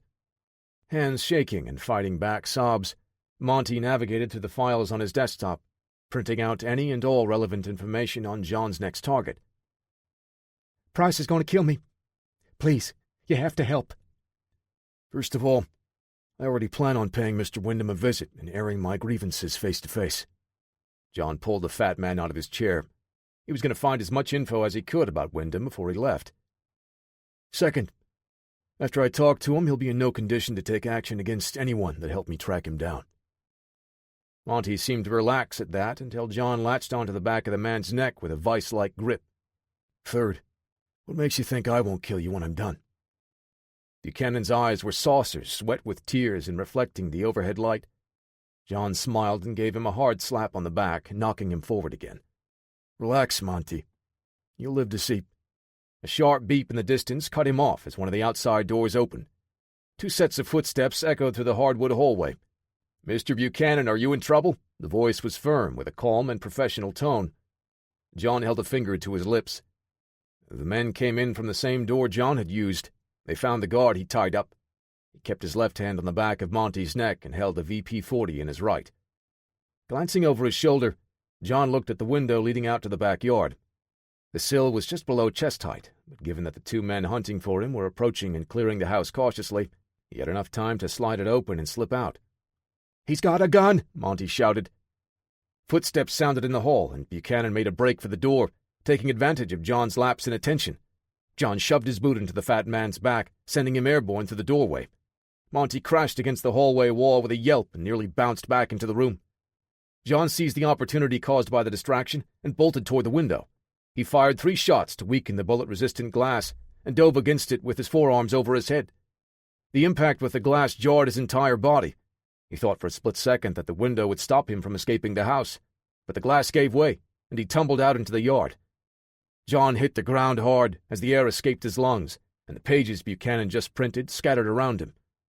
John reached out to grab as many as he could when he heard a guard inside approaching the broken window. He turned and headed back into the cold as the sentry called to radio for backup. Forced to leave some of the pages behind, John patted at the coat and felt several sheets still in the breast pocket. Wind whipped icy flakes into whirling patterns as the snowfall increased in intensity. He used the weather and the darkness to cover his escape, climbing back over the wall to flee. No need to stand and fight when he finally had the name of the man he was looking for. Price Wyndham. Chapter 26. Curtis pulled the strap of the bag across his body, feeling the weight of the plate carrier and M4 inside. He waved to the pilot and walked along the tarmac toward the black GMC Yukon that Daniel helped him acquire. He checked his phone for the latest updates on the search for John when a new message popped up. He stopped at the rear bumper of the vehicle and stared down, making sure he read the message right. Dumping the bag into the back of the SUV, Curtis called Miranda. As the engine rumbled awake, the call connected to the speakers inside. "You there, Doctor?" Yes. Are you on the way to John's last known position? "I just landed. I'm about a half an hour away," Curtis said. You might want to hurry, Miranda said. Curtis looked at the information console as if Dr. Spencer could see his reaction. "What happened?" John didn't just walk by some random house. He was targeting the man inside. "I need eyes there now," Curtis said, pulling into the street, weaving through the sparse traffic. "Is John still there?" Daniel and Renee are working on it now. And Curtis, they're blocking me out, she said, lowering her voice to just above a whisper. "Locking you out? Are you on lockdown?" "No. I've got a workstation, but my permissions have been tightened up. I can see most of the older reports, but nothing new is coming in." Curtis rubbed the back of his neck. "All right, just keep doing what you can. And if you get a chance, try and get some more information from the Wonder Twins." "Okay, Lieutenant." "Who was the target?" Curtis asked. "Who was John after?" Miranda's keystrokes came through the speakers like mild interference. "Monty Buchanan. He's retired, but Monty used to run an investment company. I can't get much more than that, though." "Is he dead?" Curtis asked. "I don't know," Miranda said. "All of the reports are outdated, and Wait. I just got eyes on John." "Where?" Curtis pulled into an empty lane and increased his speed. "Last known position shows him a couple of miles from Buchanan's home, but that was almost an hour ago," Miranda said. "And remember when I said you should hurry?" "Yeah." "The team has been dispatched to pursue John. They're closing in on him fast." The air clawed at John's throat. His chest ached and legs burned. Buchanan provided the name of the man at the top, but now his security detail was giving chase, barely a block away and closing fast. John pulled himself over a rusted gate, freezing metal stinging his unprotected hands. The pistol in his jacket pocket dropped to the ground, clattering along the asphalt as his feet touched down. The voices in the distance were converging on his position, but he took the precious few seconds to retrieve the weapon before continuing. The only thing that mattered now was escape, but his pursuers had changed somewhere in the night. After leaving Monty Buchanan's house, two of the man's security detail gave chase, but Monty was still alive, which would ensure that they would soon give up and return to their original protection detail. But then John made the mistake of slowing down, thinking he was safe enough to catch his breath. The men on his trail now were different. Private contractors fully kitted up and riding around in a pair of pickup trucks. His considerable lead now down to only a few hundred feet, John forced his pursuers to close on foot, choosing a gated area of the industrial complex he reached before the strength in his body waned. Faced with a fight against half a dozen well-trained and well-equipped mercenaries, John would need every trick in the book to even the odds. The sky transitioned from the inky darkness to a lighter violet. The faintest orange band grew along the horizon. John had been on the run all night. Fighting the fatigue, he did his best to look at the only positive in the whole situation. If they wanted him dead or captured so badly, John knew that Monty had provided the exact name he had been searching for. Wyndham must have sent this goon squad, which meant he was the top of the food chain. He was the man that John needed to reach to end it all. Numb hands gripped the VP-40 pistol as John hunkered down behind the rusted husk of a delivery van. It had been scavenged for parts, but still afforded enough cover, while still allowing him to watch his pursuers close the distance. Less than a minute later, 4 men and 2 women stepped out of the shadows and into the pre-dawn glow. Mercenaries. Each held a submachine gun and scanned the area over the weapon's sights. They spread out into a crescent formation, the outer soldiers moving ahead to funnel John into the middle, forcing him into the tiger's mouth. He needed to move to the outer edge of the group, but that would require a distraction. These mercs were real pros, advancing with coordination and discipline. John picked up an old pitted bolt, feeling the weight in his hand. He didn't want his diversion to be too loud. This was the type of crew that would catch on quickly. John looked out to the other end of the industrial yard, and a stack of rotting pallets caught his eye. Perfect. Rolling the bolt between his frozen fingertips, he leaned back and tossed it underhanded. The impact of rusty metal on old wood created the exact sound John had hoped for. It was soft, like someone accidentally bumping a weapon against something while trying to reposition. All 6 guns drifted toward the sound in one smooth movement. John swung out to his left, staying in a combat crouch. He reached the outer edge of the mercenary pincer formation, only the deep shadows of the wall keeping him from view. The lead mercenary gave a signal, and the team advanced again, paying close attention to where John had thrown the bolt. The man nearest to him approached, and John readied himself. Positioned just outside of their group, he hoped to wait for the merc to pass so he could slip by and escape, but he would have to cover open ground where the woman furthest back would spot him. John's only option was to take out the wingman and work his way in, attempting to take out as many as he could before they spotted him. Chapter 27. The Yukon rolled by Monty Buchanan's house, its engine emitting a low rumble, ready to ramp up at a moment's notice. Curtis noted the lack of police presence, but he saw 2 large unmarked SUVs parked at the gate, 2 men in suits standing guard. Not wanting to appear too interested or suspicious, he continued down the street, heading for John's last known location. Glancing at his M4 carbine and plate carrier in the passenger seat, Curtis felt a strange sense of calm. It would be a tricky balancing act, trying to play peacekeeper to convince a fugitive to give himself up peacefully, while preventing an amped-up crew from shooting first, like the Overwatch team at the motel days earlier. Curtis flexed his hands, gripping and releasing the steering wheel as he approached his destination. He reached for his phone, ready to call Dr. Spencer when she called him first. He accepted the call and dropped the phone in the center console. "I was just about to call you, Doc. I'm getting close, and I just need to know—" "It's a mercenary team," Miranda said, cutting him off. She spoke in a hushed tone, and her breathing sounded labored. "What do you mean?" "The group dispatched to track John. It's not an official hostile response unit," she said. Before he could ask how she knew, Miranda continued. "I've been locked out of the official search, but all team allocations have to be logged to ensure that no individual is tasked with multiple missions."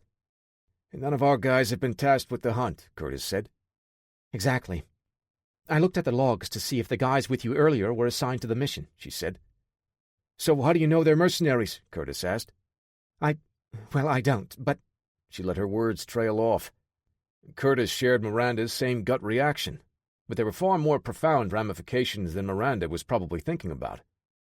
"Where are you now?" "I just stepped out of the lab. Daniel and Renee are still—" "You can't go back in there," Curtis said. "You have no idea who knows what you just discovered. You can't trust anyone right now." "What should I do? Where should I go?" "First, go somewhere they wouldn't expect to find you. Not your quarters. They'll search there first, if you're not in the lab." "I should go see Director Van Pierce." Panic bled through Miranda's words now. "No. Don't give them a way to track your movements," Curtis said. "Get out of the building if you can." "Get out? What do you think is happening?" "I don't know for sure, but none of this feels right." "Are we in danger? Are they going to kill us?" Miranda asked. "Doctor, you need to take a deep breath and relax," Curtis said. "I'm not sure what might be happening, but I've got a bad feeling about it. It may be nothing, but if you can hide or escape, you should do that." With his earlier team shooting at John unprovoked and a group of hired guns giving chase now, Curtis had the confirmation he needed that it had to be a setup. This changed everything.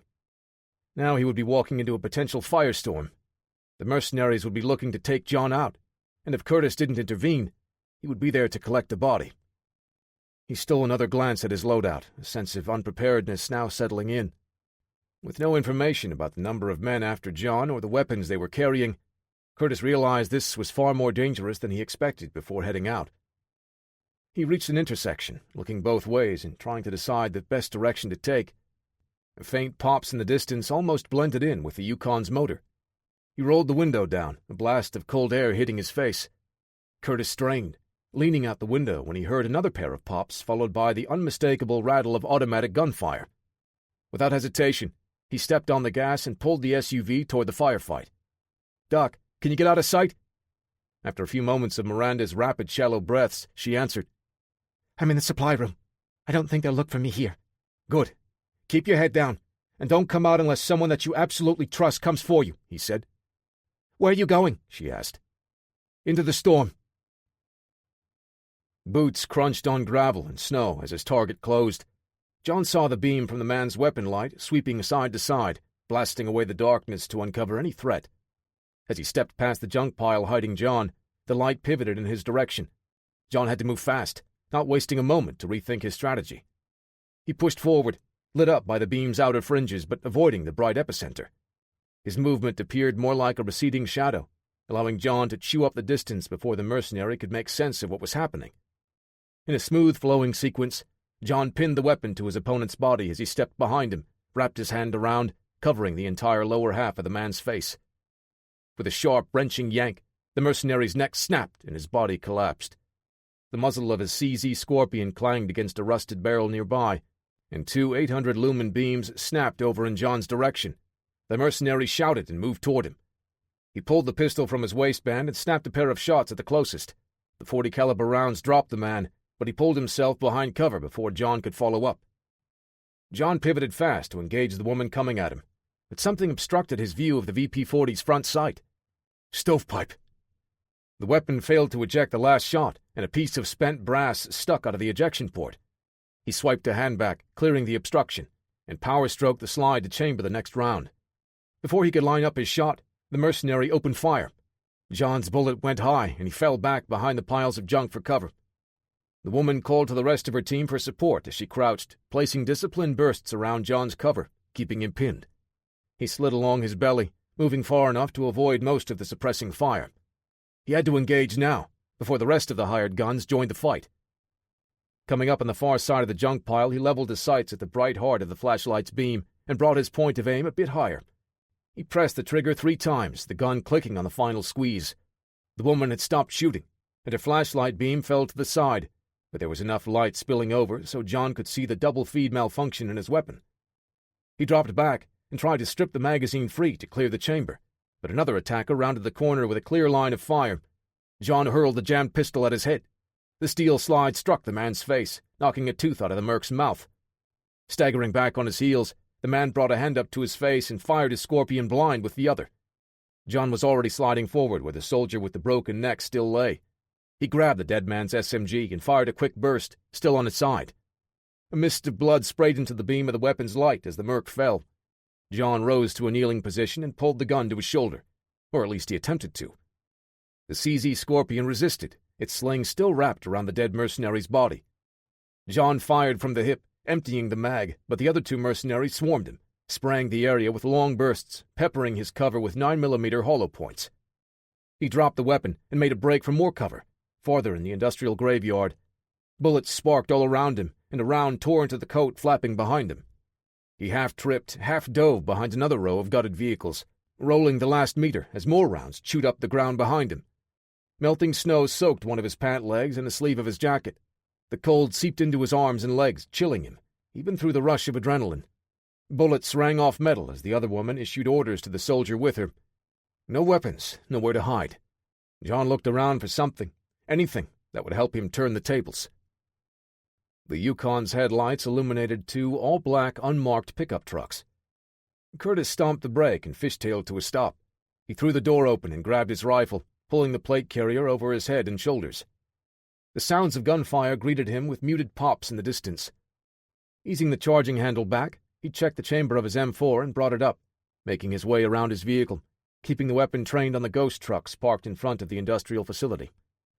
He reached the front gate and pressed himself up against the wall, stepping away to peek around. Lieutenant Clark adjusted the sling to move his rifle along his back as he jumped up to pull himself over the gate. His boots touched down, and he had the M4 back up and pointing forward.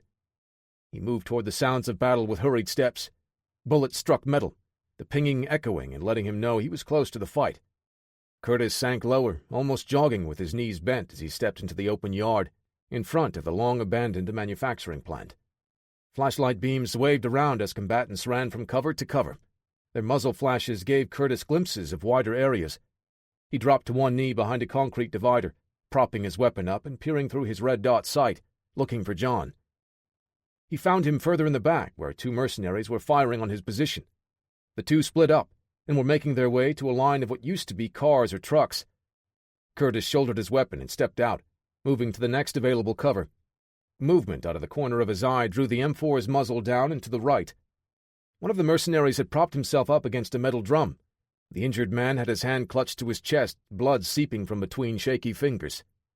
Curtis took a step toward him to help, but the man's face twisted into a scowl and he raised his weapon, a CZ Scorpion submachine gun. Lieutenant Clark sidestepped and snapped his red dot up, just as the merc squeezed off a wild one-handed burst. Curtis's M4 cracked twice, punching another pair of holes in the man's chest, one of the rounds going through his hand. A woman's voice cut through the chaos, issuing orders to the other mercenary engaging. Muzzle flashes lit up in the lieutenant's direction, bullets hissing past and bouncing off the ground nearby. Curtis fired his weapon and ran forward, sliding along one knee as he dropped behind the skeletal remains of a truck. He braced against the structure and continued firing at the man targeting him. Curtis swapped magazines and surged ahead, throwing a wall of 5.56 NATO rounds at his assailant, driving him back.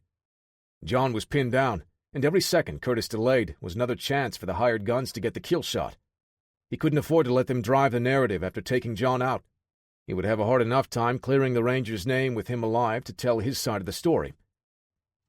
The mercenary let loose with another burst. Curtis felt the punch of a 9mm round make impact on his chest, but the ballistic plate had no trouble soaking up the kinetic energy. He pivoted and dropped behind a pile of scrap metal for a second before stepping back out to re-engage the threat. "If I can't take this going out fast, John is in grave danger." No sooner did Curtis finish his thought than a furious roar joined the chaotic chorus. John's breath came out through gritted teeth. Death was rounding the corner, but he was prepared to make his attackers pay a hefty price for it. He shrugged his coat off and readied himself to rush the first merc to step into view.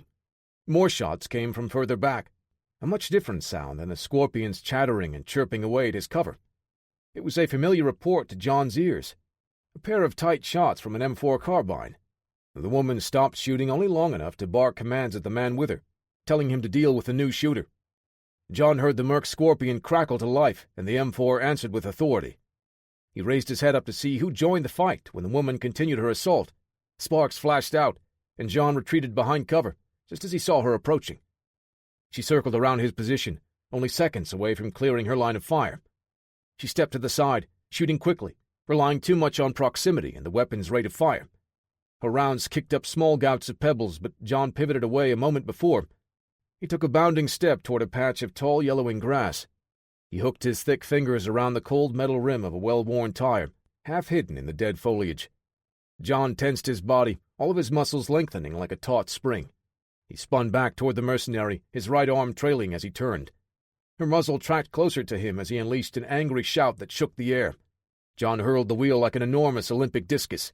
The tire loomed huge in her vision and was on her before she could fire her weapon. The woman turned and shrugged a shoulder up before the tire crashed into her body, knocking the wind from her and sending her sprawling to the ground. John lunged in, but the mercenary was too fast. She rolled back over his shoulder, coming to a low crouch. Steel flashed as the woman pulled a karambit, the wicked talon-shaped blade slicing through the air. She scrambled to her feet, whipping the knife in small figure-8 motions, keeping John back. The point bit into the flesh on his forearm, and he backed away. She timed a backstep flawlessly and put more than enough room between them, bringing her firearm back into the fight. John wrenched the door of the nearest vehicle open and ducked behind it.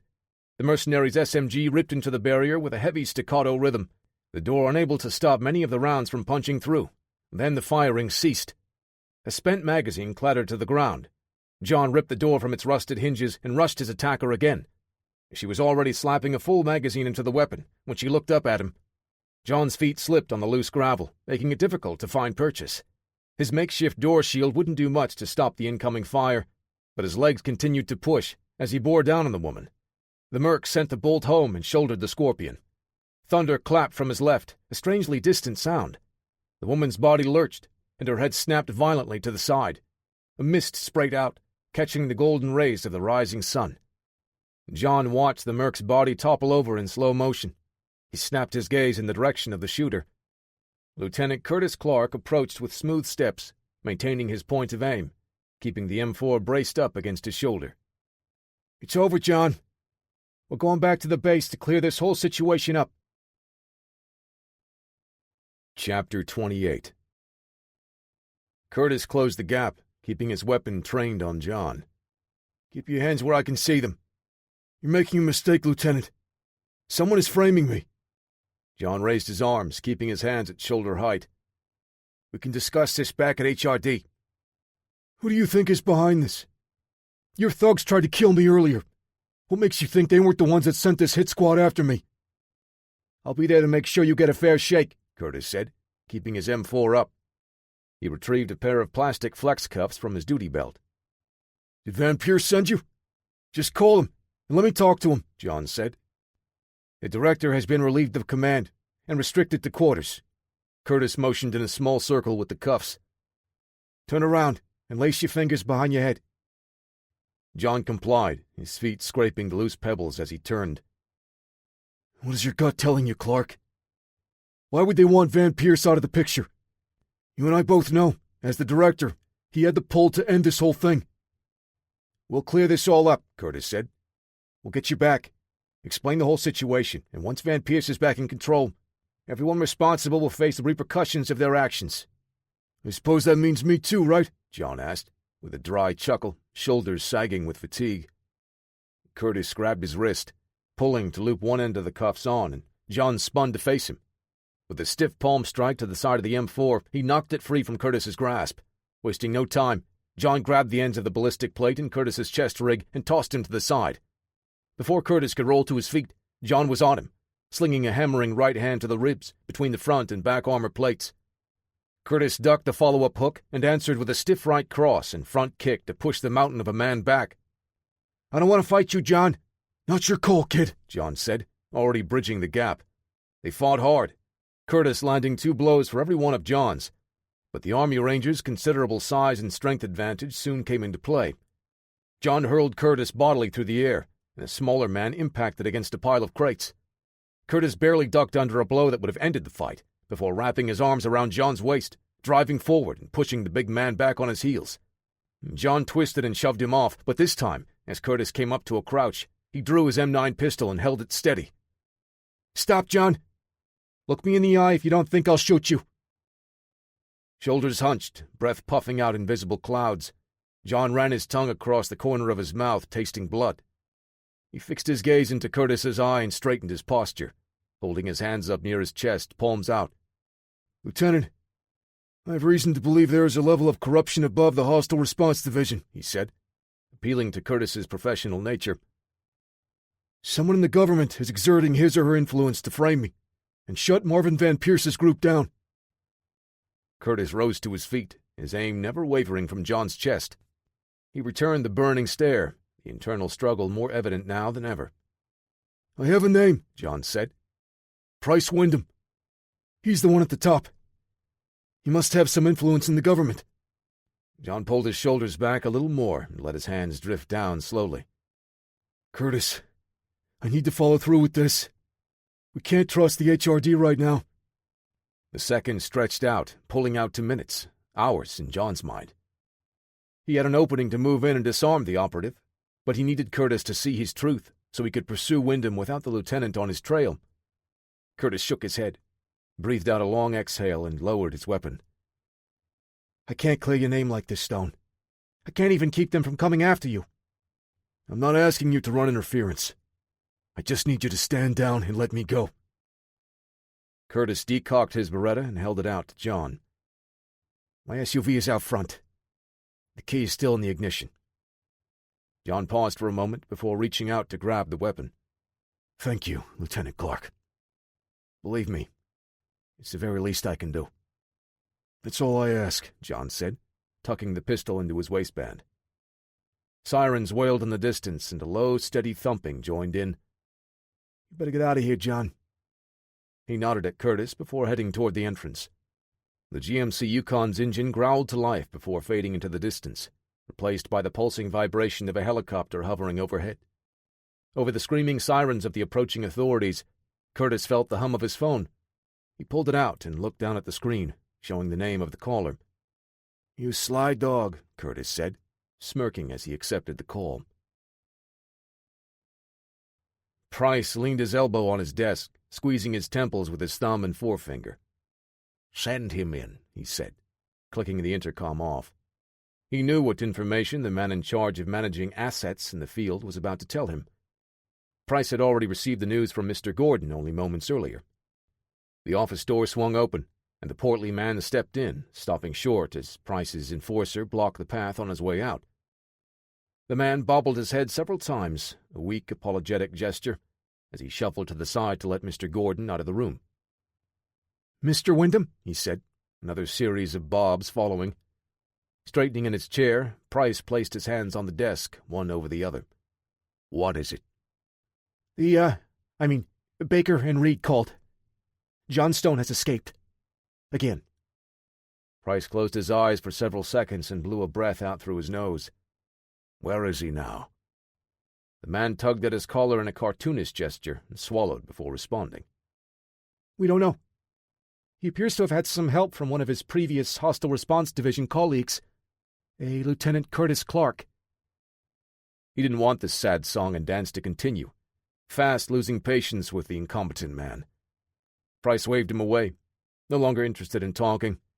He sat back in the chair, resting his steepled fingers on his lips, forcing himself to take slow, deep breaths to calm down. John Stone was a thorn in his side. It should have been a simple matter to remove him from the equation and keep him out of play while he dismantled the HRD. Marvin Van Pierce was already out of the way, yet his influence continued to haunt Price. He looked down at his right hand, balled up so tight the flesh along the edges of his palm were a bright red, his nails digging into the tissue. Relaxing, he rubbed his hands together and stood, just as Mr. Gordon came back into the office. "Perfect. Just the man I wanted to see," Price said.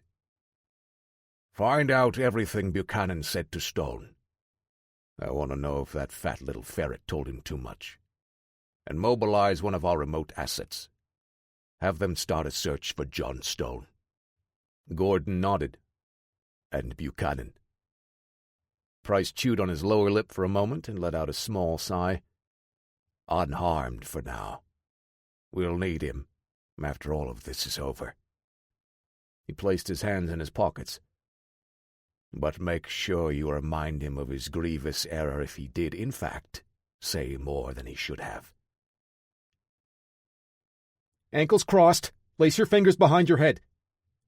Curtis complied with the command shouted over the wumping of the overhead chopper. The sun was up now, but its warmth did little to comfort the lieutenant. The chill that ran up his spine had nothing to do with the weather. He saw the look in John's eyes when he had him in his sights. Curtis knew deep down what John said had to be true, but something inside wouldn't let him fully believe it. But after a face-to-face encounter with the man, he saw only truth. It was John's truth, but Curtis could see that John believed it with every fiber of his being. His sole focus was to bring John in alive. He told himself it was to get to the bottom of the whole situation, that it was about letting John tell his side of the story, in the hopes that it would help during a trial. But Curtis knew that he was a fool for thinking that way, with all the evidence stacking up the way it did. John's eyes said more than his words, and helped Curtis see what he refused to believe. Someone wedged a boot between Curtis's crossed feet and pinned his hands to his head. Another soldier checked him for weapons, tossing the knife in his belt away and pulling the spare magazines from his pouches. Another man circled around, keeping the M4's muzzle at a low ready. He probed the crushed remains of Curtis's mobile phone. "We've got Clark in custody now." One of the others secured Curtis's hands behind his back with flex cuffs. "He made a call before we got to him, but the phone is smashed." Hands hooked under his arms, hoisting Curtis to his feet. "Bring me the SIM card. We can get everything we need from that." Curtis tensed when he heard Daniel's voice over the radio. He was right to tell Miranda to hide when he did. After locking her out, he knew Renee and Daniel were following the orders of the people John hoped to uncover, but hearing his voice just now let Curtis know he couldn't be trusted anymore. Curtis berated himself for not approaching the situation differently. Alone and outgunned, with a small army tracking him down, John had no one to help him find Price Wyndham. Chapter 29. Parker stood up in his cell, leaning his head against the bars to see who they were bringing in now. "John?" "Step back, Lewis," the MP said. escorting someone into the cell next to Parker. The door clicked shut, and Curtis stuck his hands through the slot in the door so the guard could remove the flex cuffs binding his wrist. "Hey, kid, you find a way to hack these bars open?" he said with a wry smile. Lieutenant Clark? Parker pressed himself up against the bars again. "Did you find John?" Curtis paused before answering. "Yes. And no.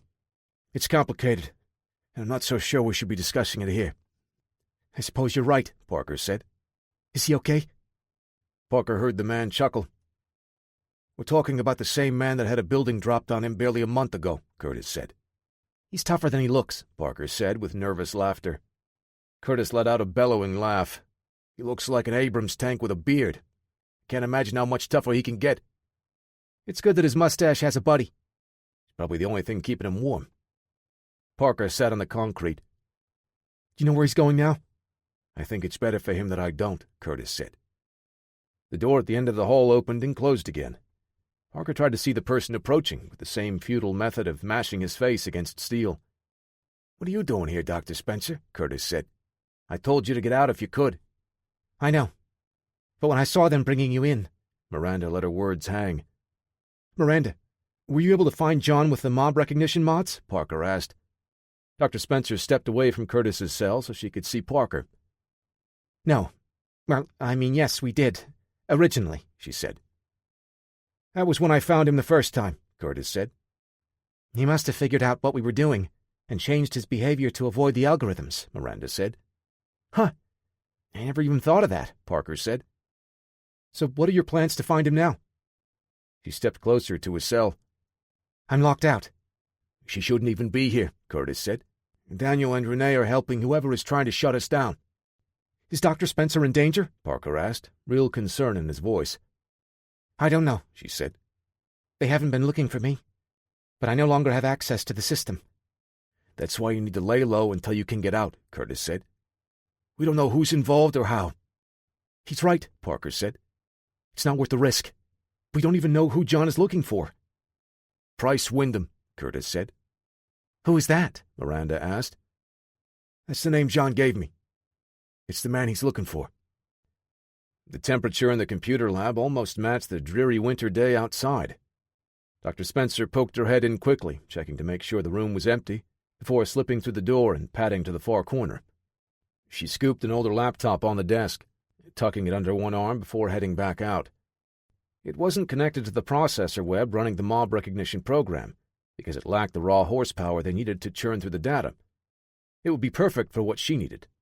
Unmonitored, underestimated, and practically invisible to the system. Miranda straightened her posture and strode down the hall, like she had no worries, or wasn't doing anything questionable. Curtis was right, however. She needed to find somewhere to avoid attention and lay low. But sitting in a hiding spot, hoping to elude everyone walking by, wasn't how she intended to spend her time. Miranda made it back to the supply room and sidestepped by the stacks of boxes, into the little hollow she prepared. The fan whined, filling the small room with the plastic sound. She didn't know what to look for exactly, but she had a name, and that was enough information to start digging. Price Wyndham didn't appear much in the outside world's news stories or official filings, but the HRD network oddly had a database on the man and his influence in the corporate world. His name appeared many times, connected to over a dozen smaller companies. Nothing stood out as unusual, but many of those smaller entities frequently did business with companies flagged by the HRD.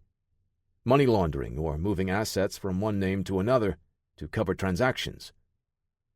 She leaned to the side, looking at the door to make sure no one had come in. She would be able to hear anyone opening the door, but her clandestine actions were making her paranoid. Miranda pulled up a secure connection to a remote drive and dumped a few essential files. Nothing that would take too long to transfer, but enough to look into later. Pulling out her phone and thumbing through the contacts, she selected a name, typed up a quick text message, letting him know what to look for and what she had learned from Curtis. The confirmation whoosh sound felt almost soothing, letting her know that her message in a bottle made it out safely. Miranda pressed her hands together and held them in front of her mouth, tucking her thumbs under her chin. "Let's keep digging," she said, sliding the laptop closer again. Fingers danced across the keys, bouncing and sliding along the touchpad as she continued her deep dive into the mystery man. She had more files queued up, ready to push to her remote drive when someone pounded on the door. "Who's in there?" a gruff voice asked. "I just told you, it's Dr. Spencer," Renee said, barely audible from the hallway. "Dr. Spencer, I need you to step out now. Please don't make me kick the door down." Miranda chewed on her thumbnail for a few seconds, a million possibilities whipping through her mind, all a useless blur of thoughts. "Okay, I'll come out." She closed all of the connections and lowered the laptop's display, tucking it further back. "Please don't shoot me." She closed her eyes, wincing at the ridiculous statement. She turned the handle and pulled it open slowly, seeing a man in uniform towering over her. He placed a gentle hand on the back of her elbow and eased her out of the room. Renee stepped around her and stepped into the supply room, emerging seconds later with the laptop. "Checking your Facebook page?" she asked with a smug look of self-satisfaction. "You think you're so slick, Doctor. But Daniel and I knew you couldn't be trusted. You thought you could sneak all that data out of here?" Miranda's eyes widened. "That's right. We locked down your connection. Did you think you could push almost a terabyte of data without us seeing it?" Dr. Spencer only now realized that Renee was talking about the files she had queued up for the second push. The first few files had already made it out. She narrowed her mouth and looked down at the floor, trying to hide any sign that she may have succeeded. "Lock her up with the others," Renee said, walking back to the computer labs. Adrenaline long faded. The pain and stiffness settled deep into John's body. The sun did little to warm him during the few times the clouds didn't actually darken the sky. He drove Curtis's SUV as long as he felt he could before choosing to ditch the vehicle. The Yukon would be compromised anyway. Too big, too easy to spot. The only bright spot was the rugged tablet stashed in the back pouch behind the driver's seat. John didn't know when he would be able to get access to a computer to search for more information about Price, and he knew using the HRD device was a risk. But finding the man responsible for framing him was more important right now. At least he thought it would be a benefit. What John discovered was that the man he was researching had kept much of his activities out of the public eye. He was a phantom, unseen or unheard of in the real world. The only mentions were the few times when Price exercised his stock options from one of the many companies he maintained. John's fingers tightened, and plastic creaked against glass, threatening to crack. The frustration welled up. He leaned back against the brick wall in the back parking lot behind a strip mall. The cold was all-encompassing and only added to the hopelessness that threatened to pull him under. He closed his eyes and looked up when the tablet chirped and buzzed. His heart raced. He worried that he pushed his luck. The device was still logged in with Curtis's credentials, giving John access to the regular outside network, as well as anything in the HRD network. He avoided looking at the files on the internal servers to avoid raising any red flags. But it appeared that they may have noticed, which meant they could track him through the device. He reached for the power switch, but the alert message caught his eye. It was a message sent to Curtis, but the excerpt displayed on the small pop-up tab said, "Hey, John, how's the weather?" John stood up, his eyes darting back and forth. Did they already find him? Were they descending on his position now? The desire to check what had been sent outweighed the urge to trash the tablet and run. John opened the app and selected the message, checking to see who it was from. "Why would I expect anything less?" he said, chuckling with relief. The message from Marvin Van Pierce was brief, with only a short greeting and several addresses listed. John looked at the locations looking for some type of hint or clue about the relevance of the different places. He input the destinations in the mapping app on the tablet, trying to decipher a pattern when he finally understood what the message meant. Each of the addresses was roughly the same distance apart from the industrial facility where Curtis gave him the keys to the Yukon. The addresses gave John two possibilities. The first was that it appeared that the people running the HRD now had no reliable method to track him. The second was that MVP wanted John to visit one of the locations, but wasn't sure which direction he may have headed after leaving the firefight. The closest destination was a few hours away on foot.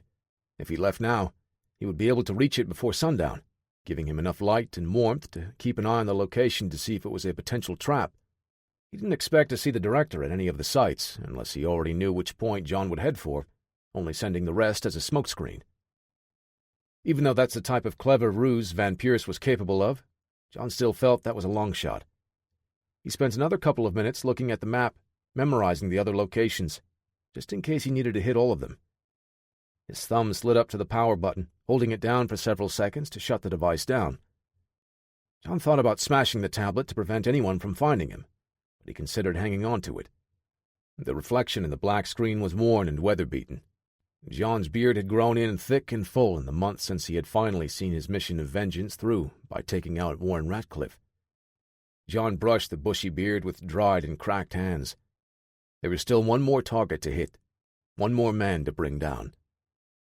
With a firm grasp on either end of the tablet, John flexed his hands and wrists, snapping it in half, sending a spray of glass and plastic outward. He stacked the two halves together and dropped them into a dumpster. This could very well be a trap, but given the limited amount of information about Price Wyndham, John had already decided to take the bait.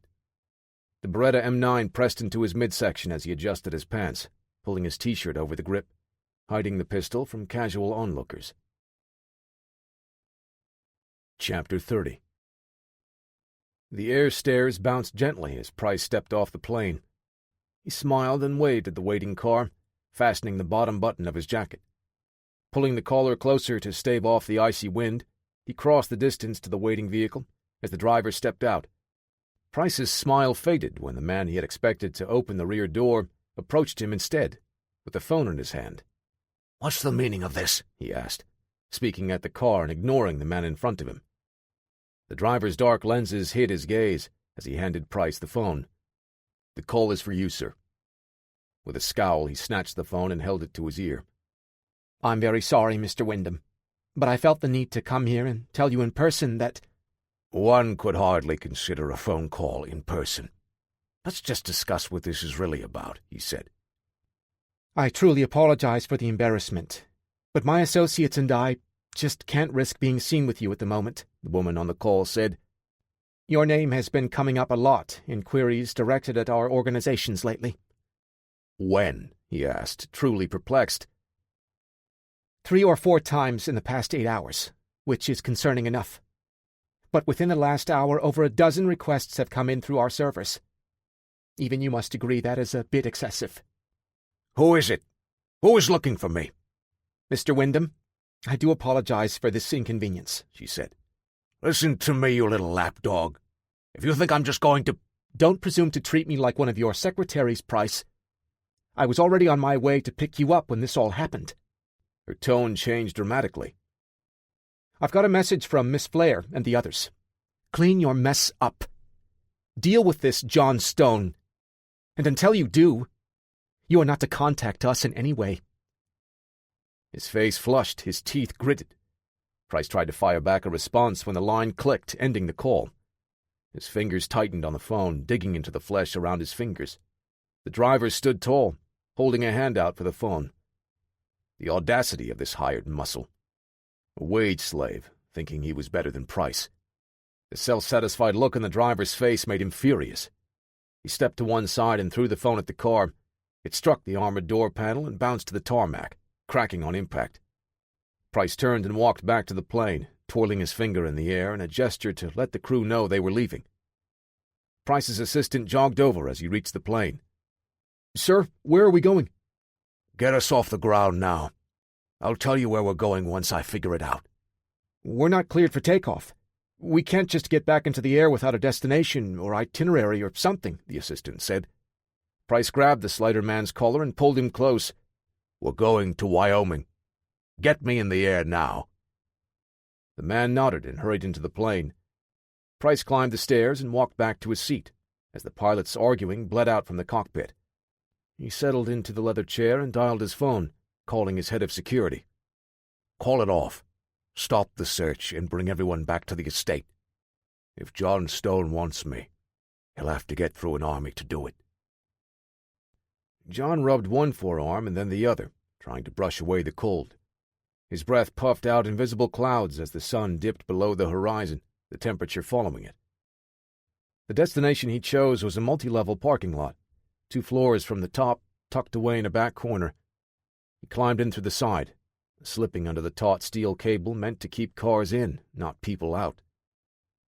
For the past hour he crouched in the shadows far away from the stairs or elevators, avoiding as many people as possible. The only vehicle he saw was an older model silver sedan parked in the spot indicated on MVP's message. He watched the car, but no one had been on this floor the entire time. John made a note of the cameras mounted around. If anyone was watching this place, they could be monitoring from a remote location, ready to spring the trap. His hand instinctively found the butt of his pistol, but he had to make the conscious effort to relax, keeping his hands in view. Rolling his shoulders forward, he gave himself a slight hunch and walked with shorter, shuffling steps than usual. If the mob recognition software was running, he didn't want to make their job any easier. At the passenger side of the car, John glanced in, seeing no one inside. There was an index card in the driver's seat, but nothing else of note.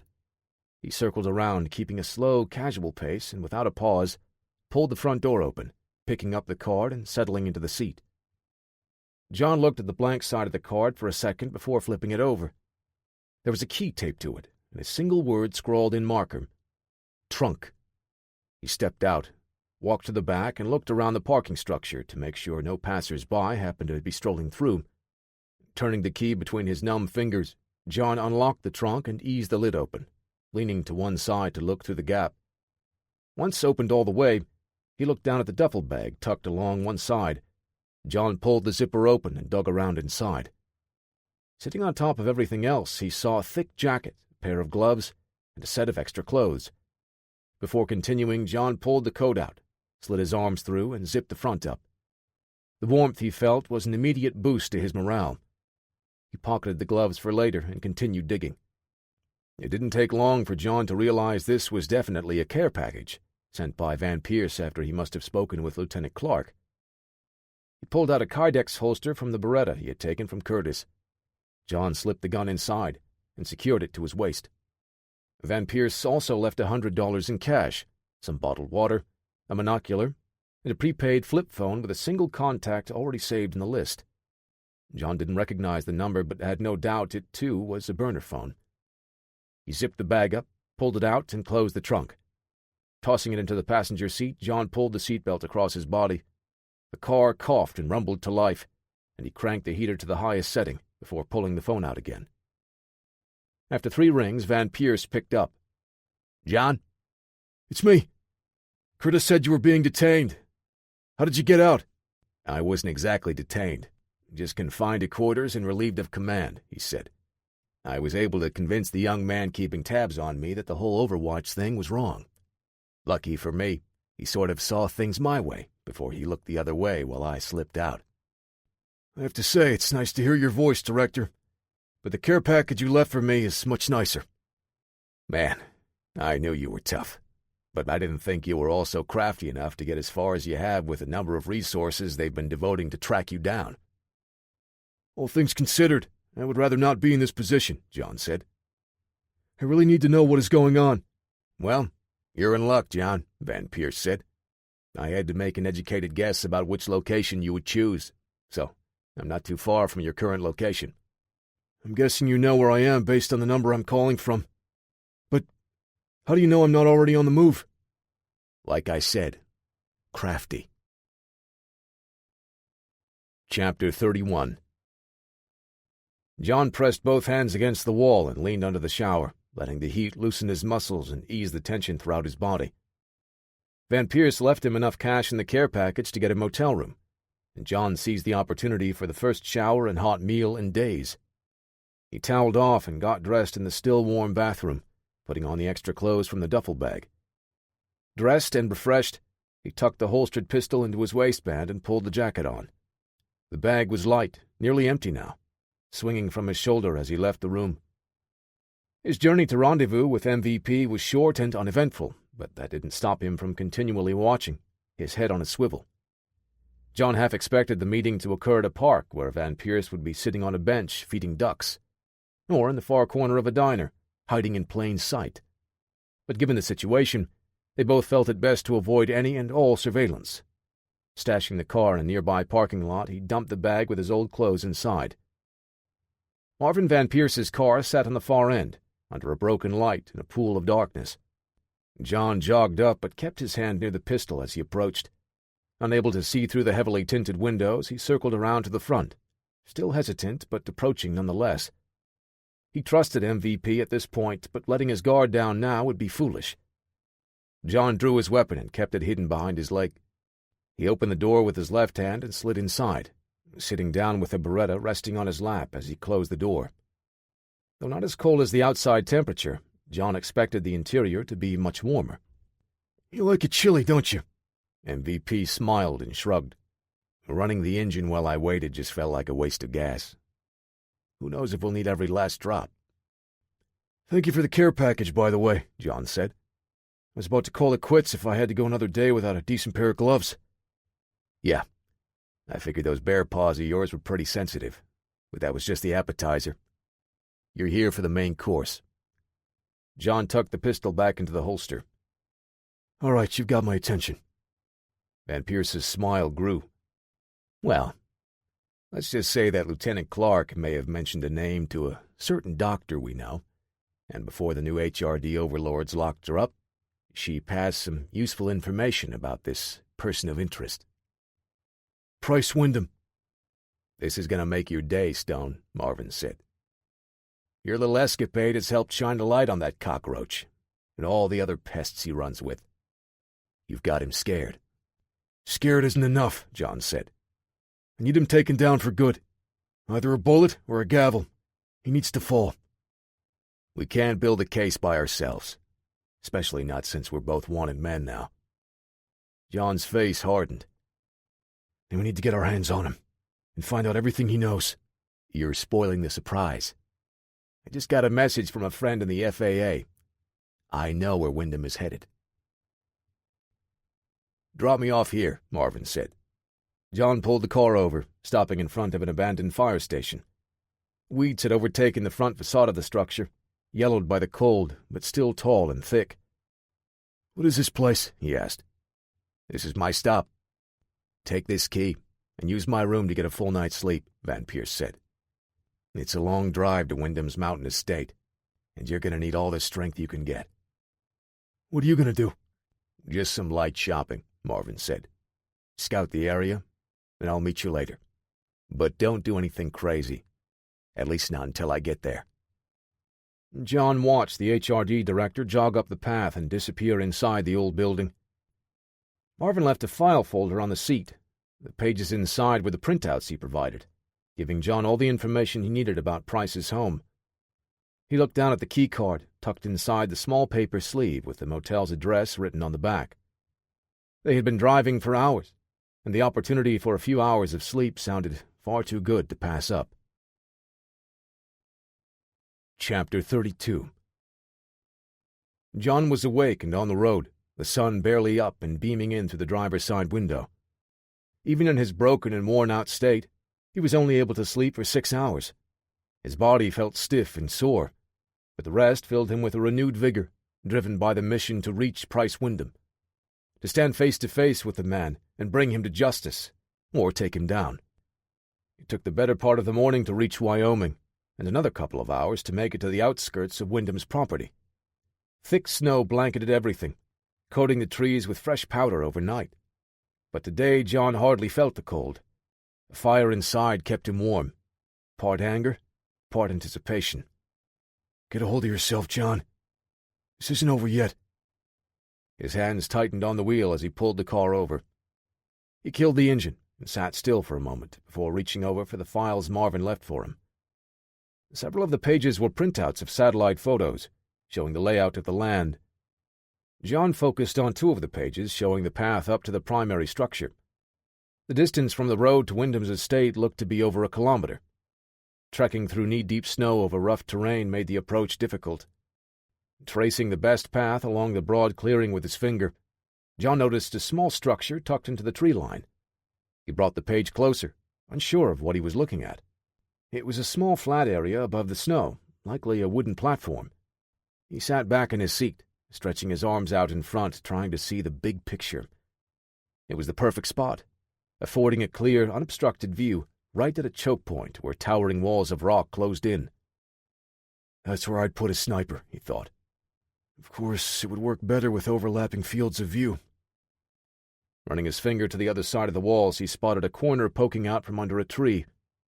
Bingo. A second platform had been constructed on the other side of the clearing, perfect for use as watchtowers. With a sniper on each, they would be able to dissuade any aggressive approach on foot. The roads leading up to Price's home were more than likely under heavy patrol, making the long trek up the back of the mountain the best method of getting in. The photos showed the platforms empty, likely taken hours or even days before Price had returned to hole up. It was worth the risk to traverse through the trees to get at least a small glimpse of the closest platform. Waltzing up the side of a mountain right into the line of fire would be bad for the mission at hand.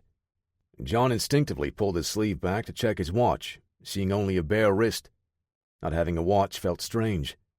Relying on a burner phone to check the time even more so. Van Pierce never gave him a definite time, but the last text message said he was on the way. That was over an hour ago. Might as well get something done while I'm here. Pocketing the monocular, John circled away from the road leading to the clearing, heading deep into the trees. The light gray jacket and pants MVP provided proved somewhat useful in the snow. Not quite a camouflage pattern, it still helped to smooth his silhouette with all the snow around. Relying heavily on the magnification of the small handheld scope, John covered only a couple 100 meters to edge closer to the clearing. Belly crawling through the deep snow would help keep him hidden, but he would have to be careful about making a man-sized trench that one of the spotters could see after he left. Even with the optic's 10x magnification, John could only see the faintest outline of the nearest platform. Undoubtedly, if they had anyone posted as a lookout, they would have far more powerful eyes. He couldn't get any closer without risking being spotted. Several more agonizing minutes passed before he could see something moving. A sliver of shadow wavered in his right. Someone was standing on the structure, looking down. John struggled to sharpen the image in his mind when he caught the glint off of a scope. It had come from far too low to be in the standing man's hands. The sniper was lying prone, scanning the area, and John could feel the shooter's eyes fixed on him. He lowered his head closer to the snow and pulled the monocular under his body, slowing his breathing and waiting for the inevitable impact. After 2 full deep breaths, it was clear that the sniper wasn't preparing to shoot. Still, John would have to be careful about how he backed away. He still needed to make some attempt to cover his tracks, but in a way that didn't require any sudden movements. With slow, methodical backsliding and long swipes of his arms, he pulled back enough to get to his feet and head down to wait for Van Pierce. For a second there, I thought I was about to miss out on all the fun, Marvin said, leaning against the fender of a matte white and gray H1 Hummer. John brushed the snow from his pants and jacket. Looks like you brought the party favors, so I had to wait. So what are we looking at up there? Marvin asked. Welcoming committee? Couple of doormen, John said. He walked over to the car and reached into the open window to retrieve the overhead photo printouts. These 2 positions here are elevated platforms. There's a sniper on this one, and I can only assume that there is another trigger on the other side as well. Wow, I guess we shouldn't be surprised that Wyndham is a bit skittish about uninvited guests. Speaking of surprises, what's all this about? John asked, jutting a whiskered chin toward the Hummer. Oh, that? Like I said, shopping. Just needed to pick up a few supplies for the job, Van Pierce said. He walked around to the back and opened the tailgate, pulling out an M16A2 with a grenade launcher mounted under the barrel. Now that I can get behind. This little beauty is mine. Your gear is back there. Marvin pointed to the rest of the equipment in the back. John's eyes widened at the large crates filling most of the cargo area. Where did you get that? I know a guy that knows a guy, Marvin said. So what's the plan then? How are we going to deal with the snipers? Well, even with all this, John gestured into the truck, they would spot us coming from a mile away. Literally. I'm guessing Price would drop a small army on our heads if that were the case. Stealth, then? If I can get up to the closest platform and take out the shooter and spotter, we would have a pretty clear path along the south edge of the property, John said. The snipers have an overlapping field of fire, but once we're at the platform, they would have to be looking directly at the other team to see us. And I doubt they're swinging the scopes out that far. Need some company? Marvin inserted a magazine into his rifle and worked the charging handle. I think I can manage. Just wait down here for me to come back, John said. Sounds good, Marvin said. I'll need your help to lug all this gear once we start the main event. Chapter 33. Clearing one side so he and Van Pierce could reach Price Wyndham's estate unnoticed posed the least amount of risk, John reasoned. The heavily wooded area thinned as the rock wall to his left rose and angled in, forcing him closer and closer to the tree line. He was crouched, moving with careful steps to avoid anything that would give away his position. Pressing his back against the rock wall, John pulled out the binocular. Blurred swaths of trees painted over the view, but he could see enough of the platform from there. His hand rested on the butt of the Colt 1911 in a drop-leg holster. It was one of the toys MVP brought along, swapping it out for the Beretta, along with the K-bar knife strapped to his chest. There was no doubt that it wouldn't be too difficult to get close enough to reach out and touch them with the big .45 caliber rounds, but John needed to clear the path quietly, which meant the blade would be doing the brunt of his work. He unsnapped the K-bar and clutched it in his hand, belly-crawling the rest of the way to the base of the platform. A set of wooden steps came down from the perch, pressed along the back edge. John eased up the stairs, setting his foot on each wooden plank before shifting his weight forward at an excruciatingly slow pace.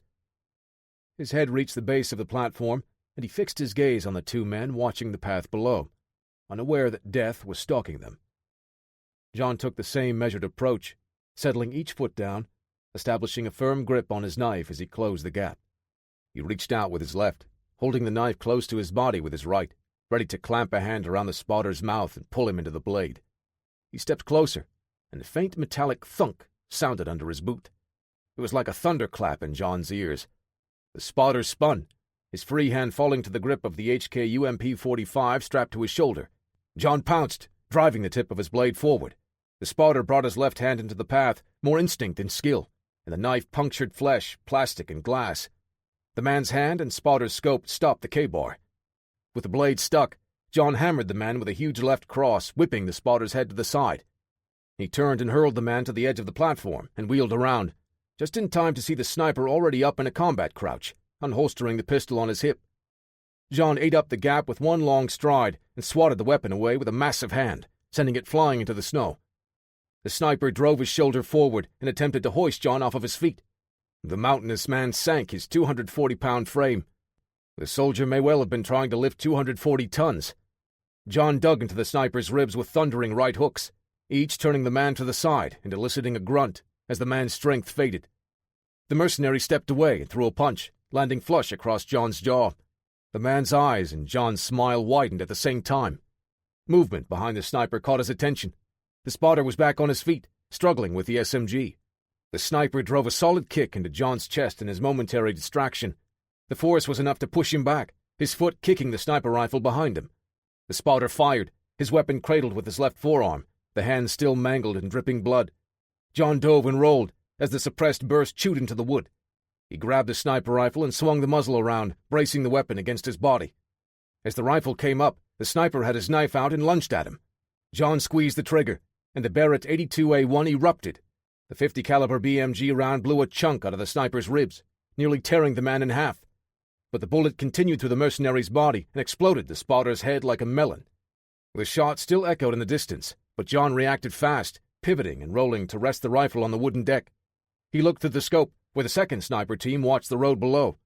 They heard the shot. John knew they did. There's no way anyone could have missed them. "Falcon 2, this is Falcon 1. What is your target?" He saw the duo now, settling his crosshairs on the sniper. They were still looking down the clearing, thinking that's where this team would have been shooting.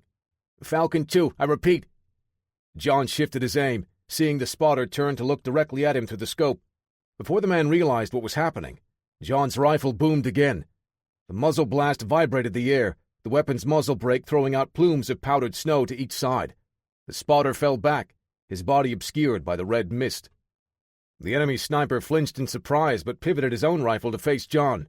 Unexperienced on this weapon, John now found himself in a battle against a trained sniper, far more familiar with the process of putting rounds on target at long distances. He had a little more time and was aiming at a standing target when he took the spotter out. The sniper presented a smaller, more dangerous problem. Still, John had the advantage, already being in position, while his opponent shifted around.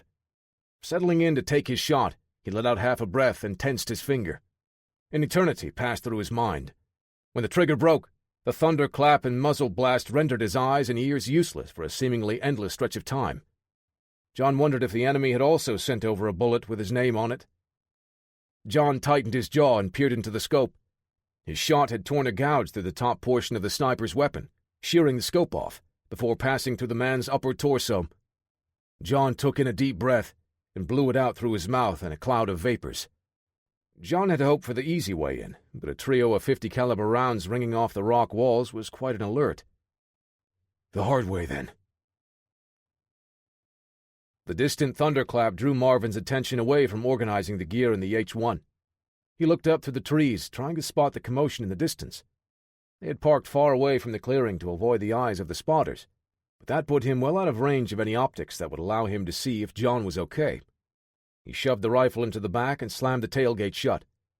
He stepped up into the driver's seat and turned the key, waking the mighty beast.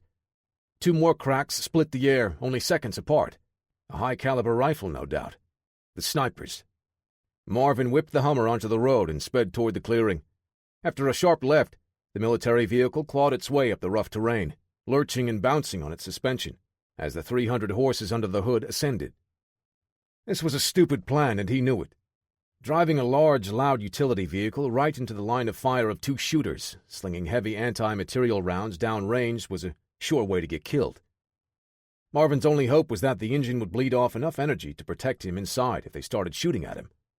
He spotted the first platform along the southern ridge and veered in that direction, knowing that was John's chosen target. With the rough bouncing, Marvin had a hard time identifying the man standing with a rifle cradled in the crook of an elbow. Van Pierce pulled the steering wheel hard, skidding to a stop and kicking up a spray of snow. He opened the door and stepped out, pressing his body against the fender, bracing his arms on the hood as he drew his pistol. "Christ, is that you, John? I thought you were dead." The Army Ranger strode down the steps along the back of the structure, resting the Barrett rifle against one of the supports. "Then why come up here? Sounds like a sure way to join me if I was dead." "I didn't think it all the way through." John turned his head, looking up toward the top of the mountain. "What is it?" Marvin asked. "Quiet," John said, holding a finger up as he turned his head slowly. "Do you hear that?" Van Pierce stepped around to the back of the H-1, cupping a hand behind his ear. There was a slight hum in the air, a high-pitched whine that grew in volume and number. "The welcoming committee is on its way." "Need to make a stand here before advancing," John said, reaching for the sniper rifle. "No," Marvin said, pulling the tailgate open and retrieving his M16. "You need to suit up. I'll hold them off." John nodded and put a hand on Marvin's shoulder. He reached into the Humvee and pulled a large plastic and steel case, letting it fall to the ground with a thud. He grabbed 2 more suitcase-sized boxes and set those on top. "You better get to work, then." With a smile, Marvin shook his head, slid the barrel of his M203 forward, and loaded a grenade. "I'll try to save some of the fun for you." Van Pierce pulled the sling of the rifle over his body and started his trek up the hill. As the distant hum grew louder, he pressed his body against a tree and braced his weapon, aiming at the top of a ridge. The snowmobile crested the top, and he depressed the trigger of his M16, spitting out a 3-round burst. Following with a second salvo, the bullets kicked up snow, but 2 rounds sparked against the approaching vehicle. The driver swerved just as the man sitting behind him opened up with his submachine gun, sending the shots wide. Marvin blew out a breath and led his target, clicking the fire selector to semi-automatic. His next pair of rounds found their mark, punching holes into the driver's torso, sending the snowmobile careening. The gunner on back rolled and came up into a crouch, but 3 quick trigger presses sent him to join his buddy. Marvin stepped out into the clearing and continued up the path. As more engines approached, he found a depression in the snow and dropped down, switching back to burst fire mode. 2 more snowmobiles came into view in the distance. He fired 3 bursts, all missing, but the return fire was equally ineffective, as the drivers spoiled their gunners' aims maneuvering to present a harder target. Switching his grip to the underbarrel-mounted M203, Marvin fired a 40mm grenade at the lead vehicle. With a whump, the projectile flew in a tight arc, and the snowmobile exploded into a ball of fire. The second pair of assaulters came straight at him, cutting the distance fast. The gunner fired a stream of bullets stitching up the snow. Van Pierce rolled to the side, drawing his Beretta. He fired 5 quick shots from the pistol, one-handed, cracking the windscreen and convincing the driver to rethink his strategy. The snowmobile fishtailed to a stop as the gunner leaped off the back and advanced with his HK UMP-45 spitting lead. Marvin released the rifle and pressed the pistol between both hands, returning fire until the man dropped. He holstered his sidearm and grabbed the M16, ejecting the magazine. The driver was struggling to unsling his weapon at the same time. Marvin won the race, inserting a fresh mag and thumbing the bolt release, before punching several holes into his opponent with a trio of bursts. He trudged up through the thick snow, sliding the barrel of his M203 forward and ejecting the spent shell. Taking cover behind the snowmobile, he reached for another grenade on his belt and fed it into the launcher's chamber, clicking it closed. Engines swarmed in the distance as he swapped his partial magazines in his pistol and rifle for full ones.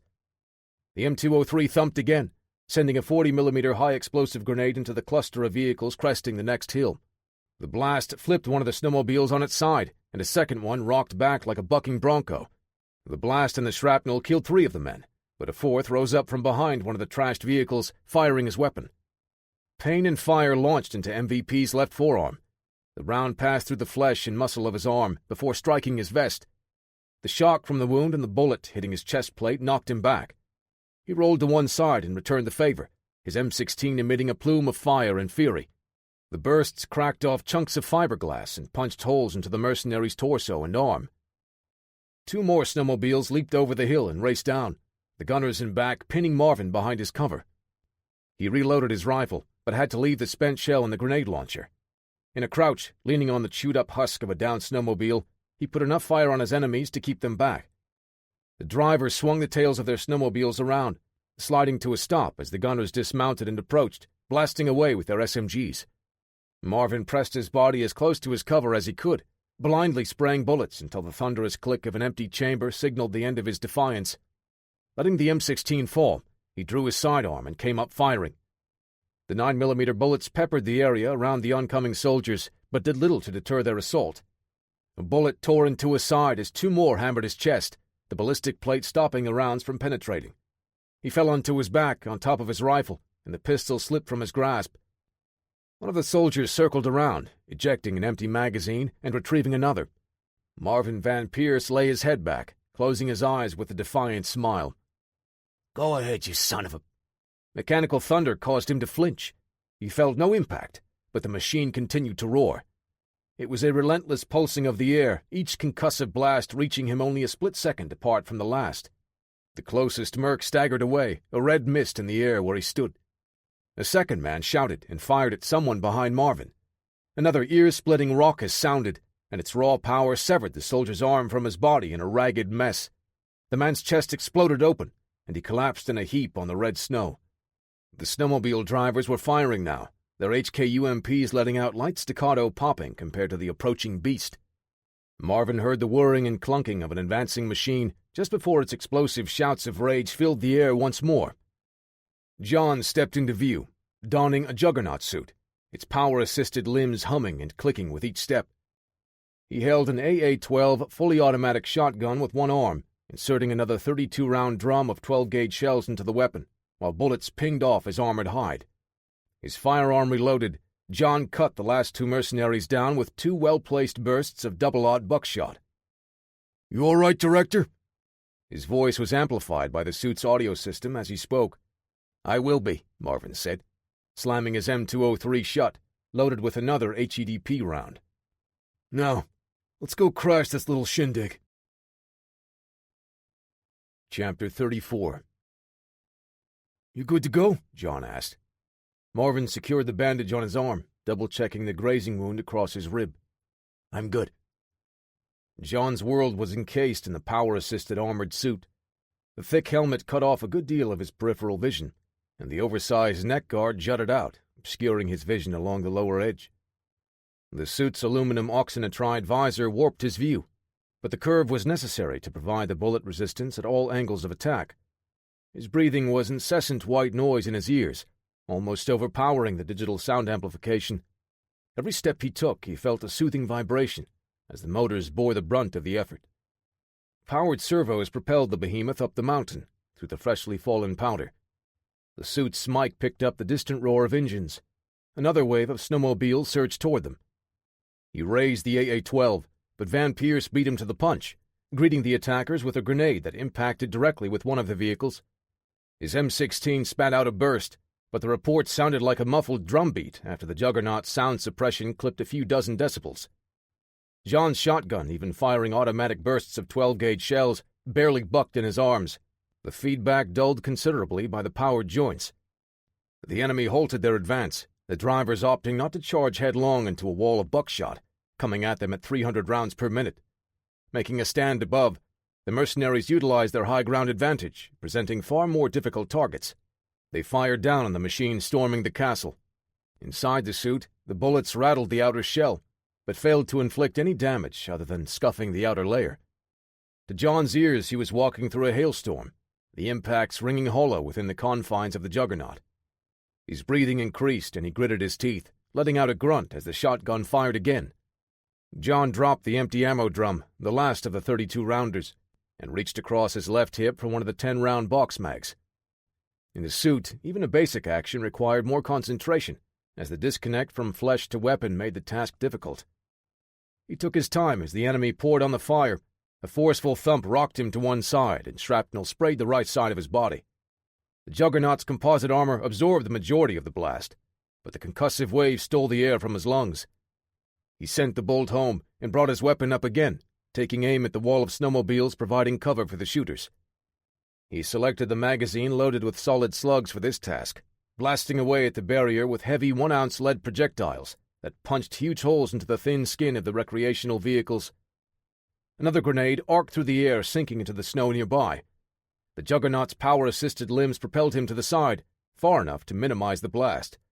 His shotgun roared, the last few slugs shredding the snowmobile and the man behind it. "I'll break the line," John said, reloading again. "Get ready to move ahead." "Just give me the signal," Van Pierce said, his digitized voice reaching John through the suit's speakers. The motors revved as John's armored form rushed headlong toward the enemy. The volume of fire increased, a static-like crackling shaking the air inside. The rounds landed flush against his limbs, the impacts registering as a dull ache through his joints. Covering the last 10 meters, John emptied the magazine with 2 long bursts, the first shattering the already mangled husk of a snowmobile, the second tearing holes and severing limbs from 2 unfortunate mercs standing their ground. The firing slowed as the soldiers scattered, only shooting occasionally while they fell back. Another grenade bounced off of John's shoulder, landing at his feet. He had barely enough time to bring his arms up and shield his face from the blast. Shrapnel washed over the suit, embedding into his AA-12, rendering the weapon useless. He scanned the battlefield as one of the soldiers approached, weapon up, and hammering away with well-placed rounds, hitting him around the visor. "Did you just throw that grenade at me?" John asked. He hurled the damaged shotgun like a tomahawk, busting the man's face, splitting flesh and crushing bone. An engine revved, and John turned on his heel, ready to face another wave of gunners. One of the mercenaries had jumped on the last functioning snowmobile, opened the throttle, and flew at the Juggernaut. The driver leaped off, sliding and rolling across the packed snow as the vehicle careened ahead. John sank his stance low, bracing for the impact. The snowmobile collided with him head-on, but the Juggernaut's powered extremities stopped the 500-pound machine. He slid back nearly a meter, the jarring blow reverberating through his body. The mercenary got to his feet, drawing his pistol and firing at close range, hoping to hit something vital. John pressed inward as the exosuit's hands dug into the fiberglass and steel. With a shout, he hoisted the vehicle over his head and brought it down on top of the man, as if he were just an insect stinging him. Another soldier snuck up from behind, planting something on the suit's backpack. Twisting his waist and pivoting around, John struck the man with a powerful backhand blow that crushed his jaw and cracked his vertebrae, sending his body hurtling 5 meters away in a flat spin. A split second later, the explosion from the grenade on John's back drove him forward and onto his knees. He struggled to his feet as the shooting started up again, the mercenaries finding their bravery once more. The suit's servos coughed and stuttered, the limbs almost seizing as he rose. Another grenade blast kicked up a plume of dirt, rocks, and snow, but that one landed near a cluster of mercenaries. Marvin ran up to join John, sliding on his knees behind a destroyed snowmobile. He shouldered the M16 and fired a burst, hitting another soldier. This time the rifle's reports bled through the gaps and cracks in the Juggernaut suit. John felt 2 sharp slaps on his back. "We can make it to Wyndham's house," Marvin said. "You march ahead, and I'll take care of the rest of these guys." Price's fingers dug into the arms of his chair. He leaned forward, watching the battle on the camera feed. Some idiot let Van Pierce escape, and now he was standing shoulder to shoulder with John Stone. A bead of sweat trickled down his temple as the first wave of mercenaries rushed down the mountain to meet him. His breath escaped him when John tore through a line of soldiers in one of his juggernaut suits. Balling up his fists, he pressed his knuckles against his head. "Mr. Gordon, please tell me you've called the rest of the men back from the other patrols." "Yes, I did, sir." "I need them to circle around to the back and stop those men from getting in here." "Of course," Gordon said. "Shall I join them?" "No." Price's reply came out too fast, too panicked. "I'll need you here just in case that maniac Stone makes it through." His enforcer nodded, pulling the Glock 21 from his holster and checking the chamber for a .45 caliber ACP round in the chamber before putting it back. He took his jacket off, hanging it on the hook of a coat rack near the door, and started rolling up a sleeve as he left to relay Price's orders. Sparks flew as another burst struck the power pack of the juggernaut. John struggled to move, the suit's left leg dragging. He could feel one of the elbows losing all power as the limb weighed his arm down. "My suit's losing power," he said. Van Pierce crouched behind him, peering around his mobile cover and firing at a soldier, each trigger press sending a single supersonic 5.56 millimeter round slicing through the cold air. 2 of the bullets missed, but the third punctured the man's throat, severing his spine as it passed through, killing him instantly. "One more push," Marvin said. "We just need to make it another 10 meters." The opposition had thinned considerably, but they could hear more men approaching in trucks and on foot. At the rear entrance of the large cabin, John punched a hand through the solid oak door and tore it free of the hinges. He pulled at the panels along the side to reveal the extraction handles. "Give me a hand. This suit is toast." Marvin kept the rifle in one hand and used the other to pull the uncovered red handles, popping the plates apart. John pushed free, separating the sections of the juggernaut suit, keeping him locked into the beast. He climbed out, and the freezing air hit his sweat-soaked body like a concussive force. His muscles tensed for a moment as his feet found the ground. "I'm going after Price," John said, pulling the Colt 1911 from his drop-leg holster. "Go. I'll hold him off here," Marvin said, pulling 2 unused grenades off of the belt of a dead mercenary. "Can't let any of these goons get the drop on you from behind, can we?" Chapter 35. The warm air inside was welcome change. John knew he couldn't get complacent now. With his mind focused on finding and stopping Price Wyndham, the soreness and fatigue had long left his body, leaving him feeling a decade younger. He sliced around a corner, weapon up at a high compressed ready position, clearing the intersection at the home's back door. 2 men came down one of the halls, one talking rapidly, making his words difficult to make out. John stepped into a small room, keeping his body up against the wall as the approaching bootsteps grew louder. He saw the muzzle of a rifle moving into view and brought his fist down hard against the man's forearm, cracking one of the small bones. The weapon swung down from his grasp, and the soldier's cries of pain were cut short when John's elbow smashed into his face, knocking his front teeth loose and wrecking his nose. The second man whipped his rifle around, but John already pressed out with his pistol. 3 rounds clustered tightly over his foe's heart, and the man's body dropped limply to the floor. John would have preferred taking both men out quietly, but he figured Price knew he was already here, which would explain why those men were in such a hurry to get to the back exit. The hall split into 2 directions, one turning where the 2 men came from, the other running the width of the cabin, past a series of neat-to-ceiling picture windows, before also cutting around the corner. Marvin's weapon started barking outside, the blasts muffled in the house. John would have to trust that no one would be able to get past MVP and sneak around from behind. He opted to head the direction from where the soldiers had come.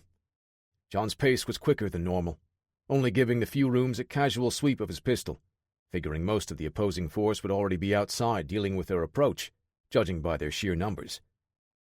The hall opened up into a large living room with a massive fireplace in the center, the flames inside crackling. He could see the other end of the room where the second hall also led to the living space. The chances that Price would have been hiding in one of the rooms on that end seemed unlikely. John advanced, positioning himself behind one of the many wooden support beams as he surveyed the area. The place was picturesque, massive bay windows opening up the mountain scenery around them. John focused his attention on the spiral staircase near where the other hall came to an end. Taking a step out into the open, something felt wrong, his instincts screaming at him. John pulled back behind the beam, sinking into a more stable stance, and taking another look at the area around the fireplace. "Mr. Stone." The voice was cold, like a snake. "You certainly don't disappoint." John snapped the front sight of his pistol at one of the tall-backed leather chairs facing the bay windows. A man stood up, tall and lithe. A hint of recognition clawed at the ranger's mind. The man had his sleeves rolled up, his head shaved bald. He stepped around the chair, and John saw the pistol tucked into a holster in his waistband in front of his body. "Mr. Stone, I've been expecting you." It was then that John recognized the man. Mr. Gordon, Warren Ratcliffe's head of security. He appeared taller now, with more muscle packed onto his sprinter's frame. "Thought you were dead," John said, holding his pistol at a low-ready position. "I remember snapping you in half like a twig." The enforcer smiled. "Things will be different this time." "Yeah, because I'll make sure you stay dead." John raised his pistol, but his opponent was a blur, sidestepping and drawing his own gun. Before John could get off a shot, Gordon already cleared his holster and fired. The blast launched a mercenary into the air, his body shredded by the last of Marvin's grenades. Ice and debris rained down as the firing slowed. Van Pierce worked the charging handle of his M16 and brought it up, taking care to place his shots carefully, no longer using the weapon's burst-fire mode. A trio of cracks found their marks on an advancing soldier. Marvin whirled to his left as another group approached, trying to force him back or pin him down. He lowered his body, lying prone behind the juggernaut suit that John had shed before going after Price. The enemy rounds thudded into the armor, and Marvin's M16 barked back, biting into the flesh of the man on the far end. "John, I hope you find your man soon," he said, to no one in particular, readjusting his body. "I'm not sure how much longer I can hold these guys back." A bullet hid nearby, spraying Marvin in the face and neck with dirt and snow. He answered back with 3 crisp presses of the trigger, making his attackers rethink their rush. Gordon's .45 caliber rounds ripped splinters from the support beam. John spun around, leaning out from the other side to get a better angle on his fast-moving target. He fired several rounds, shattering one of the floor-to-ceiling windows. A gust of wind whipped through, sending a flurry of snow inside. John didn't let any of the chaos pull his attention away. It was just background noise to him. The last time John faced this man, he was dangerous enough, armed with a 9mm Glock 19. He didn't want to believe this was the same man. This foe was faster than he remembered, more fearless. Bullets ate away at the wooden beam, flushing John out into the open. He stayed low and sprinted for another column. He heard the Glock 21 thundering as the rounds punched into the luxury furnishings against the backdrop. Just as John had hoped, his opponent expected him to stand and fight, so the quick movement worked in his favor this time as he dropped to a knee behind cover and fired until his slide locked. None of his shots hit Gordon, but it forced the man to move so that he could reload his 1911. John heard the polymer mag from his opponent's weapon hit the floor, but before he could capitalize, Gordon had already thumbed the slide top and his pistol was hammering away again. His Glock had a capacity of 13 rounds, but John only had 7-round magazines for his 1911. He was face to face with a cold-blooded killer, using a handgun with greater capacity. John would be reloading twice as much if they kept up this pace. As he moved forward to close the distance, John's pistol ran dry again just as he reached the fireplace in the center of the spacious room. He slapped in another mag and used the slingshot method to send the slide forward. Bullets chipped at the stone base, showering the area with sharp fragments. John felt a stinging pain across his upper arm. He leaned out and fired once, maneuvering to the other side. Through the fireplace flames, he spotted Gordon rushing him.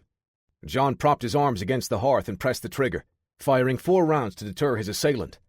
The 230-grain hollow-point slugs tore into the burning logs, spitting sparks and fire through the fireplace, but it was too little too late. Gordon returned the favor. John barely avoided the bullets and blaze of the embers spitting at him. Throughout the entire fight, the enforcer had been relentless, constantly pressing the attack with a steady rhythm of rounds, and then the shooting stopped. Was this a trap? Did his opponent expect him to investigate? 1,000 other thoughts sped through John's mind in that brief moment. He was already pivoting to get a better angle, pistol held steady, when a flash of movement spoiled his aim. The 1911 bucked twice, the slide locking to the rear. Gordon circled and stepped up onto the wide wraparound hearth, launching himself up. His body was horizontal, and John's shots fell well below his target. Gordon's body spun in a barrel roll as his foot came slamming down on John's arms. A shock wave reverberated through his shoulders and neck as his pistol clattered to the ground. John swung a huge right hand, but Gordon shuffled back, letting the blow slip by. John reached out to grab his gun from the floor, but a savvy opponent flicked his foot out nonchalantly, sending it sliding across the floor. Gordon spread his arms out wide, flinging his empty Glock to the side. "I guess we'll have to settle this up close and personal," John said. "Maybe it's better that way." Gordon's smile was unsettling. "I may just stop at returning the favor and severing your spinal column." His smile faded. "Or perhaps I'll crush your skull." Chapter 36. Ears ringing, his breath pulsing out in thick plumes, Marvin reached into his dump pouch for the last of his partially spent magazines and slammed it into his M16. He pressed the paddle to release the bolt and hurried to bring the sights back up. 3, 4, 5 shots split the air as another mercenary fell, and a second staggered back on his heels, rolling behind cover again. Pain suddenly lanced through his calf. Another bullet hit the ground nearby. Van Pierce fell to his side and rolled, in time to avoid the burst from a gunner that ran up on him from the right. His own rifle cracked twice, and he rolled again as the Merc fell, sliding to a stop next to him. Coming up to a kneeling position, Marvin faced the front and fired at the man behind cover making a move. Marvin's rifle clicked empty. His body moved on autopilot, sweeping his M16 away on its sling and drawing the M9 pistol in a fraction of a second. He fired his Beretta at the advancing soldier, who made it far enough to slide behind a rock. Marvin tried to move and get a better line of sight, but his leg buckled, sending a shooting pain up into his hip. He dropped to his knee again, and the mercenary tried to capitalize on his injury.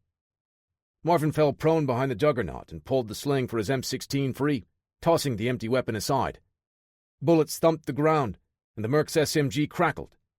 Marvin reached to the dead enemy at his side and grabbed his UMP-45. The muzzle flashes from both weapons filled his vision. The two exchanged fire while the mercenary advanced. Marvin felt something solid thumping into his chest, and he grunted as the air left his lungs. He gritted his teeth and fired again. This time the SMG found its target, bullets streaming until the magazine was empty. Marvin's hand went to his chest, resting on the ballistic plate as he fell back, straining to suck in a breath of cold, crisp air. A voice in the back of his mind screamed at him. "Get up, Van Pierce."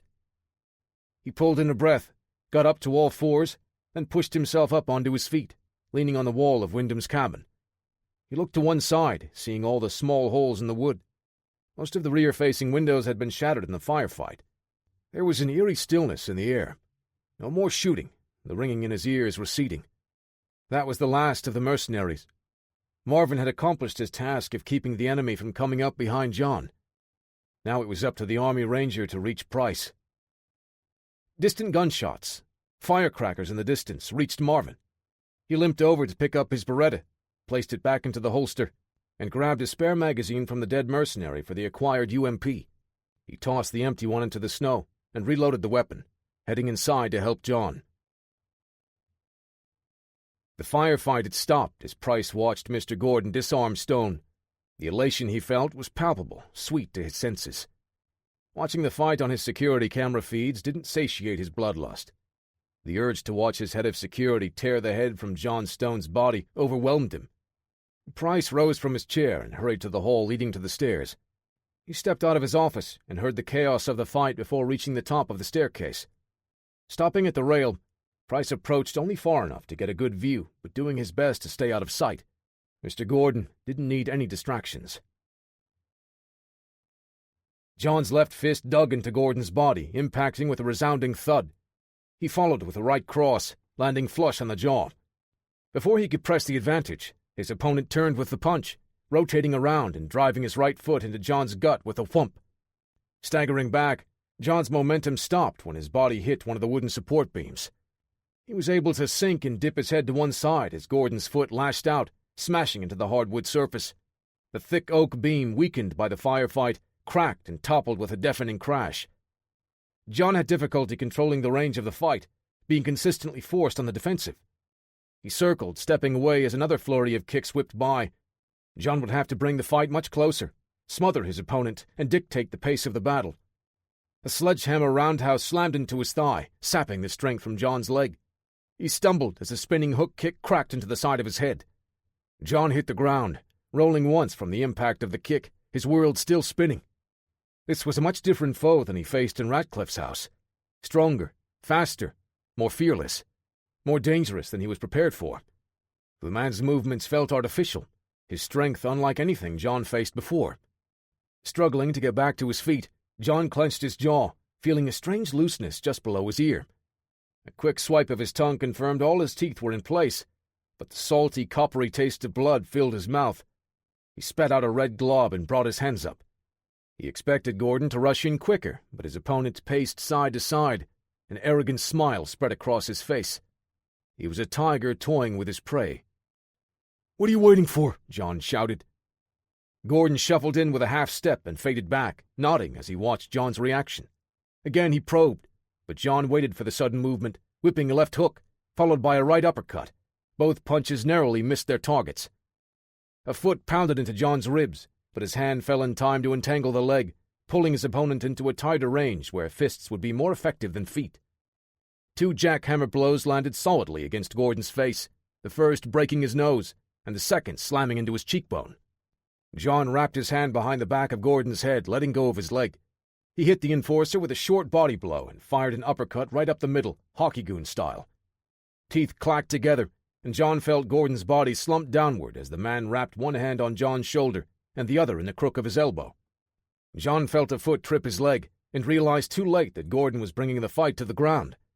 The enforcer pulled John down and lifted his own legs up high as the two of them hit the ground. Gordon had John's arm trapped between his legs, driving his hips up to hyperextend his elbow in an armbar. John grabbed his trapped hand with his left and drove his weight forward, stacking his foe. He pulled his hands closer to his body, pressing forward with his head, wedging the man's legs apart enough to prevent any damage to his elbow. With a quick bucking of his hips, Gordon shifted his legs just enough to trap John's head and one arm in a triangle choke. The pressure grew as John felt something grinding in his jaw. Pain radiated out as his vision closed in, darkness swallowing the world around him. John used his free hand to grab a handful of his opponent's collar, and he hoisted Gordon into the air. Standing straight up, John held the man high above his shoulders, then dropped his weight forward. He heard a hiss and grunt over the whump of their bodies colliding with the hardwood flooring. He felt the pressure ease up, but his head and arm were still trapped. John repeated the process, but this time, as soon as he drove his heels into the ground to stand, Gordon released the submission, letting John pull him up to his feet. A knee thrust into John's midsection, sending a spray of spittle out. Gordon shoved John back just enough to steal his balance before hitting him in the chest with a front kick. Before his opponent continued the attack, John whipped out a series of hooks, finding only empty air. A roundhouse kick slammed into his inner thigh, and an elbow smashed into the bridge of his nose. John's world filled with stars. Through blurred vision, he saw a shape close in fast. John dipped his chin at the last possible moment and thrust forward to meet his foe. Their bodies collided, John driving a shoulder into Gordon's gut. The momentum carried them into a wooden beam, cracking it in half as they sprawled out, rolling along the floor. John wiped his palms across his eyes, his vision finally starting to sharpen again. Fists and feet came at him in a flurry of violence, too fast for him to track and defend. Seemingly simultaneous impacts found his legs, arms, head, and ribs. Yet, even under the onslaught, John was able to lash out with a couple of strikes of his own. Gordon's foot hit his chest, the shock of the blow rattling his teeth as his body crashed back against the side of a chair as it buckled and splintered under his weight. The enforcer stepped onto another chair, launching himself up, his body turning through the air and coming down to drive his knee into John's head. He pulled his shoulder to one side as the blow crashed into the busted furniture. John rolled into his foe, grabbing him with both hands and dragging him to the ground. Before Gordon could fight his way out, John landed a vicious elbow that bounced the man's head off the ground. John rose up to his knees to rain down punches with both hands. Pain shot up through his wrists and forearms with each blow, his fists landing on Gordon's head and arms. He got his feet underneath himself again and pulled Gordon up. He hooked an arm under one of his opponents and grabbed a fistful of a pant leg, lifting his foe up and driving him down through an oak and glass table between the chairs. Every breath of cold, thin mountain air felt like it tore into the back of John's throat as he strained to pull in enough oxygen to stay conscious. His energy drained fast as his body struggled to keep enough adrenaline pumping to continue the fight. "Stay down," he thought, looking at the enforcer. Gordon's chest heaved, he too having difficulty keeping up this frenetic pace. Blood trickled out of the corner of his mouth. His swollen and battered face masked any discernible emotion. To John's dismay, the man got back to his feet, hands up, ready for the next round. Neither man willing to concede, both combatants stepped forward. John guessed at his opponent's tactics, raising a foot just enough to check a leg kick and plowing ahead with a jab and cross, letting his momentum carry him close. He wrapped Gordon in a bear hug, trapping his arms and squeezing. John felt one of the man's ribs pop and was rewarded with a grunt of pain. Gordon drove a knee into John's inner thigh, making enough room between their bodies to snake a hand up, attempting to gouge a thumb into his eye. John twisted his head to one side, then thrust it forward, their skulls cracking together as he released his grip. John's foe caught him by surprise, recovering quickly from the headbutt, spinning as he lashed out with another hook kick. John leaned back just enough to avoid the powerful blow. Gordon's foot touched down only long enough to rebound as his body turned back, slinging a roundhouse kick to the midsection. The foot buried deep into John's body, but he opted to absorb the blow. It was a sacrifice tactic, suffering the pain to entangle the leg. With an arm draped around Gordon's kicking leg, John pulled him into a full-power overhand right. A heavy fist crashed into the man's jaw, and his opponent fell. John held onto Gordon's leg, torquing his body hard to one side and dislocating the enforcer's knee. The animalistic shout of pain and rage shook the walls as Gordon lashed out with his good leg to shove John back. Gordon rose to his feet, unsteady, the pain finally taking its toll. The Ranger advanced, intent on ending this once and for all. Gordon never quit, still lashing out with quick strikes. John pushed through, letting the punches in so he could land his own thundering blows. Even with only one leg for support, the man was still dangerous, landing 2 strikes for every one of John's.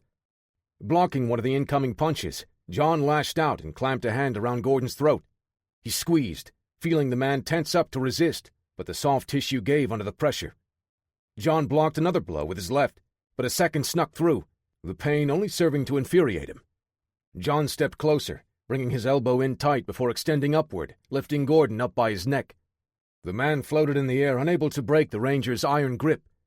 John stepped forward and chokeslammed Mr. Gordon's body down onto the jagged wooden stump of the fallen support column. Vicious stalagmites of splintered wood pierced his body, perforating his vital organs before passing through the gaps in the front of his ribcage. Blood bubbled up from Gordon's lips as the last of the air escaped his punctured lungs. The fire and rage in his eyes faded as the life left his broken body. Chapter 37. Mr. Gordon's howl reached straight into Price's core. The life drained from him as he watched Stone dislocate his man's knee. The urge to flee filled him as his heart leaped up into his throat.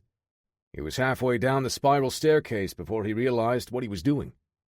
This man had tracked him halfway across the country with no resources. He couldn't let John leave here alive. It would mean that he would be on the run for the rest of his life. Price reached the bottom step in time to watch in horror as John lifted Mr. Gordon up by the neck and impaled his body on the shattered remains of a wooden support beam. Operating on a mix of fear and anger, Price circled around behind John, watching the man move. What he once thought was an invincible threat, a force of nature, now looked like a beaten man, struggling to move as he lumbered toward something in the distance. With squinted eyes, Price spotted the pistol that Stone was going for. He shouted and ran to close the distance as John reached down for the weapon. He turned his head just in time to see Price's foot catching him across the left side of his jaw. The kick landed flush, staggering the big man, dropping him to one knee. Price sneered at the old, beat-up shell of a man. How could he have caused so much damage to his empire?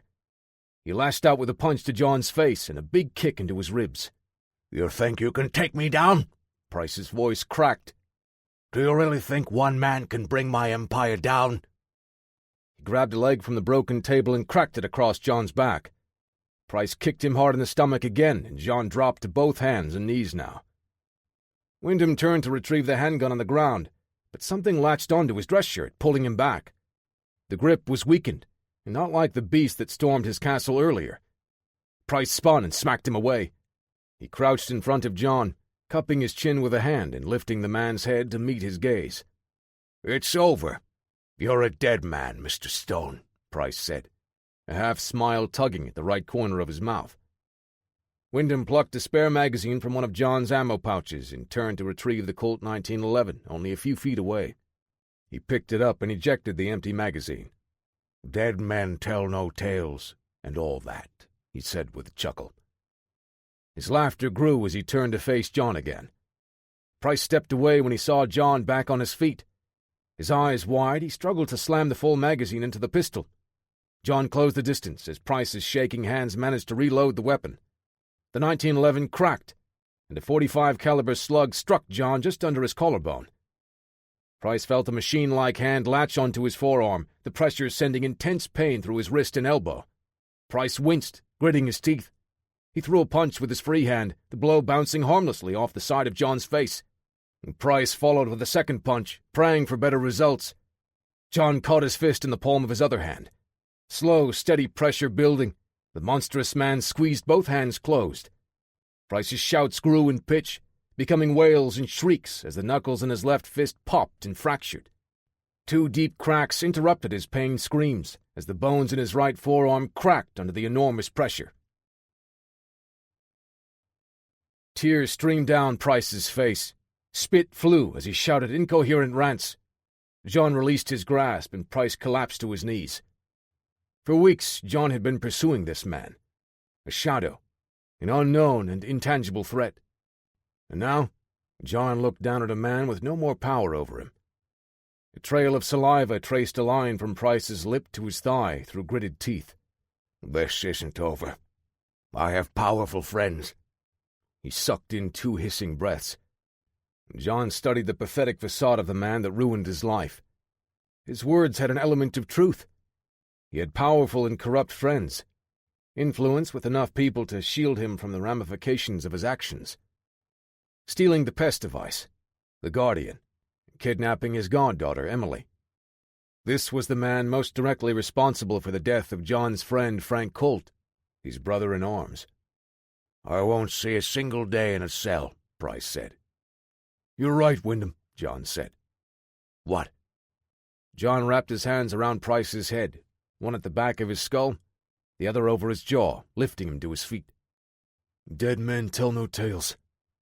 "Wait, you can't—" John snapped his neck, severing the spinal column with a wet crunch. Price Wyndham's lifeless body crumpled to the hardwood floor, eyes still wide open. Fear. The last emotion he felt. The world around John darkened, the sound softening. Muffled footsteps approached, but he didn't have the strength to turn and face whoever came up behind him. He saw justice through to the end for his friend Frank. Now John was content with letting death claim him. Van Pierce watched John wrench Price Wyndham's head a full 180 degrees, dumping his body in a heap at his feet. John's shoulders sagged. He took a step forward as his legs buckled. Marvin ran over, dropping his SMG and draping one of John's arms over his shoulders, struggling to ease the big man down. "It's over, John. We got him." His eyes closed as his head rested on the hardwood floor. Marvin looked him over. His face was a battered mess, and he had no doubt that there had to be bruises and cuts all over his body to match. Just under his collarbone, Marvin saw a single bullet wound. There was a jagged exit wound on his back that was still bleeding. He put pressure on the wound while he looked around the room for a phone or any way to call for help. Marvin lowered his voice to keep John calm and relaxed. "We got him." Chapter 38. The light slipped in through half-closed eyes. John blinked and turned his head as the nurse opened the blinds. "Good morning, Mr. Stone. And how are we doing?" he asked. Even after a week in the hospital, John still felt a little worse every day. He was alive, but sometimes he wondered if survival was worth the recovery. "Fine," he croaked through his teeth. His mandible had been fractured in the fight with Mr. Gordon and Price Wyndham, requiring his jaw to be wired shut. It made speaking difficult and painful, but worse, it made eating solid foods impossible. The nurse smiled as he wrote something down on a chart, fiddling with the array of beeping and whirring machines next to the bed. Good. The doctor will be in to see you shortly. He placed the clipboard into a pouch next to the door on his way out. John turned his head slowly, watching as two people stepped in shortly after the nurse's departure. I still don't know how you survived all this, Parker said, glancing at John's chart. Marvin Van Peers followed in behind him on a pair of crutches. Both hands broken, busted ribs, hairline fracture in your femur. Parker, please, Marvin said. He knows all of this already. John used his elbows to pull himself up. Parker slid the chart back into the tray and moved to the side of his bed to help adjust it, letting him sit up. Take it easy, John. No need to get up on our account. Marvin eased himself into one of the chairs in the room. Curtis? John asked through gritted teeth. Still in meetings, Marvin said. He and Dr. Spencer are still presenting the rest of the information we recovered from Wyndham's home. There was a treasure trove of blackmail information, bank accounts, and other names. John leaned back against his pillows, closing his eyes as he nodded. In the aftermath of the battle in the mountains, Van Peers was able to convince local law enforcement for support until he could reach his government connections. With the Hostile Response Division compromised, he didn't know who he could trust. Price Wyndham had influence over key officials, corruption snaking deep into the organization. After Miranda and Parker analyzed the information, she and Curtis traveled to Washington, D.C. to present everything that was recovered, hoping to clear John of all accusations. While his future was still a bit nebulous, the fate of the Hostile Response Division as an organization had already been decided. "What are you going to do now?" John asked, his words coming slowly. Marvin rubbed at a small dent in one of the aluminum crutches. "With the HRD all but shut down, I was thinking about heading back out to Hollywood. Step behind the camera and do some directing this time." He looked up with a grin. Seriously? Parker asked, pulling a file from his backpack. "No, Mr. Lewis. I was just being facetious. The truth is, I'm not sure where my path goes from here. But I'll have to stick around to answer some questions, I'm sure." John looked at the file in Parker's hand, nodding his head questioningly toward the pages. "Oh, this?" Parker handed John the file as he sat in the other empty chair. "As you know, because you gave Curtis the name Wyndham, Miranda put together a little collection of info that Director Van Peers used to help track him down. This is just the rest of the information that she wasn't able to secure earlier. The deep dive, if you will." "What am I supposed to do with this?" John asked. Parker shrugged. "Just some light reading." "This is everything that is known about Price Wyndham," Marvin said. "A little something to provide closure, now that you've found the man responsible for killing Frank Colt." John just stared at the plain beige file folder. "Thanks." Marvin rose to his feet with a grunt. "Let's get out of here, Parker. John's got a tough day of rehab today." Parker stood. "Thank you, John." He followed Marvin to the door before turning around. "For everything, I mean." John nodded, a hint of a smile forming. He watched the two men leave and rubbed a thumb along one of the corners of the file. He tossed it onto the tray next to his bed and pressed his finger to the button on the side rail, lowering his head as he lay back. For the past few months, John had been seeking justice. Warren Ratcliffe shook John's world apart, but he was just a lapdog for the puppet master, Price Wyndham. With both men dead, John finally had closure. Though he had been able to sleep through the night, it wasn't until now that he felt he could truly rest. Did you like this book? Let us know by leaving a review. It only takes a moment and helps us and independent authors tremendously. In our schedule of books, we have a ton of different ideas we would like to work on. But if you loved reading about John Stone and want us to continue to tell his story, you, as the reader, can let us know directly. It is very difficult for us to get an idea of which books work without that feedback. Let others know about it as well, and encourage them to leave a review.